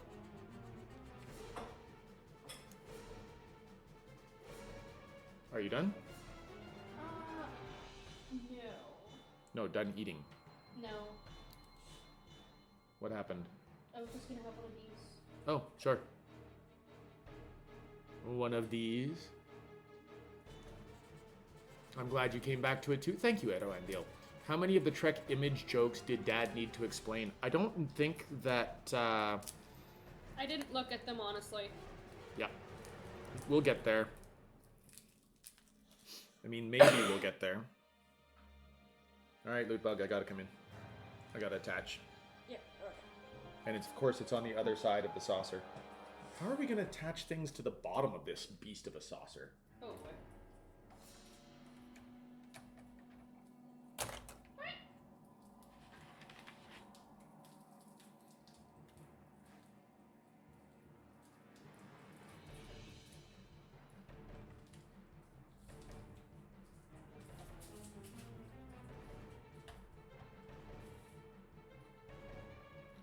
There we go.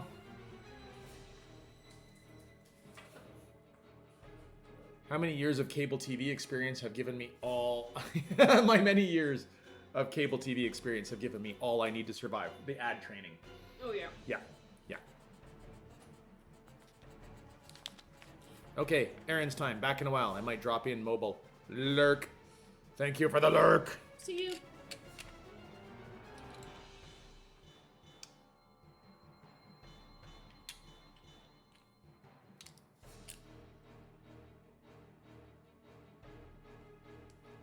This is very dramatic music. Feel free to throw in an earbud. I'm good. Do we need to turn off the music for you? No. I don't have an earbud in. I'm fine. Do not forget to get some strawberry ice cream. Yeah. Fair. But these things are really good. Like these wafers that Dad got. They're very yummy.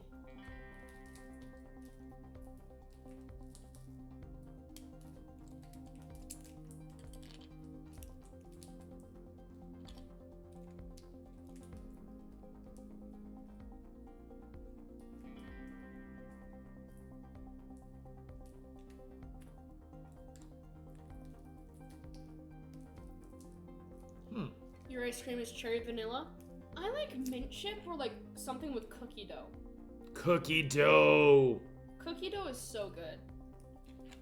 One of my friends works at an ice cream place, and she got me a customized ice cream of mint chip cookie dough. It was so good.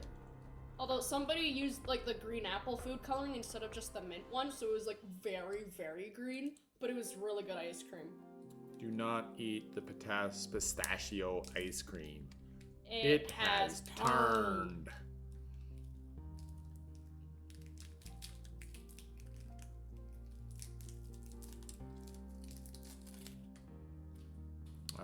Mater. Gotta love Mater. You gotta love Mater. Now I want ice cream, says Himbo. My ice cream is cherry vanilla. Orange, I love cherry and ice cream. Actually, I love cherry just about anything. Cherry pie filling, real cherries, cherry ice cream. It doesn't matter. Cherry is the goal. Every cherry's a goal.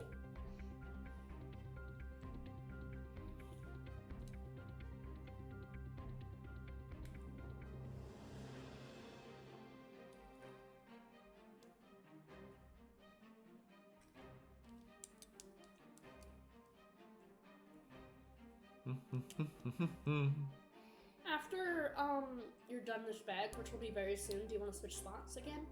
Are you ready to come back in? Yeah. Sure. Plus, I can actually say that I contributed to the build this time.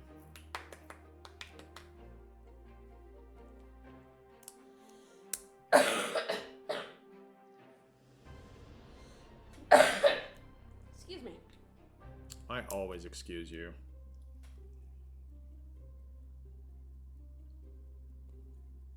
This tells me you should try the Ben & Jerry's Churray for churros flavor. Churray for churros? Interesting.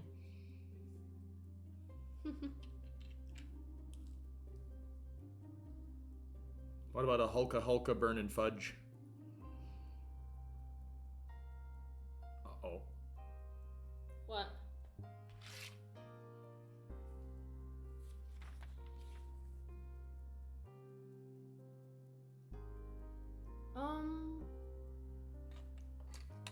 Did you? Yeah, yeah, I was just about to say that doesn't look quite right. Peanut butter on pancakes? Peanut butter on pancakes is a thing, yeah. Huh.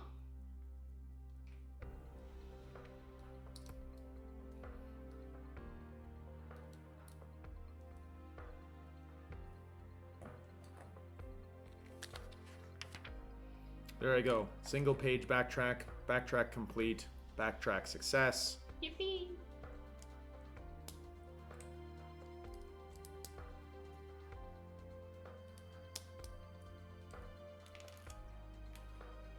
Wow, there was literal no extra pieces this time.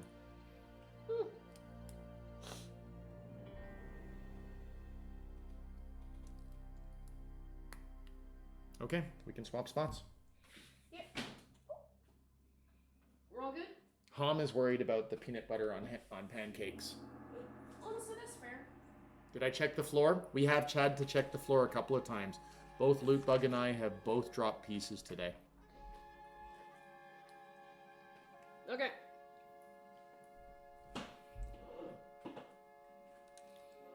Do Chef Boyardee pizza kits exist in Canada yet? I'm not familiar with them. I only know Chef Boyardee from like mini raviolis and stuff of that nature.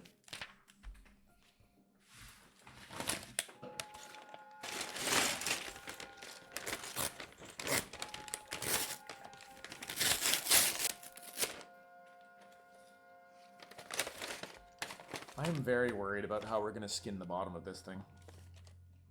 Oh, yeah. Still have to do that.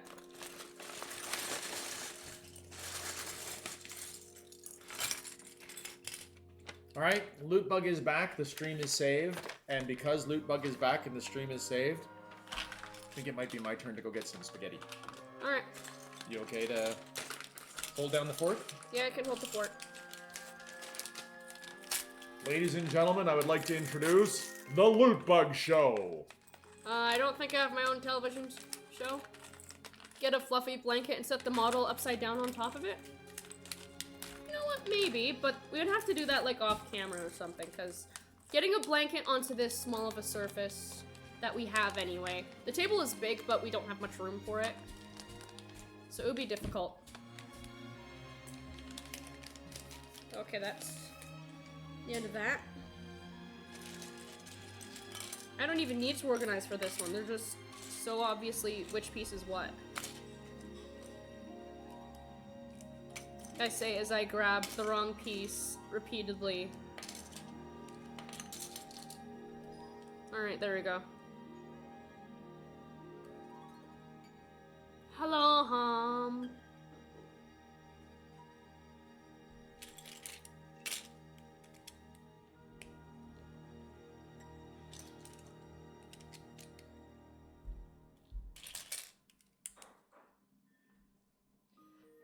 Gonna have to snuggle a few kits up here when I finally visit Himbo.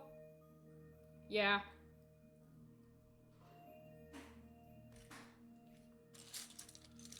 Smuggle. Yeah, I was like, snuggle a few kits. I'm like, that doesn't seem quite right, pun damage, you know? But smuggle? Yeah. Absolutely.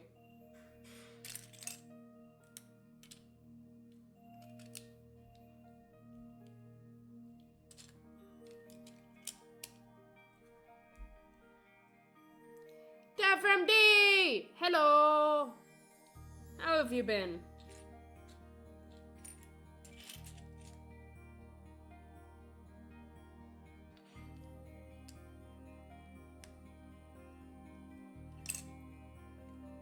Exhausted? Oof. Is work getting to you? Lost my sweater again? Darn Twitch. Aw. Yeah, cuddles are illegal, but bringing prohibited stuff across the border, thumbs up. Absolutely. Completely fine. Definitely doesn't break, any laws of any sort.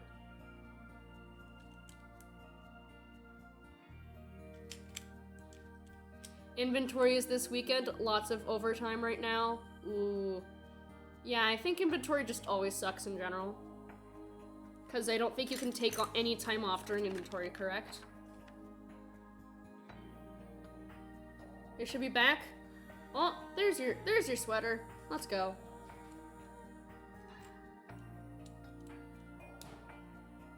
I see it, Hom.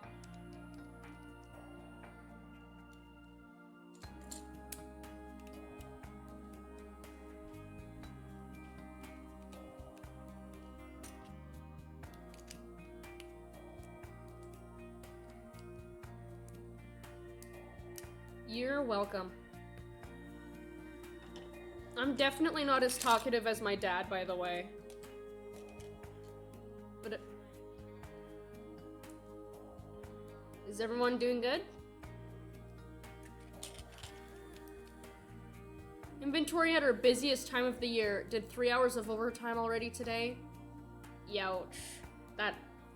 Ugh. I haven't really done overtime before. Like, I've worked a 10+ hour shift before, but I haven't actually done overtime. Do you get paid for overtime at least?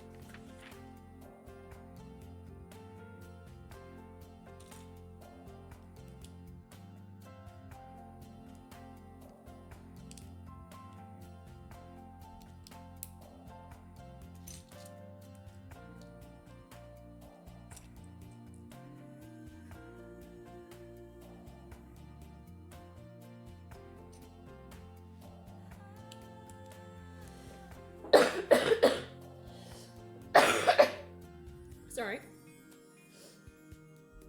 Typically paid for overtime is 1.5 times your base pay. Well, that's good at least. That you're getting compensated for overtime. The one upside of working way too much a day.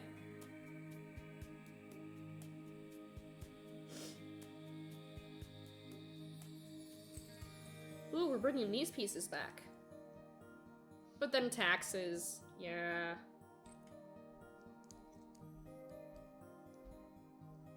Always those gosh darn taxes, huh?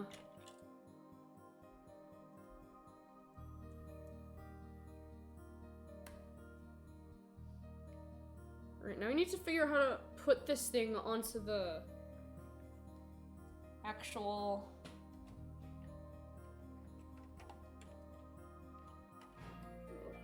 Okay.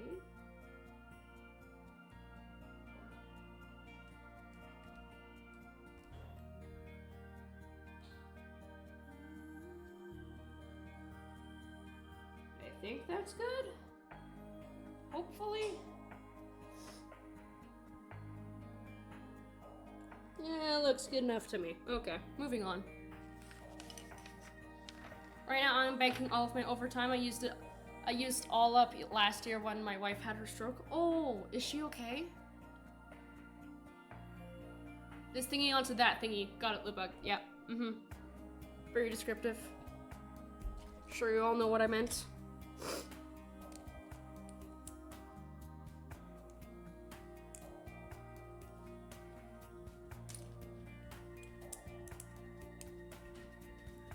Oh, the father is returning. After overheating my spaghetti, I will now have to eat it in a few minutes.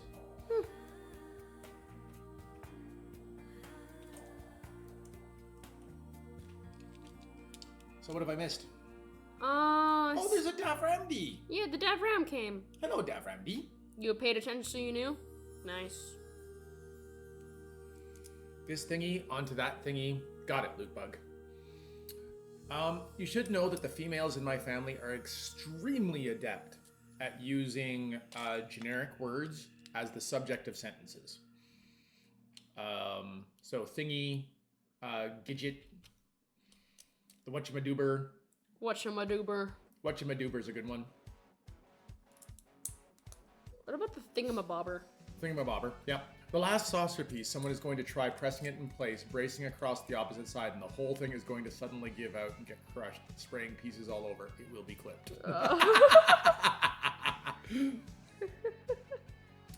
Becklin prefers Dinglehopper. Dinglehopper. Well, what about a goober? Yeah. But you all like using the actual, you replace the nouns. Yeah. Goober. Right. Hello to Becklin2 from Hom Addict. She's doing better. In the last month, we had some improvements. She finally understands her pill packets. She's also finally able to play one of her favorite games again. Well, that's good to hear, Dad. Congratulations, Davramdi. That's it?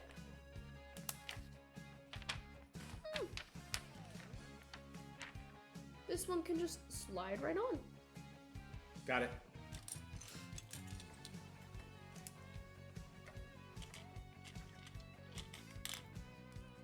You added this one, didn't you?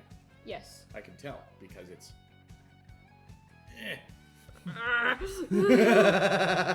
Gosh darn it.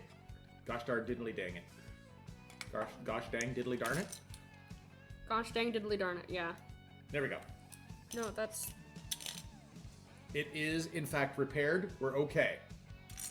I'm okay! That's okay. That's my girl.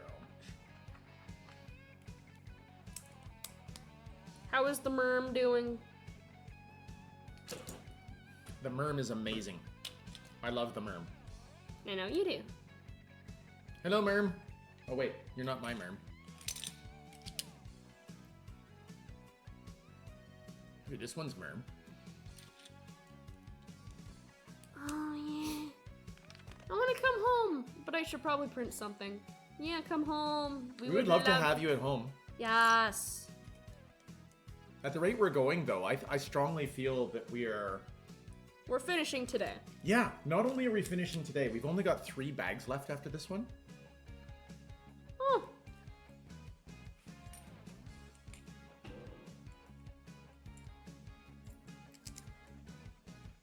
That is a cheesy spaghetti. Shh. What? So if the females of this family replace nouns with nonsense nouns, I attach cheese to all things food. Wait, you let Kilapixl loose in his kitchen by his own? Well, yeah, Becklin's elsewhere doing work things. And Killa did have the kitchen to himself, so... I yeah. had to book holidays for the privilege. The husband makes one of my favorite meals. Aww. We don't eat that meal very often, though. Yeah, it does take a lot of time and effort from you. But it's so good.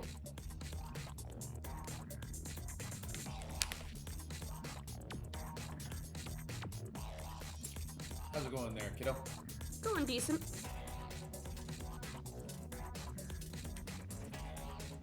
Kilapixl is actually a competent cook. His homemade pizza is excellent. Is this lasagna? No, this is very cheesy spaghetti orange. I love adding cheese to anything pasta that's... If it's got pasta and meat, I will add cheese. You add cheese to almost everything. Not wrong. So adding cheese is like saying the sky is blue. It's like, oh yeah, that's just normal. Oh, Killa's specialty. No, it is not lasagna.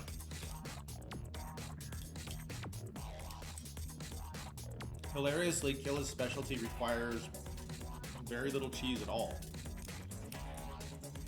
That's actually quite shocking. It's basically a form of fancy Greek pita, orange.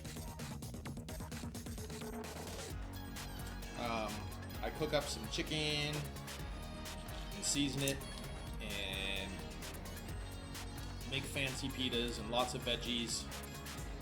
The only cheese in it is a little bit of feta. Crazy. His specialty doesn't have that much cheese. I never really stopped to think about that before. He makes really good bush burgers.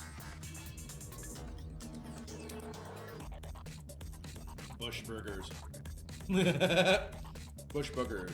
Our burgers are bread squished with cheese and meat, so that's not hard. A slice of cheddar cheese on PB&J is awesome. I'm not inclined to disagree. Huh.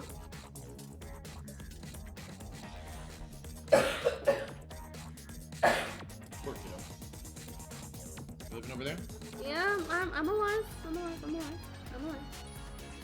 I'm doing. And I am glad you are doing. Yeah.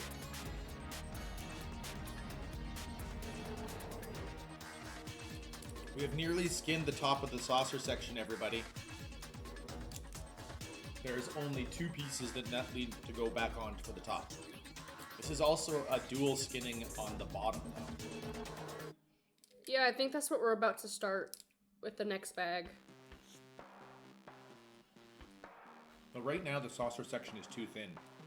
So we haven't actually made deck 10 forward yet.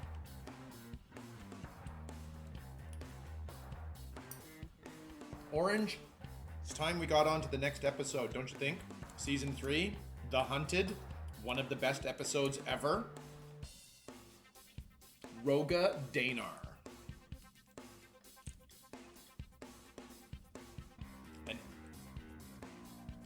A prisoner breaks out of a colony just when the Enterprise happens to show there. He literally says, "It seems I am the victim of my own bad timing."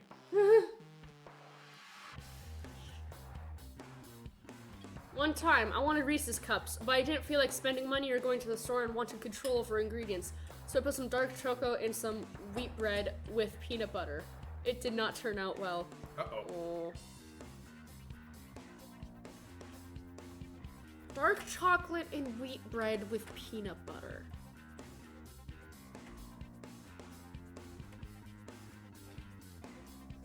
All right, LootBug. Oh, we're doing Wharf. We're doing Wharf. We are assembling work. We've been down this road before. Oh. Now, technically, we're doing Troy and we're doing Worf. I mean, sure. They were a thing. They were an item for a while. Poor child. I'm sorry. I broke LootBug, everybody. It's my fault. I have broken LootBug. Was Mom watching?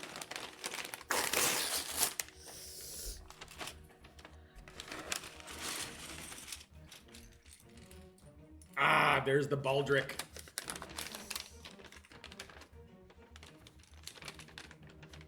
Do we have more than one face for Worf? Yeah. We have him neutral and we have him crusty. Make him crusty. Well. The Worf headpiece is awesome. That makes him look ridiculous. It does make him look ridiculous, but the Worf forehead is a hack.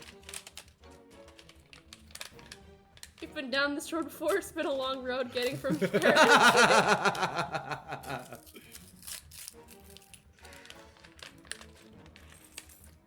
LootBug is too young to remember the old Reese's commercials. You got chocolate in my peanut butter. The commercials were a lie! Ew. Does he have a batleth? Tell me he has a batleth. No, they didn't give him a batleth. They gave him a phaser. Oh no, they still gave him a unique and cool-ish item. That is... That's a phaser? Yes. Okay, Mom wasn't watching, we're all good. Oh, he has a backup phaser. At least. So you're saying he could two-hand the phaser? Yeah. Those are Klingons? What happened? We do not talk about it with outsiders. At least he's got his sash. Yeah. That is a fantastic episode, though. What they did in that one, LootBug, Yeah. they straight up edited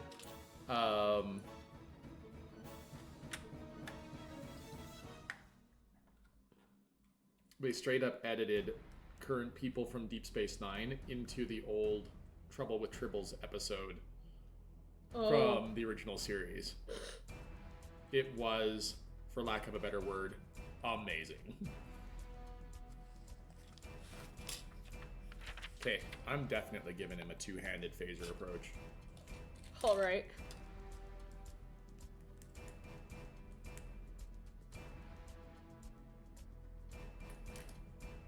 You good? Nope. I have no idea where that piece went. I didn't hear it hit the floor, but that doesn't mean anything. Oh, I got it. Nice.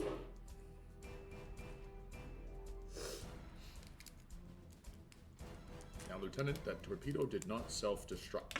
You heard it hit the hull, and I was never here.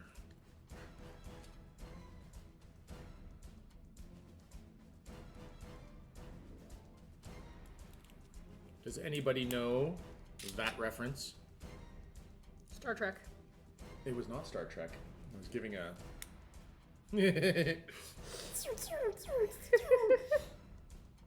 Where is he supposed to appear on the list? Probably beside Troy. Yeah. Beside Troy, yeah.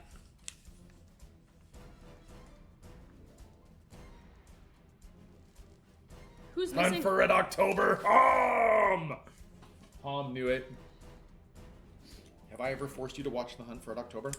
No, but it is ringing bells.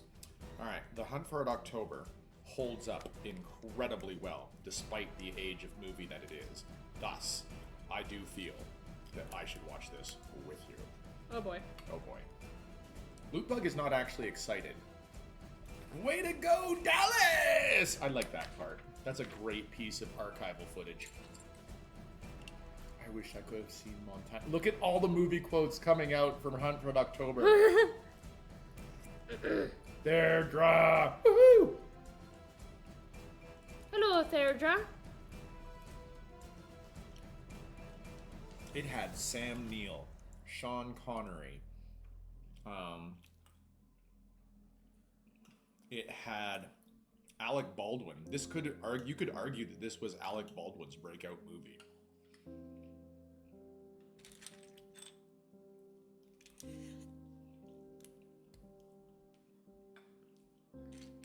James Earl Jones. Voice of Darth Vader. Nice.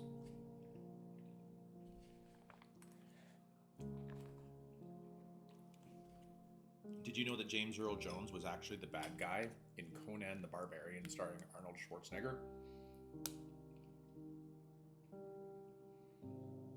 And I was never here. Dav Ramdi, that was actually the quote. You said you missed the quote, and then you went to it anyway. Oh. Hi, bros. Welcome back. Bros! Hello! We have made significant progress. We're almost done.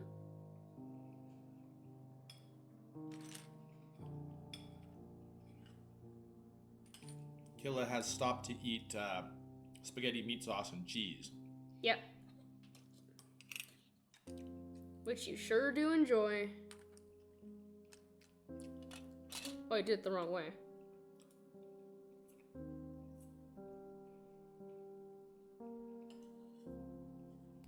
Looking at the top of the model now, bros, you would actually think that the Enterprise is complete. But not quite. We still need to patch things up. We still need to patch things up and connect things at the bottom. Yeah.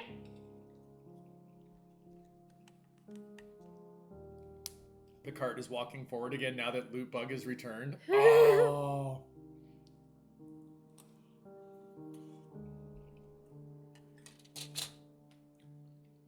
Regarding the hunted, I was not impressed. Aww. Orange doesn't like Roga Danar. He's in the other camp.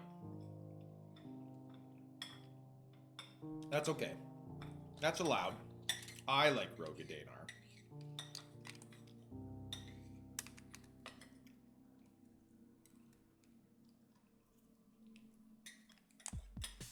Just meh to you? Like, no oomph at all? It was just... through the whole thing? I don't know. See, Roga Danar constantly outmaneuvers the people on the Enterprise, right? This goes here. Wait a second. You have put on I put 10 on... forward. This is deck 10. Forward. Right here. Oh, cool. Why does it look like it's too far back? I feel like it looks like it should be... No, it's okay. It's okay. It's off-center. It's off-center. Yeah, I put it off-center. Sort of off-camera Lego building and fixing. Now you can put it on. It should be good. And that's why we couldn't get the piece to go. All right, great. Is Data serving drinks in the 10 forward? That's a specific episode reference. Oh. Well, he has his cat. Alright, shall we show bros the Enterprise so far? In an episode much, much further ahead, an alien race succeeds in wiping the memories of all the crew. Oh. And Data thinks that he's an android or a synthetic bartender. Huh. I assume the crew eventually get their act together and be like, wait, something's clearly off. Yep. 90% done? Yeah, basically. I hate this. More? Okay. Please? I don't want to hold this, but like, do Hang you on, see... hang on. Alright, bros. That's how big it is. Look at that! Episode 4, or no, 6, The Return of LootBug.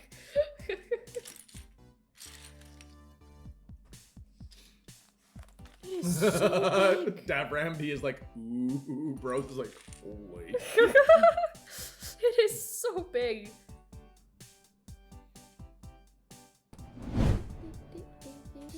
Therager, what is it that you want more of? Help me out here. I guess that's Data's drinking and not serving, but it did come to mind. Indeed, it is massive. And then only 6 kilos? About that, Hom. Yep. Yes, I am gonna need a good shelf. To be honest, I haven't actually shopped for the shelf yet. So we went ahead and did the whole Enterprise stream, but the shelf is non-existent. Right, so it's gonna be displayed on the game table for a while. Or potentially right there, if we can get it to Right fit. by Soundwave. Right by Soundwave. We really need to do like a side-by-side comparison once it's done. with Soundwave. Do we though? Oh, that was the quote. I hate this! More? Please. Oh, that was the quote! Shoot, I do know that. Dad is blanking on a movie quote? Guys, this... That's right, Data is tasting drinks! That's after he gets his emotion chip. It's in the movie that we don't really acknowledge. Star Trek Generations. Oh. It was a funny part though. Really, the best part of Star Trek Generations is arguably Brent Spiner's performance as Data, where he was learning to have emotions. So I'm not gonna lie, I really do think that was the highlight. Of course, this ship did get destroyed in that movie. Oh, shame. Well, we're rebuilding it, so it's fine. We're rebuilding it. Pun damage. I thought Generations was good. Except that Picard and Kirk both were stupid. They are both more intelligent than that. So if they're in the Nexus and can leave the spoilers, all the spoilers about Star Trek Generations. It's an old movie. I don't think anybody cares anymore. Okay. So they're in a temporal nexus. Literally, Captain Picard meets Captain Kirk. Okay? Now, they can leave the nexus and go to any time that they want to. Where does Picard choose to go? Minutes before the catastrophe that destroys the Enterprise. He could have literally gone to any point in technology, like where, hey, they found the bad scientist. Hey, I know who you are. I know what you're doing. Get out. And we win now.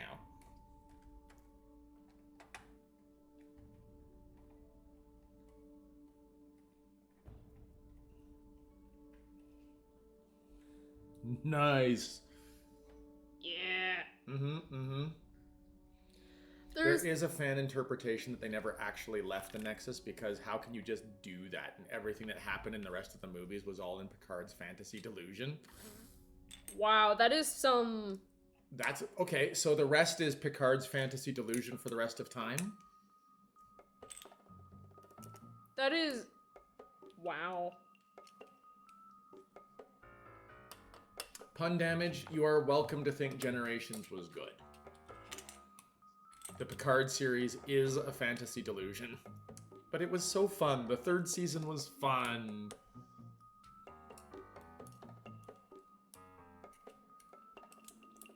Hot dang diggity, this thing is massive. Very. We need to play that again. Hot dang diggity? Massive. Dad. I mean, I would play the first one again. I think I'm a little burned out on the second one. It's been years since we've played the second one. Has it been years? I feel like it has been years. Maybe a year. Well, it's still been a while. What are you doing? What are you doing? What are you doing here? The Enterprise was going into low orbit, that's all. Killer. Everyone knows that the best worst Star Trek is William Shatner's singing career. You know, I'm remembering the episode where Picard got called Picker. Is there a John Luck Pickard here? Cute. Madcap hijinks. Okay, we've gotten well off topic here, so let's go back on to the next episode. Orange doesn't like The Hunted, not a fan of Roga Danar. I liked Roga Danar because he kept outthinking everybody. He seriously outthought everybody on the Enterprise. Not once, not twice, but like 3 times. They eventually catch him. Like, Data figures it out and catches him. They put him in a brig. He escapes again. They really don't learn, do they? He's really good. He was also called Picker in the Mark Twain episode. Mr. Pickard! Pickard. The rent is due on a Tuesday. He was called Pickard in All Good Things as well? Really? Okay, next episode. The High Ground. 12th episode of the 3rd season. Rutia 4. War-torn, affiliated. Oh. This is the episode that was banned in Europe. Banned in Europe. Yeah, Elaborate, please. certainly. Dr. Crusher gets abducted and develops, what is it? Stockholm, where she sympathizes with her captors. Well, she finds out that the war is a little more gray and nuanced. It's not one-sided. But Yeah. the point is, more specifically, the reason it was banned is because they were talking about how violence has actually, how violence has affected change through human history, and they quoted a past event to them that was a future event to us, which was, I think, something about an Irish uprising. Oh, wait, that actually did happen? No, it didn't. Oh. The time came and went, and there was no Irish uprising. But they were still like, no.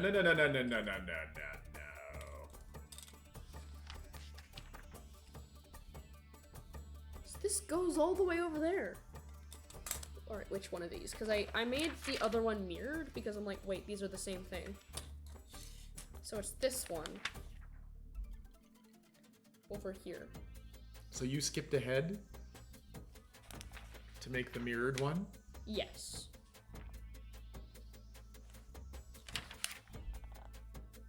Okay, so this needs to go on the port side.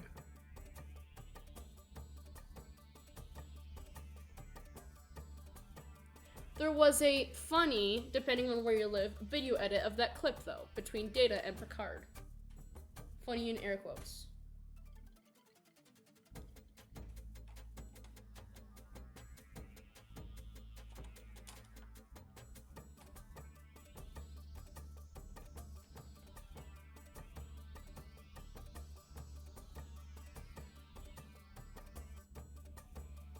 Okay.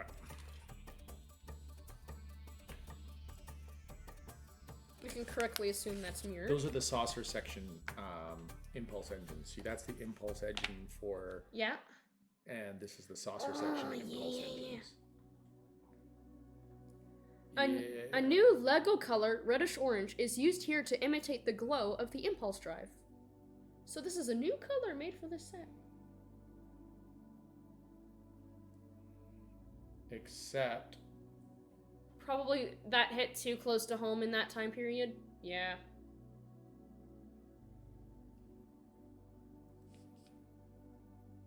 no, it looks good. So why am I failing at putting this piece on? Well, why are you feeling of putting a piece on?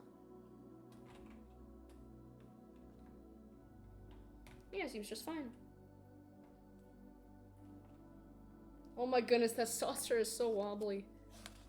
Yeah, the saucer is by far the weakest part of this construction. Bag 29, everybody. 29.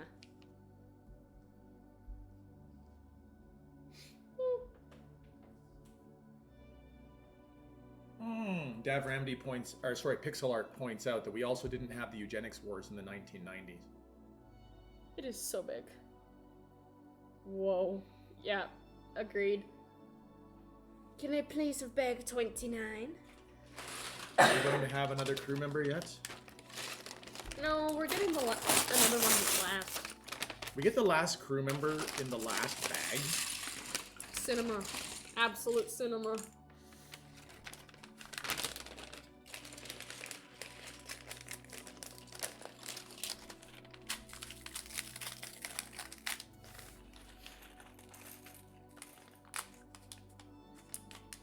LootBug, stop dying. My bad. I'm trying my best, okay? Wait, LootBug is dying? I coughed.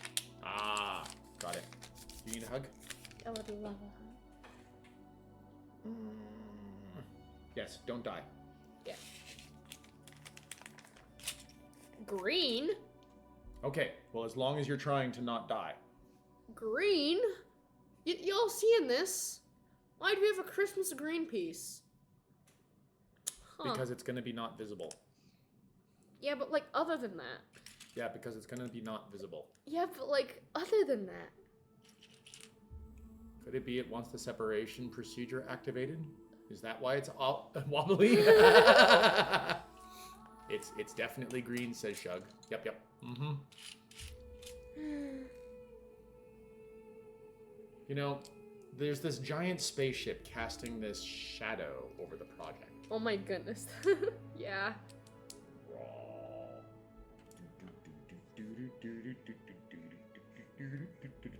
There you go, you guys. I have shielded you from... Look at that! In the small camera. She's beautiful. Oh my word.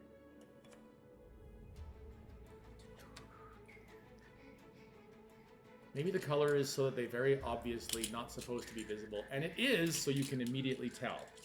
Yeah. I guess so. That's smart.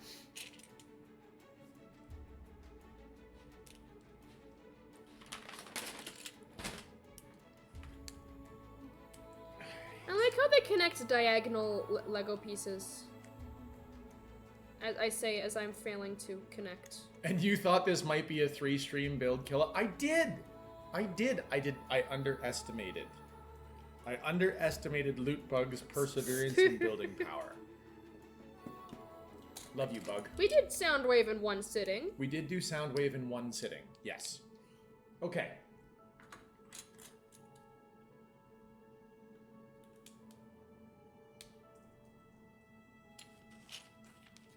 Remember when the Voyager was turned into a Christmas ornament? I unfortunately do not Hey, remember, Kilapixl, but I was probably take a too drink. young. Sophie wants me to take a drink. I need to find my present tea. Yeah, because you have a bunch of those. I do. I've got 2 teas in progress. Canadamus! Hi! Canadamus! Welcome, welcome. So next build is going to be 4 streams, says Heimdall. Well, the Soundwave build paid for the Star Trek build. That stream did. It'll be a while, I think, before we do another Lego build. Yeah. Next build, Death Star. Hi, Thought it was gonna be a Star Destroyer. White! I explained to my son, if you think our microwave, phone, and TV spying on us is bad, our vacuum cleaner has been gathering dirt on us for years. That's so bad. Man. That is really bad.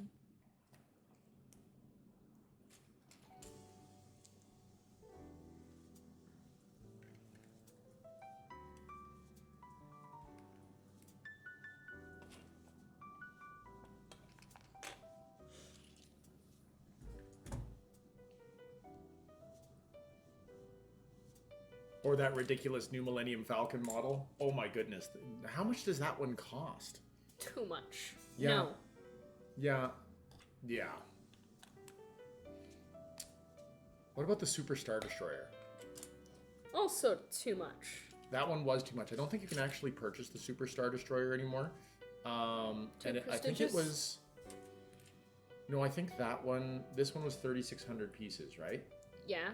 I think that the Super Star Destroyer was 5 figures.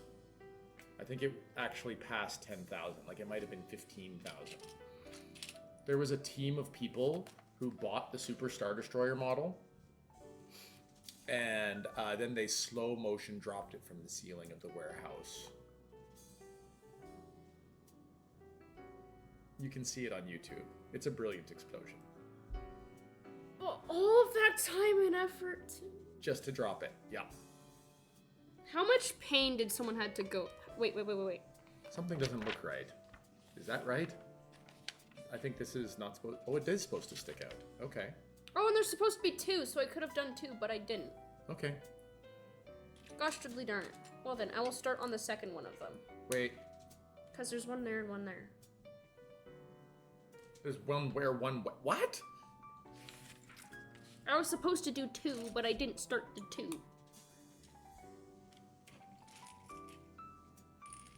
No, they want 2 of this one and 2 of this one. Yeah. So you need another one of this. So Yeah. you need to back up. Yeah. That's what I was saying. Yeah. Yeah, but you started going this way. No. You need to back up to here. Yeah. But I kept it right there because you didn't do the thing yet. Like attaching it. Ah. Canadamus, how are you today? Welcome here. I'm glad that you could make it to see the Enterprise in progress. She's going well. She's going well. Now that the ice cream sandwiches have been attached, the Duracells, the ice cream sandwich Duracells. What else did you call the nacelles yesterday? Hot dogs. Hot dogs. The hot dogs. Yo. My background music. Yay.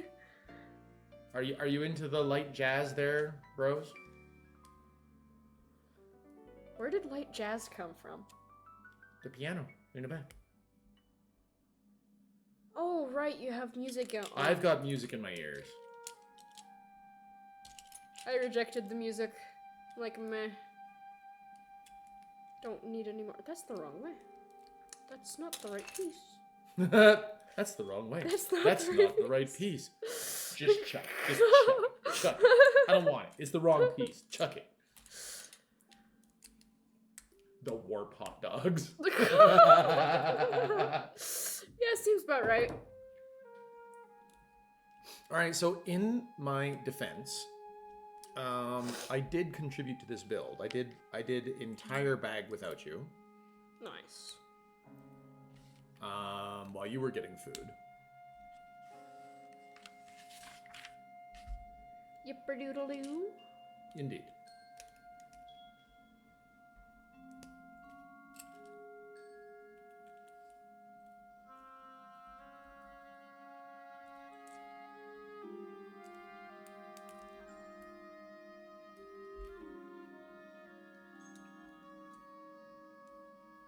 Very nice. Okay, moving on. The high ground. So the big thing about that one is we were already talking about the terrorist episodes. Yeah. It's left on a cliffhanger. Le gasp. And, well, in a cliffhanger for the future of the planet, I should say. But the rebels were using something called an inverter, a dimensional inverter, that was allowing them to transport around undetectably. I see. Now, of course, the Enterprise being the Enterprise, they took away that advantage and they nullified it. So really, the rebel movement was probably dead. But the anniversary of my granddad's death is coming up. I'll never forget the last words he said to me. Are you still holding the ladder?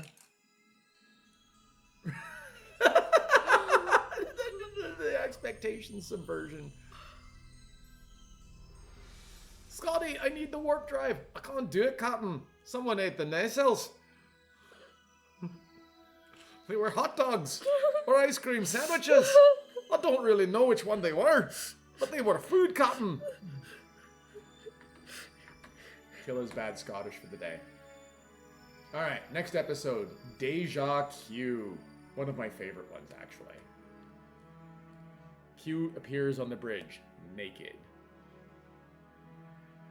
Literally floating there. And then he falls to the bridge surface.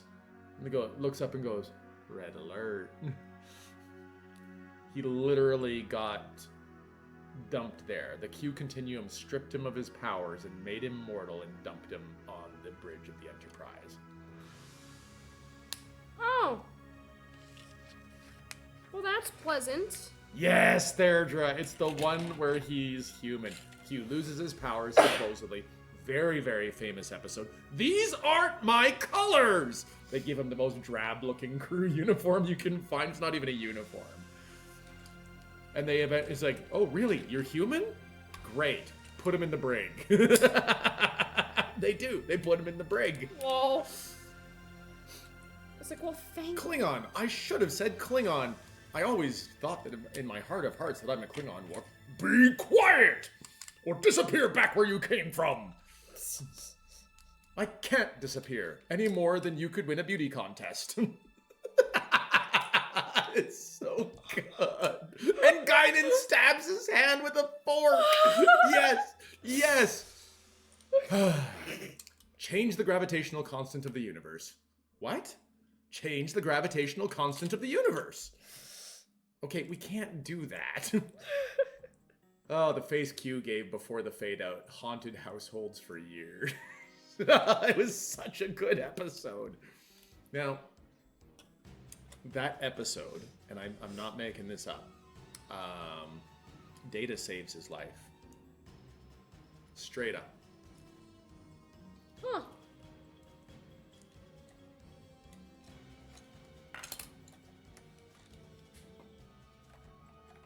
Okay, I have a problem.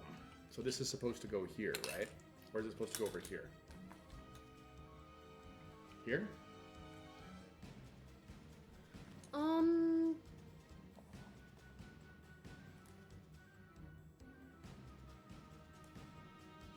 See, I feel like we're already supposed to have this part in if this is where it's supposed to go.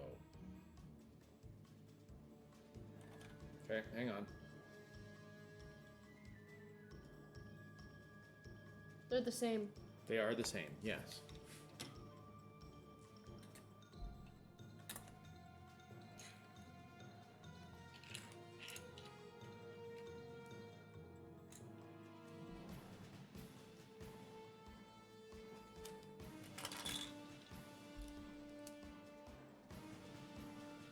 I don't understand.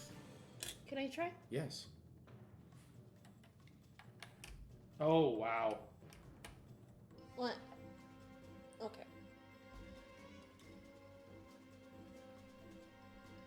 That doesn't look right. Well, that sort of just happens. Yeah. Like...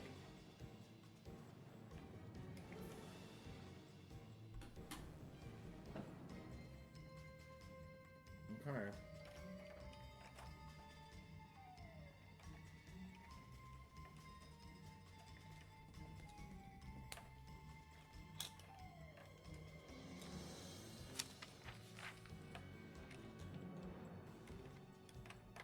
Then he gets his powers back and is going to... Damn it, ads.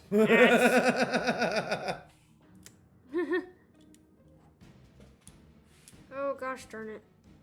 Those advertisements. Advertisements.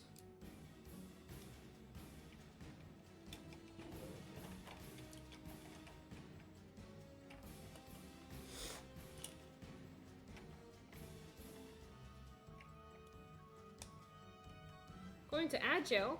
Is that different from the brick? I don't think so. You're still stuck on that? Yeah, because... I don't know what I did, but this now seems to have nothing to attach to it. There's nothing to attach over here. What did you do?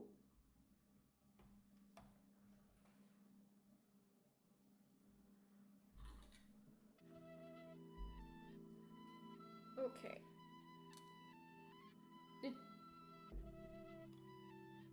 Okay, no, I'm skipping whatever this is supposed to be for music.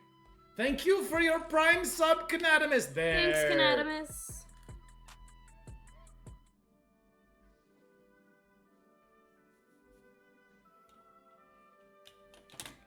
Yes, I am confused about this piece. This piece has...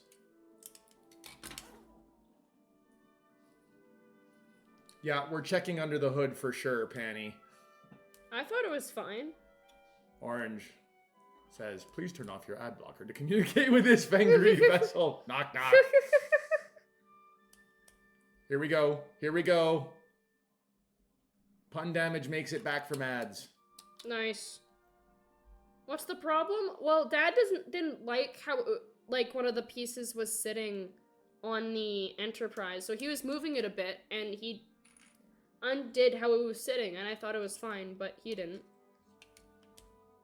And even though everything still looks like it's together properly, I can't put it back together.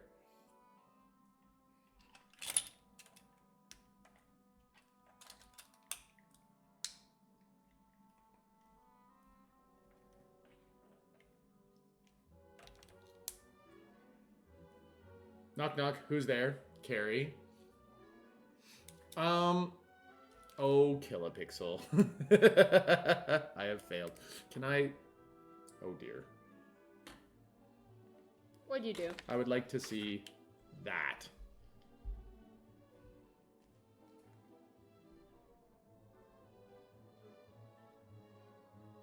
See, I really feel like this is supposed to be skinned in already.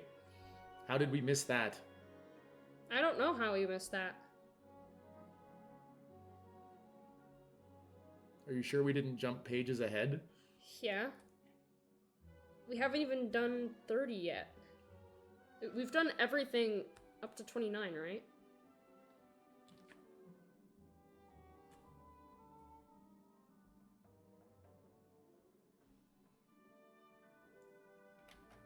Yeah. See, you want it to be there, but that is not consistent with this picture, kiddo. See, these three? They're beside those two, which are these two, which is consistent with the picture. I don't know.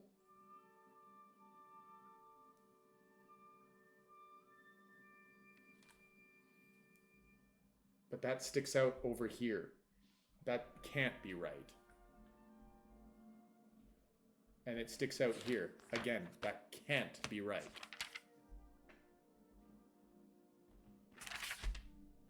It sticks out right there, and it sticks out right here. Yeah, see.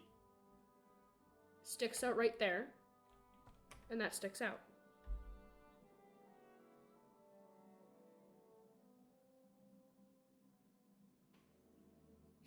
Oh, good heavens. How about we go with it, and if there's an issue later down the line, we take it apart.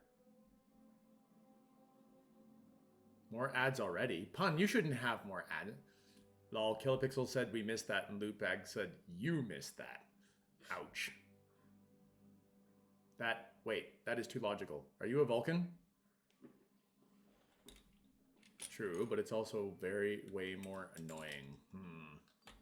Maximum of 3 minutes, yes. Fair, that's why I got myself Twitch Turbo. I'm a Twitch Turbo user myself, but I also got to Twitch Turbo because it keeps my VODs on Twitch a little bit longer.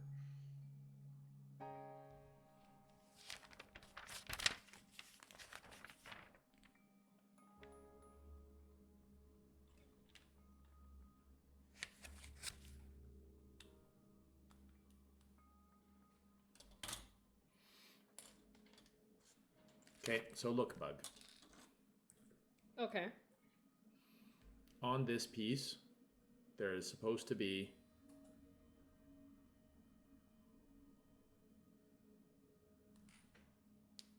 is it possible that's in the wrong position?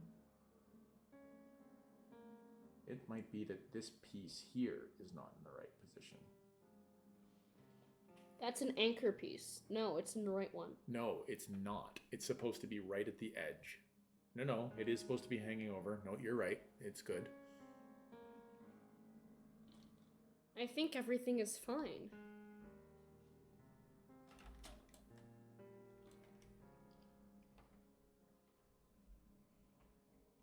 But that leaves this with nothing to anchor to, so I don't understand. That's literally hanging by this. So I think we roll with it until something else comes up. Because I'm not sure if we're going to be able to do anything else.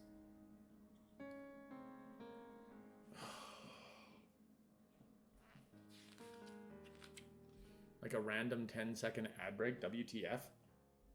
This is gonna bother me, because this can't. It just can't. Do you want it to go one more this way? But no, that's not right either.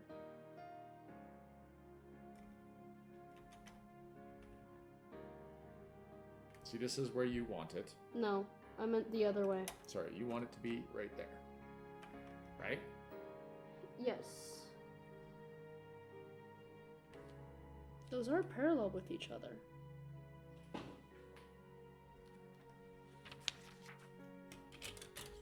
There's a chance I made something wrong. Oh! I think I know where it... These were supposed to be on the other side. So what you're saying is this piece is not assembled properly. Wait, did I go back far enough? No. No, it is assembled properly because it is on this side.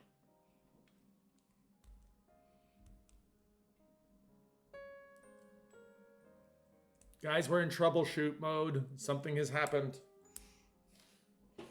We'll be fine. Yes, we'll totally be fine.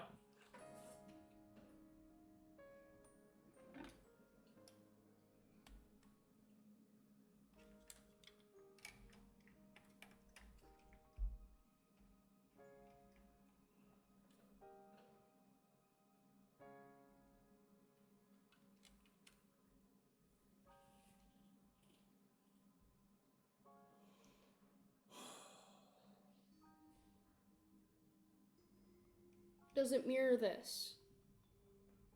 Because I do think this is right. Doesn't mirror it. It's the same thing. Yeah.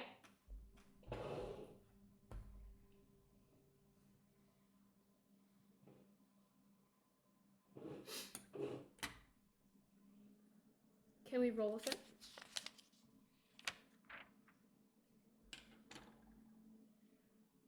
I need an external view of this thing.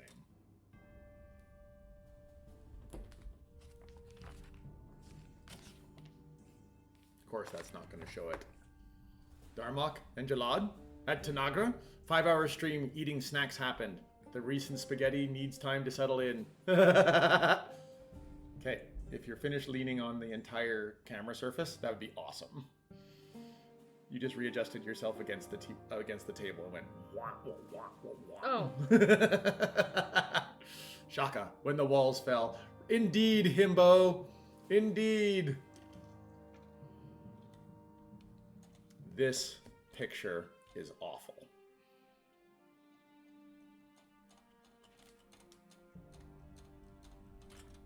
Okay.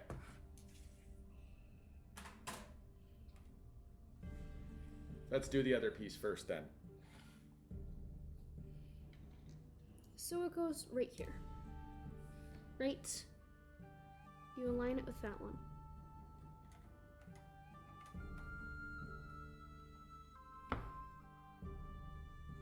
Trust the See? process. That one looks fine. See, it's got nothing sticking out crazy. Alright.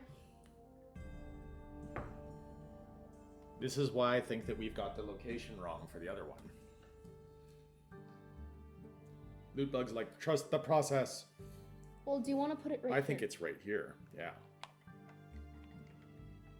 Yes. Oh, we just put it in the wrong spot. We're fine. We're all fine here. Thank you. How are you?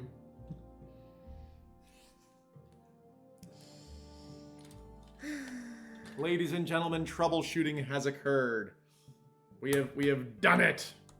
Have we covered the brilliance of the Measure of a Man yet? Himbalorian, I loved it. Orange hated it. Yes, we are past season 2. We're talking about season 3.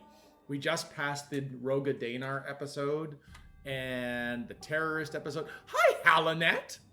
Hallow's here. If Hallow's here, we need to talk about conspiracy again, because the conspiracy happened that as Halonet needed to leave. Oh, I remember that. 2 Han Solos, Han Pixel and Han Bug? Shoot that trouble. We have done it. Thank you, Shug. Hello, Net. Hello. Net. Okay, Halonet, I need to know what you think about conspiracy. I need to backtrack all the way to season 1, the Gore episode. Tell me what you wanted to know. I like conspiracy, but I gather lots of people don't. Panny likes it. As a kid, I was traumatized by Remick getting blasted open on camera. I also wasn't a fan of the stop-motion pink penicillin bugs walking into people's mouths. Yeah, that seems a bit freaky. Oh no, Pun, are you getting ads again? Really? What is going on? Pun, you shouldn't be getting ads. There's no ads on my side. Unless you have it muted and in a different tab, I don't think that should be happening. Because that one was 30 seconds? Weird. Yes, bros? What's wrong, bros?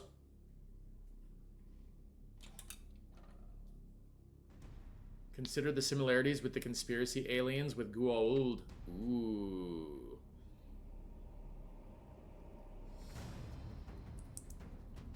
That's right. You should actually say hedge to Heimdall. You know, like at IKEA? Hedge. Hedge. Is it hedge or hedge? Nothing? Okay.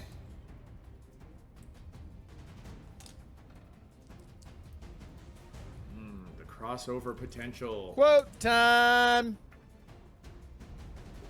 Wait, didn't we prepare a quote today? I thought we prepared a quote today. Yeah. Same tab. Or Yeah, window. I have prepared a quote today. A yes. quab. I promoted a quab. I prepared a quab. I missed a redeem.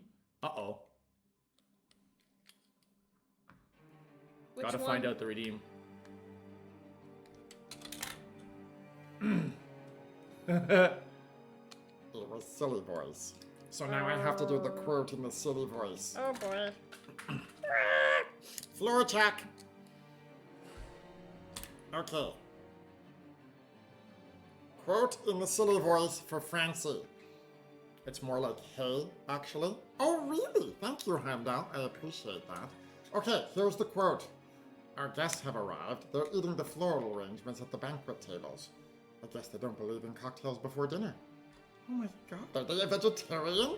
That's not in there. Perhaps we should have the chef whip up a light balsamic vinaigrette. Something that goes well with chrysanthemums. Do the 3-stream model killer. Okay, Francie, there's been more than one. You gotta give me more than that. Alright. Where are these ones supposed to go, kiddo? I'm just finishing it up. Almost. Yeah, that's the spot. I see. Trust the process. I see what you did there. Yeah. Mm-hmm. Still, I was right to question how it looked. I think we can agree, yes? Yep. Who's the last crew member? Who is the last crew member? Who are we missing? Alright, you get this one. Or I get this one, you get the next one? Yep. Oh, that feels so satisfying.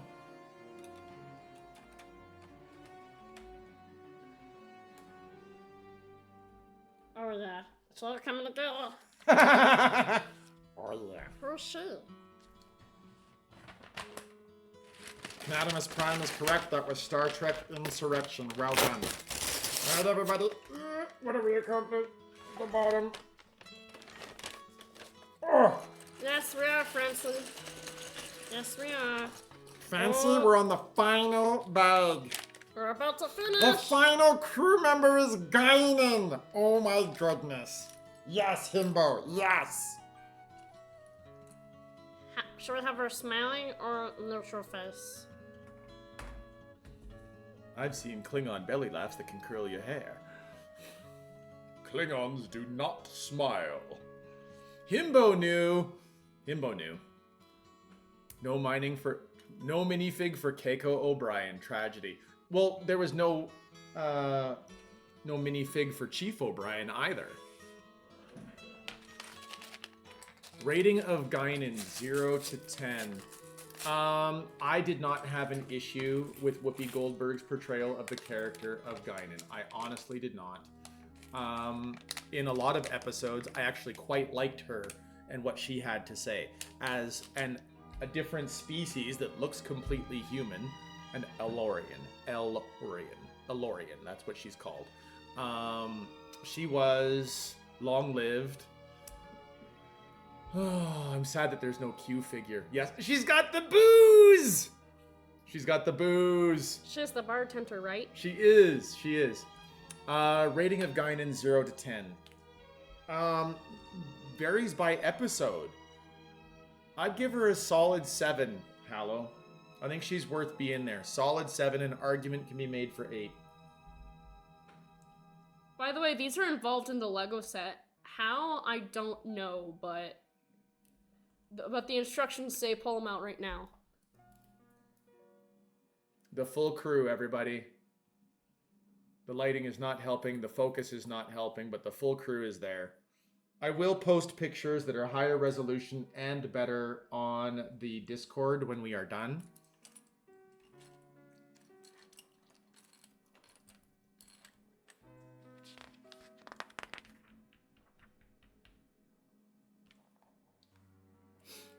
You missed a nugget of... Oh, I missed a nugget of information. What is Wesley holding? Wesley is holding his tractor beam project from the episode The Naked Now, Halanet. You remember his little portable tractor beam? Guinan, the ship's enigmatic bartender, is always ready to lend an ear, share nuggets of wisdom, and serve a little something green to thirsty off-duty crew members. Guinan's hat and hair element is also brand new for this set. This is a brand new piece. Right here. The hat and hair element.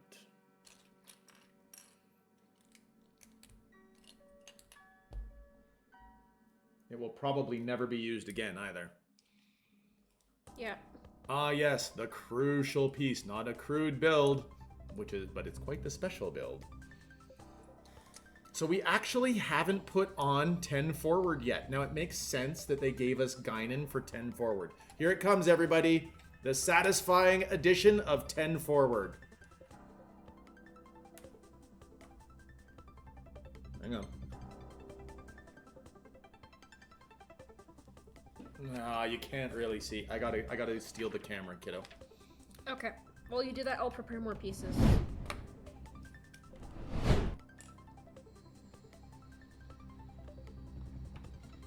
10 forward has been added.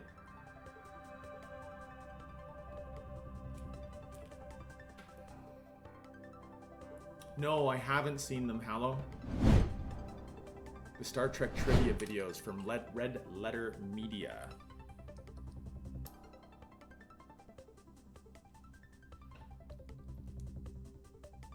Francie, it looks amazing. I am super happy with this set. Okay, you see all these little holders on the top here? I halfway expect that this is gonna go... Oh, yeah, on those. absolutely. You're right.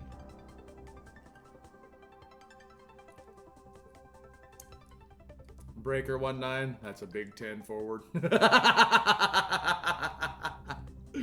like a CB radio deal. Okay, you've made 2 of them. Yeah. And one goes here.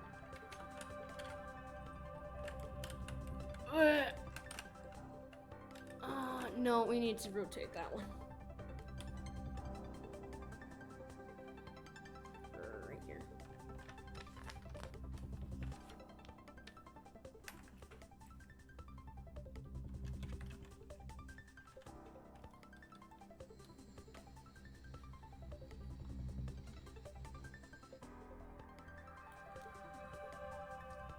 Friends, Romans, countrymen, lend me your ears. We are so close to done. Okay, also we get a minifigure plaque, which is cool, which says USS Enterprise Galaxy Class NCC 1701D, launch date 40759.5, Utopia Planitia Shipyards, Mars. Nice. I love that. Are we gonna have a little stand to build to go with this? It does look like it's a piece to attach to something. Probably. Or maybe it just goes on there somewhere. I remember it like it was yesterday when you started the build, and look now. Thanks, Francie. It's almost like it was yesterday. Was it though? Well, Was it? that goes by the impulse engine. Yep.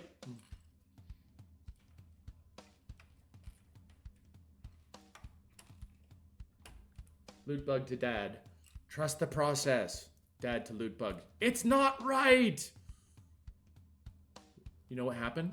What? We totally met in the middle. I was right because it was in the wrong spot, but I also needed to trust the process for where it was going to go because it was not supposed to be connected on both sides.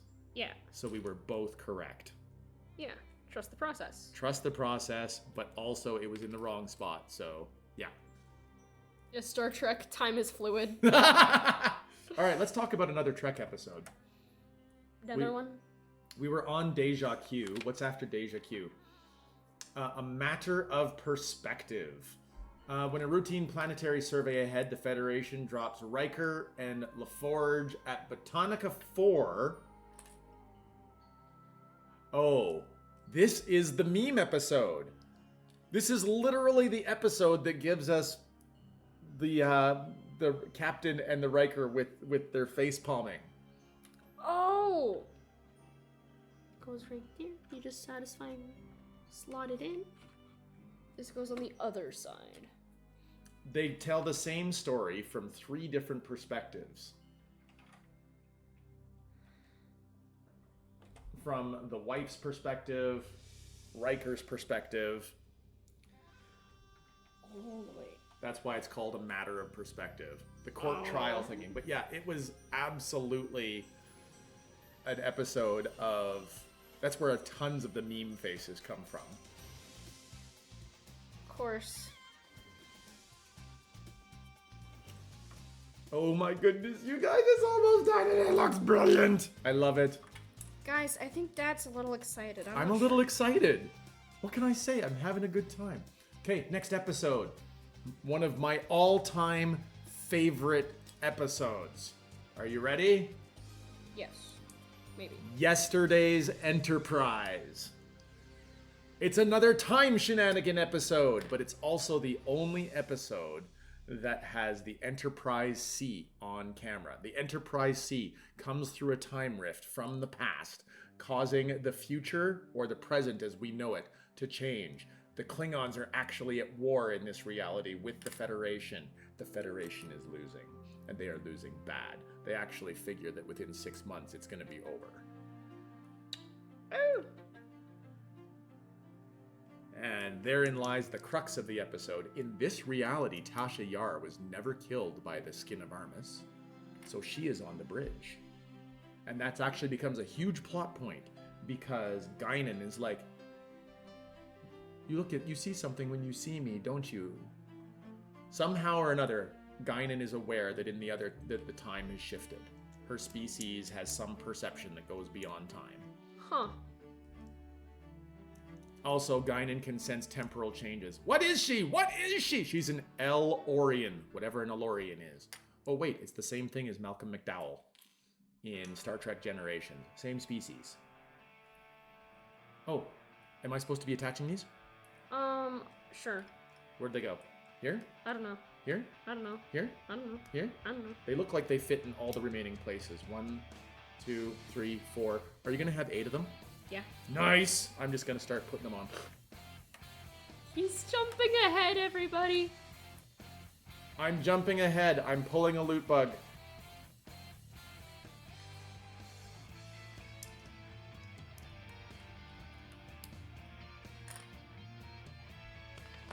But they fit perfectly, loot bug. On the original filming models used for seasons 1 and 2, most windows on the rim are dark because they were too difficult to light electronically. Cool. Future Imperfect, that was an interesting one. Which one was Future Imperfect, Dark Phoenix? Also, hi Dark Phoenix! I can't remember if we said hi to you already or not today. It's all blurring together.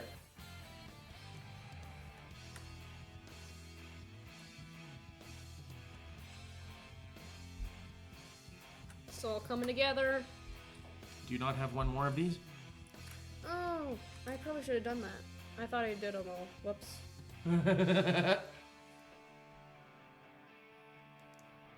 Q's afraid of Guinan, but I forgot the reason. They've had some dealings. Those dealings were over 2 centuries ago.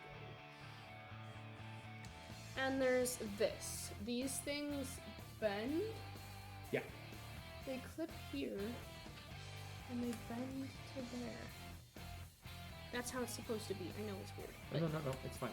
I'm just wondering if this can push in a little bit further. Okay. What's the next piece? This goes on the other side.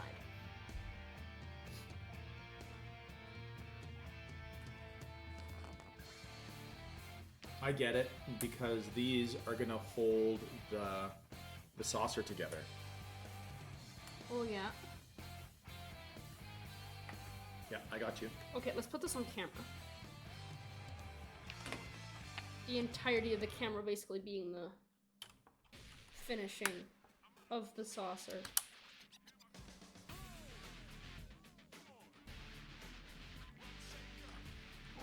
Oh.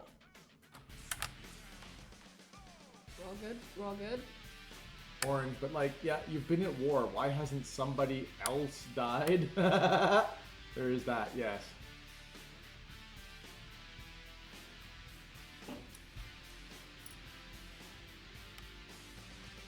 I figured those chopsticks were for structural integrity. Yeah, and so they are. Do we have an extra chopstick? Yeah. We do. Did you just finish? That's it. That's everything. That's it, that's all. Just getting a chance to check back in. Love it. All right, let's do the final reveal. Where's my mouse? There's my mouse. Here we go, everybody. It's final reveal time at 5.5 hours into the stream. 11.5 into the build.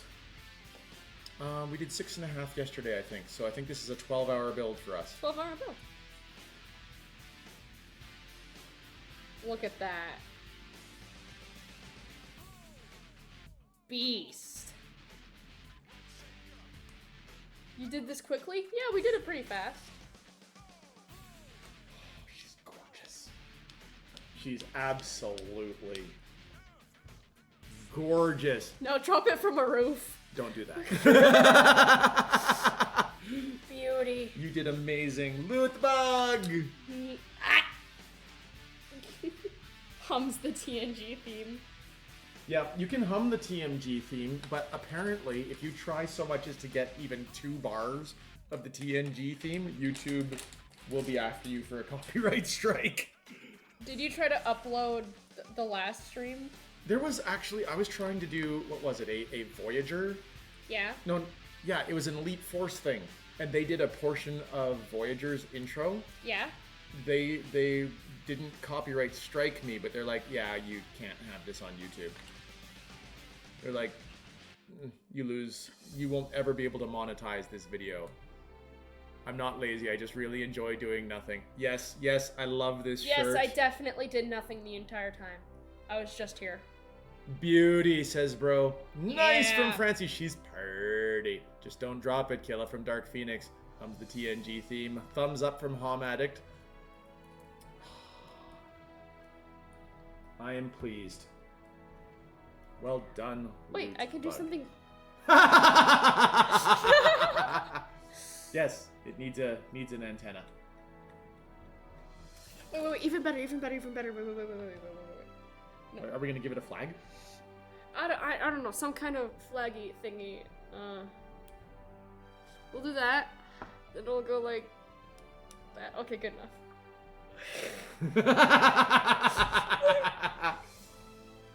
There we go. Yeah, it's Yeah. a flag. It's a flag. It's gotta be. No, we gotta put the flag this way. There you go. Because you know the ship's gonna go forward, right? Yeah. So it's flapping in the breeze this way. LootBug doing her best double D cosplay. I'll explain on stream later. Pun. Thank you, Pun. Okay. Now it just looks like a burger. That was for the olive. Yeah. All right, beautiful. So to recap, we have the name plaque, we have the beautiful ship, we have the crew, the name plaque, And of course, the ship. and of course, the Enterprise. Gorgeous. Look at her. Beautiful. There's no wind in space, unless you're in another life, I guess. That's fair. My friends, with that, I believe we That's are gonna done. be it. Yeah, we're done. We are done. Suddenly Epic. missing my old man. He'd have lost his mind over his hugs, himbo. Hugs. All the hugs. I hope that you have happy memories. Happy memories. You getting Voyager next? Congratulations, LootBug. Congratulations, Kilapixl. Oh, good. I'm glad that they are happy memories, himbo. So, when is Lego putting out the same scale Terek Nor?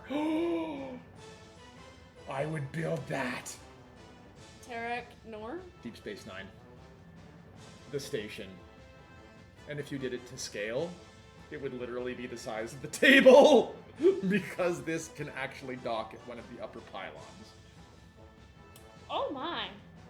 Oh my. Same scale would be the size of a house? Alright. Well done. Thank you, bros. It would be bigger than the table. Well, and you know, not bad. We actually, Orange, in our conversations of episodes, we even also got all the way to Star Trek Season 3, Episode 15. So we got not quite halfway through the series. But pretty close. Pretty close. Alright. And I'll see if I can position this beastie. Beautiful. Beautiful cam. Hang on. Other way. There we go.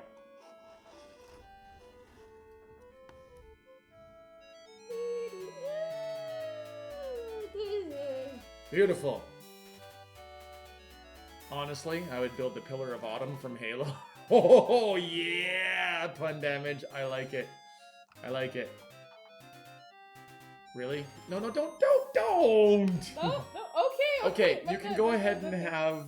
Okay, fine. You do you. No. If you don't want me to, okay, I won't.